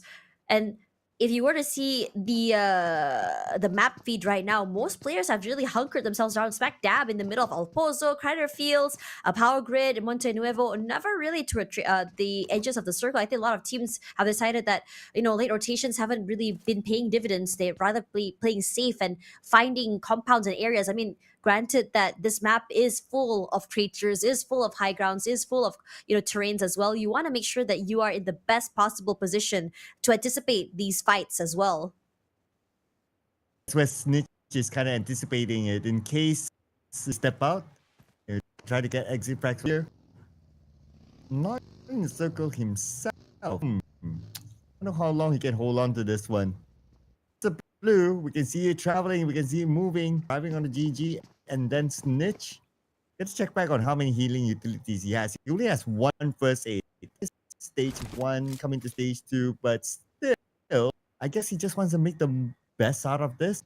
Considering that there's only 2 players left, so he can get much. So let's see if he's able to get something at least out of GG. Oh my god, my wish might be coming through, Sir Cloud. Crater Field Circle, maybe. It's pulling toward there at the very least, so that's gonna be fun. You can see Yango Galacticos slowly moving their way up toward the Crater Fields. But over on the other side here, S69 Snitch wants to be opportunistic, but unfortunately for him, he's taking a little bit too long to go for that first contact here. Could eventually be punished. He doesn't have the numbers advantage. Masatoki try to at least find a kill of his own, dwindling down the numbers just a little bit, giving a fighting chance to his teammate. I don't think that's happening though. It's gonna be hard because eventually the blue zone will chunk down his HP. Number one, he doesn't have a lot of supplies. That was just too bad. Didn't get to make the best out of it. But at the same time, GG is now alert there. We'll check back on that later because right now we range highlight is SG. SG defending the Guardian managed to get Zappy while he was traveling in. And right now range with 3 players, but SG only 2 players right now defending the ground. The Miner has to be extra cap. Miner takes damage from the Molly. Miner kind of on fire. Managing to just juke the nades, but never mind. That one nade is enough, and Jibna takes full opportunity of the situation, rushes up forward. A beautiful spray to end it all here. 2 kills in 1. I'll take it. A 1 for 1. And we're seeing the elimination feed continue though, with PG 1 player knocked down. On the high ground here, we have Tidy Quick Esports and 4 sharing the high ground. But PG, they lost 3 players left at this spot. Looking very scary right now. TTQ's position is great. Trying to wrestle away some form of control from the lower side of the train away from 214. And I think 214 super aware that they're not going to be able to win this low ground to high ground fight. Decides to move away, find a different train, different angle to work with, but could potentially be running straight into Goa. So, no, actually no. Goa's just moving away, wants to hold the inside area of Crater Fields instead. And all these teams, still including GG, they really don't want to let them go. And Nero, he lost his patience. This nade will be eliminated. But Nero out by Kaya from GG. Okay. The fight will continue on in the blue, it seems. So many fights happening outside the circle, honestly. Everyone just rushing to get into the area, and you can't. You just have to win these fights to be able to go through. And most of these teams on the outside of the area, look at that. They barely have any utility. No bandages, no kits, nothing. The only thing they have is like a lone, I would say, nade as well as a smoke. They weren't able to quickly loot up before everything. And this fight on the southern side here is the most interesting one. PG. Toe-to-toe with NX this time around. PG had lost 1 member very early, but a bit more patience coming from their end, waiting to strike. We expected the so next is Coca-Cola. He's out of healing utilities. That's it. Now they had the GS. They only have 1 player. That's going to be Borshaw. He has that 1 first aid, 25 bandages. So, okay, this GG's Boyshawn. 1 first aid stage about 400 meters away from the circle. I don't know, Tash. I think it's really a lose for them. Yeah. I mean, it's so hard, right? You have to fight your way to the circle. You don't have utility. You are potentially going to be gate capped as well. It's rough out here. But throughout the entirety of today, I'm looking at KHI. Somehow, they've always managed to find their way into the circle, albeit a little bit late, but they've been very opportunistic. And now, they're taking the opportunity to go a little bit more aggressive here. Want to see this fight against YG, but YG were very much ready for it. Mernat Boy, no angle, goes unclaimed and unchecked by this guy. And he's going to bounce an A just to really secure that kill. Yep. Oh, okay. Needed down by the Mios. It's Mio. But they got back. Smile from afar with a 4x scope M4. Great support shown by that will give them all a second lifeline chance to reset and to get back up. It's honestly impressive to see how the shoes left behind by SayCloud, him being gone very, very early, quickly filled up that role by Smile on the other end, on the outside area. But Smile is alone regardless, so... And they've already lost 2 members. Separated, isolated as well behind him. You can see players of Goa rushing through as well. Moment of concern. They have no one to rely on but themselves. Look at this. Generation X is still in the blue. Same goes for GG. And if they don't come and it's stage, both sides will go out for sure. Okay, we got Zin on screen. He's not healing up. So it's either he's just way into the circle or somewhere safe, or he does not have any more healing utilities. I think the later could be the case. So, see if he will be able to survive. That's a lot of health. Looking at his health, and still looking at him being in the blue. I don't know if he's able to survive this one. He goes down, no place on points, but somehow he managed to heal. GG, excuse me, making a beeline into a circle straight to the arms of AF. Firepower, these two teams, I would say, very, very equal, but they're very aggressive! Pushes in, walks straight to that nade. A trap set up for success for AF here at Escape. Not done yet. Escapes with his life. Lots of utility to play with as well. But over on the other end here, nearly gets chucked down. His HP very low right now.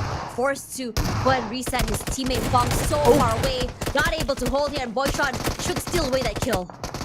Oh, but from hilltop, Sin, WSGX took up Boyshon. I totally didn't. Romeo is expecting this. The Mio to try to come up and down with the S-K. His next target. Okay, still right below him. Dancing around. Could use a bit of backup, but who needs backup if you have Romeo? That will not die. It's been hanging on for so long. We were so concerned about him and Smile being so separated from one another, not being able to play off each other as well. But who knew that individual brilliance can just really bring you this far here, Young Galacticos? Every single player is terrifying to deal with, and right now the same could be said about this fight here as 2-4, alone, in trouble. But a lot of teams choosing to just ignore them. They want to just straight make a beeline into that circle itself. The terrain that BG was holding no longer safe as well, being highly contested by Goa right now. Oh, so many teams now, including gunned down by 2-1-4 Lion. Immediately eliminated, just like that. We have so many other teams around the corner. And Goa, Ngape together with his teammate managed to make it across, but still, heavy gunfire onto them. Ngape now separated from his teammates. The Molly right in front of him is step into the fire, takes a lot of damage, now has to heal.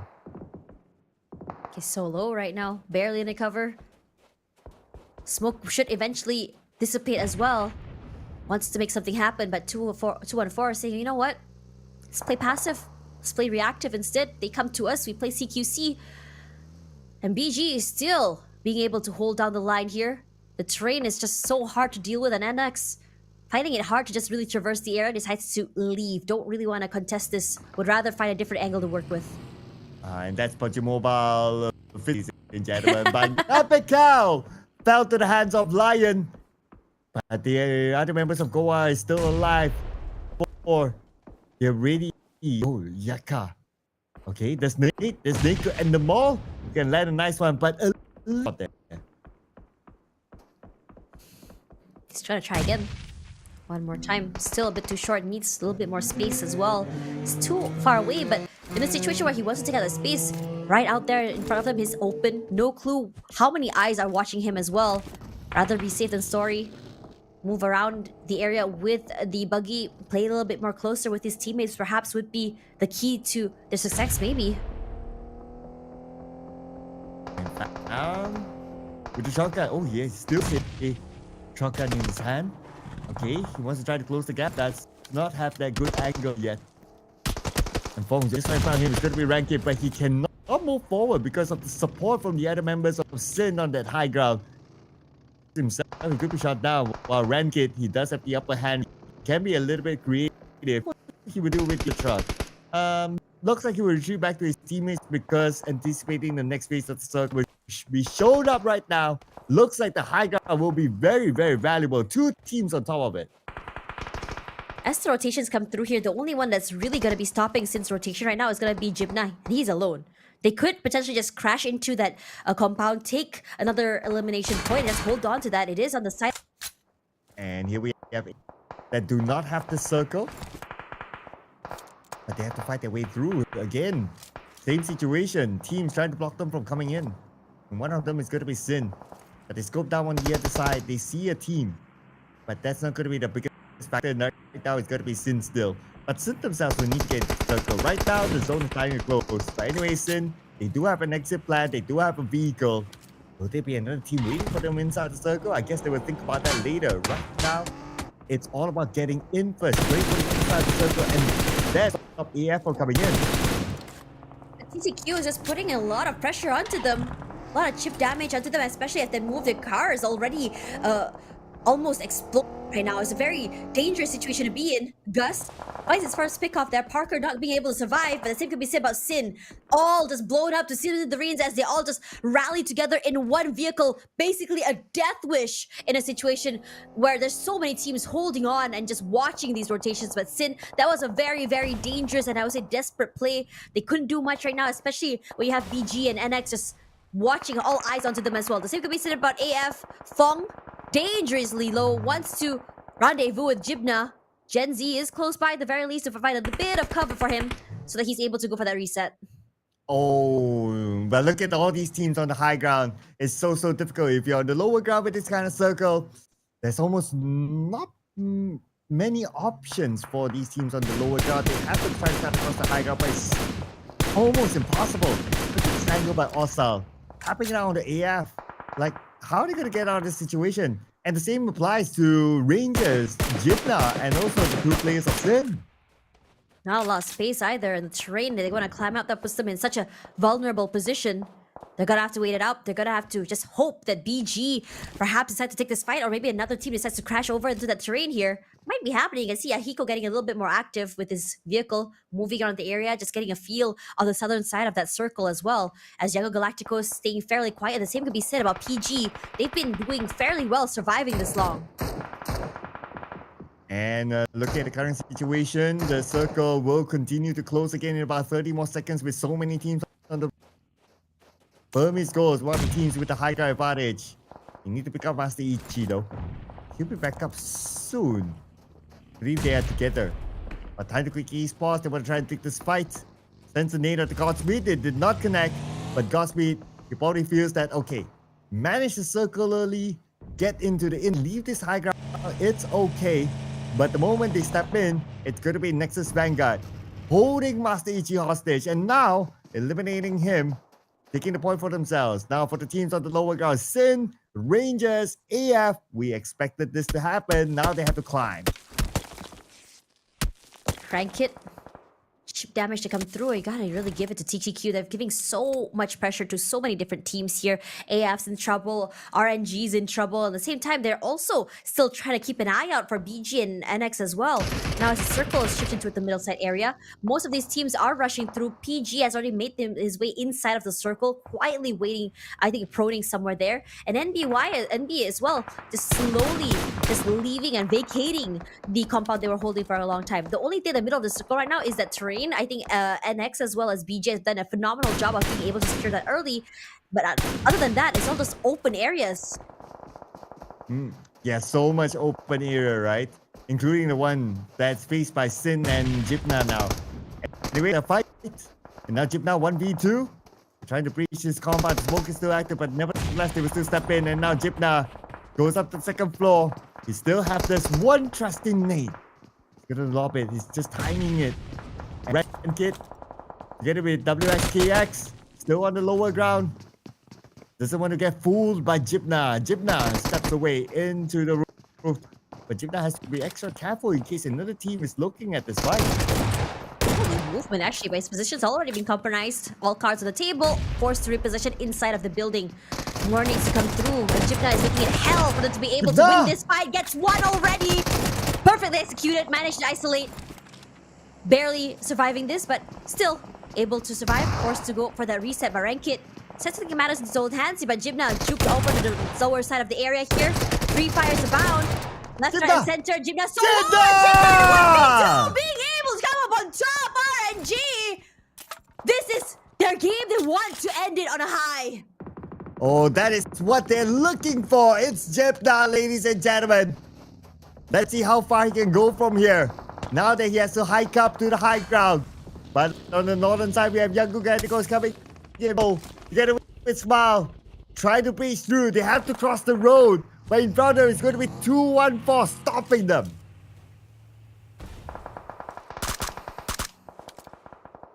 Next is still not done.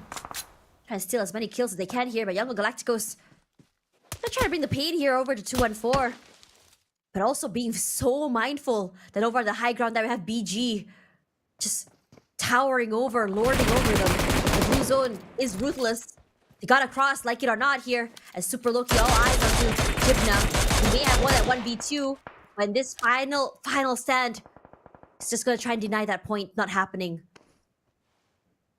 That's going to be Rangers eliminated. Well, we still got a good moment there from Jipna, so that was the best that he could have done. Now, down to the last 6 teams as Young Radicals will be out as well at number 7.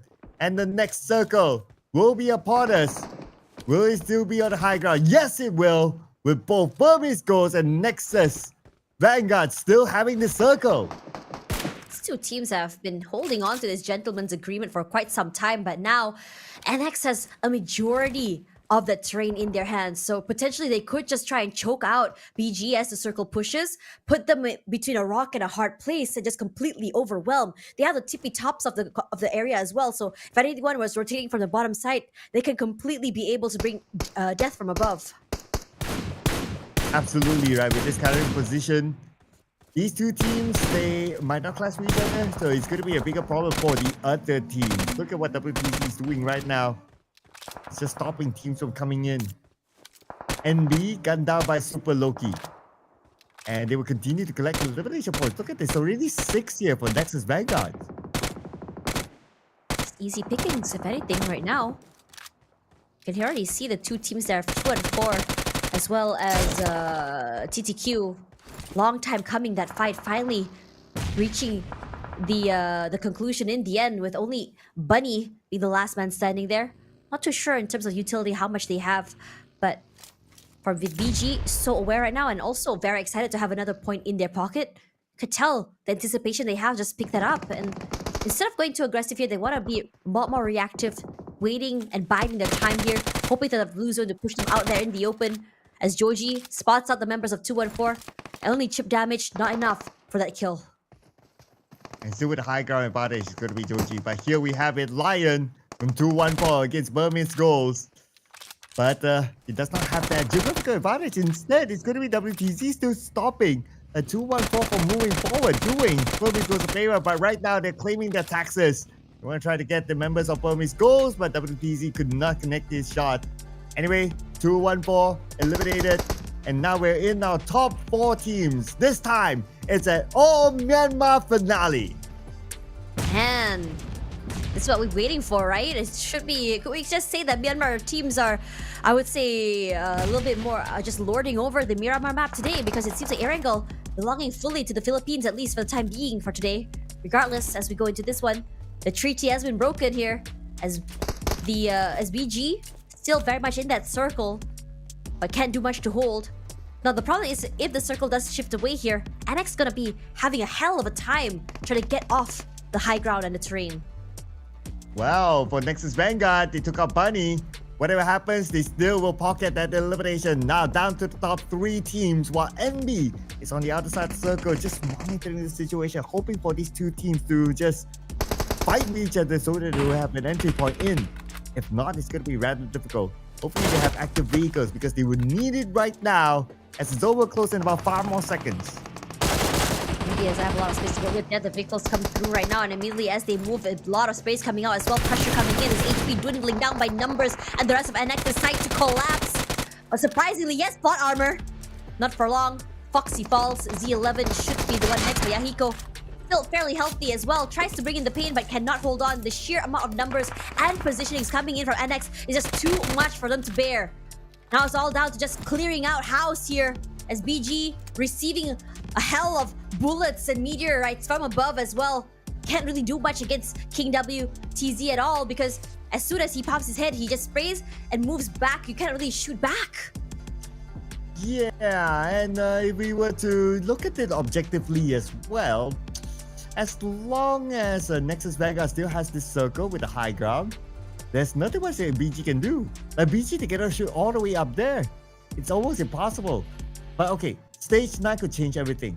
And if I'm evaluating this, the 2 players on top of the high ground, they are the closest towards the blue, so forced to go down somehow. But then again, you have the other 2 players from Nexus Vanguard now still taking another high ground advantage against BG. And with the fact that they got Godspeed, Nexus Vanguard, they're in a pole position right now to claim this chicken dinner. It's all about positioning for them. is so dominating that one nade is perfect. Godspeed is gonna fall. Yellow Yatka wants to bring him back into the game here. But NX, they're just chilling. Undeterred, unbothered at all. Not too worried about this allowing them to go for that reset. Yeah, they throw out those nades, but they're not gonna chase. Here we go. The perfect nade coming in from Osa. Nice job for them. Yellow Yatka barely surviving by the team of the skin of his teeth. Finally knocked down. It's just one more member left. It's gone. Known and unknown cannot do anything when you have the kings of the hill here, with Nexus ending the day with the final chicken dinner as well as the first chicken dinner for Miramar on day 2. And Nexus Vanguard, no stranger to a chicken dinner. This is the second chicken dinner and the PMCL. And it was done handsomely there, especially with the high ground advantage. Like what you said, there was no way they could drop the ball. It was easy work for against Burmese goals, who scored the second place. But Nexus Vanguard, with that high ground, not scored the chicken dinner, I'm very sure they have a healthy amount of eliminations to get with them. That positioning was just perfect for them, because he has King YTZ on the top side there, just hanging around, spraying so many players as they're trying to rotate into the circle. You have 2 other players playing on the bottom side there. Still a high ground enough for them to be able to have different angles to look out for as well. And one player just slowly moving around the area. Burmese goals did try to counter them for that spot, but they weren't able to. They were just a little bit too late. Once you have that high ground area, that's why I say that in Miramar, positioning is king. Look at elimination points here. King WTZ with 4 eliminations alongside Joji. 3 more for Super Loki and Osal. They're just chilling. They're just, whatever they have mostly here has never been from a true 4v4 team fight. And that is 14 eliminations collected by Nexus Vanguard, 4 points. Don't look at the team. There's a reason why they have scored 2 chicken dinners here in the PMCL so far. They could be one of the surprise teams to actually take that #1 spot, but we need to evaluate and look at the scores later on. But before that, check out the highlights.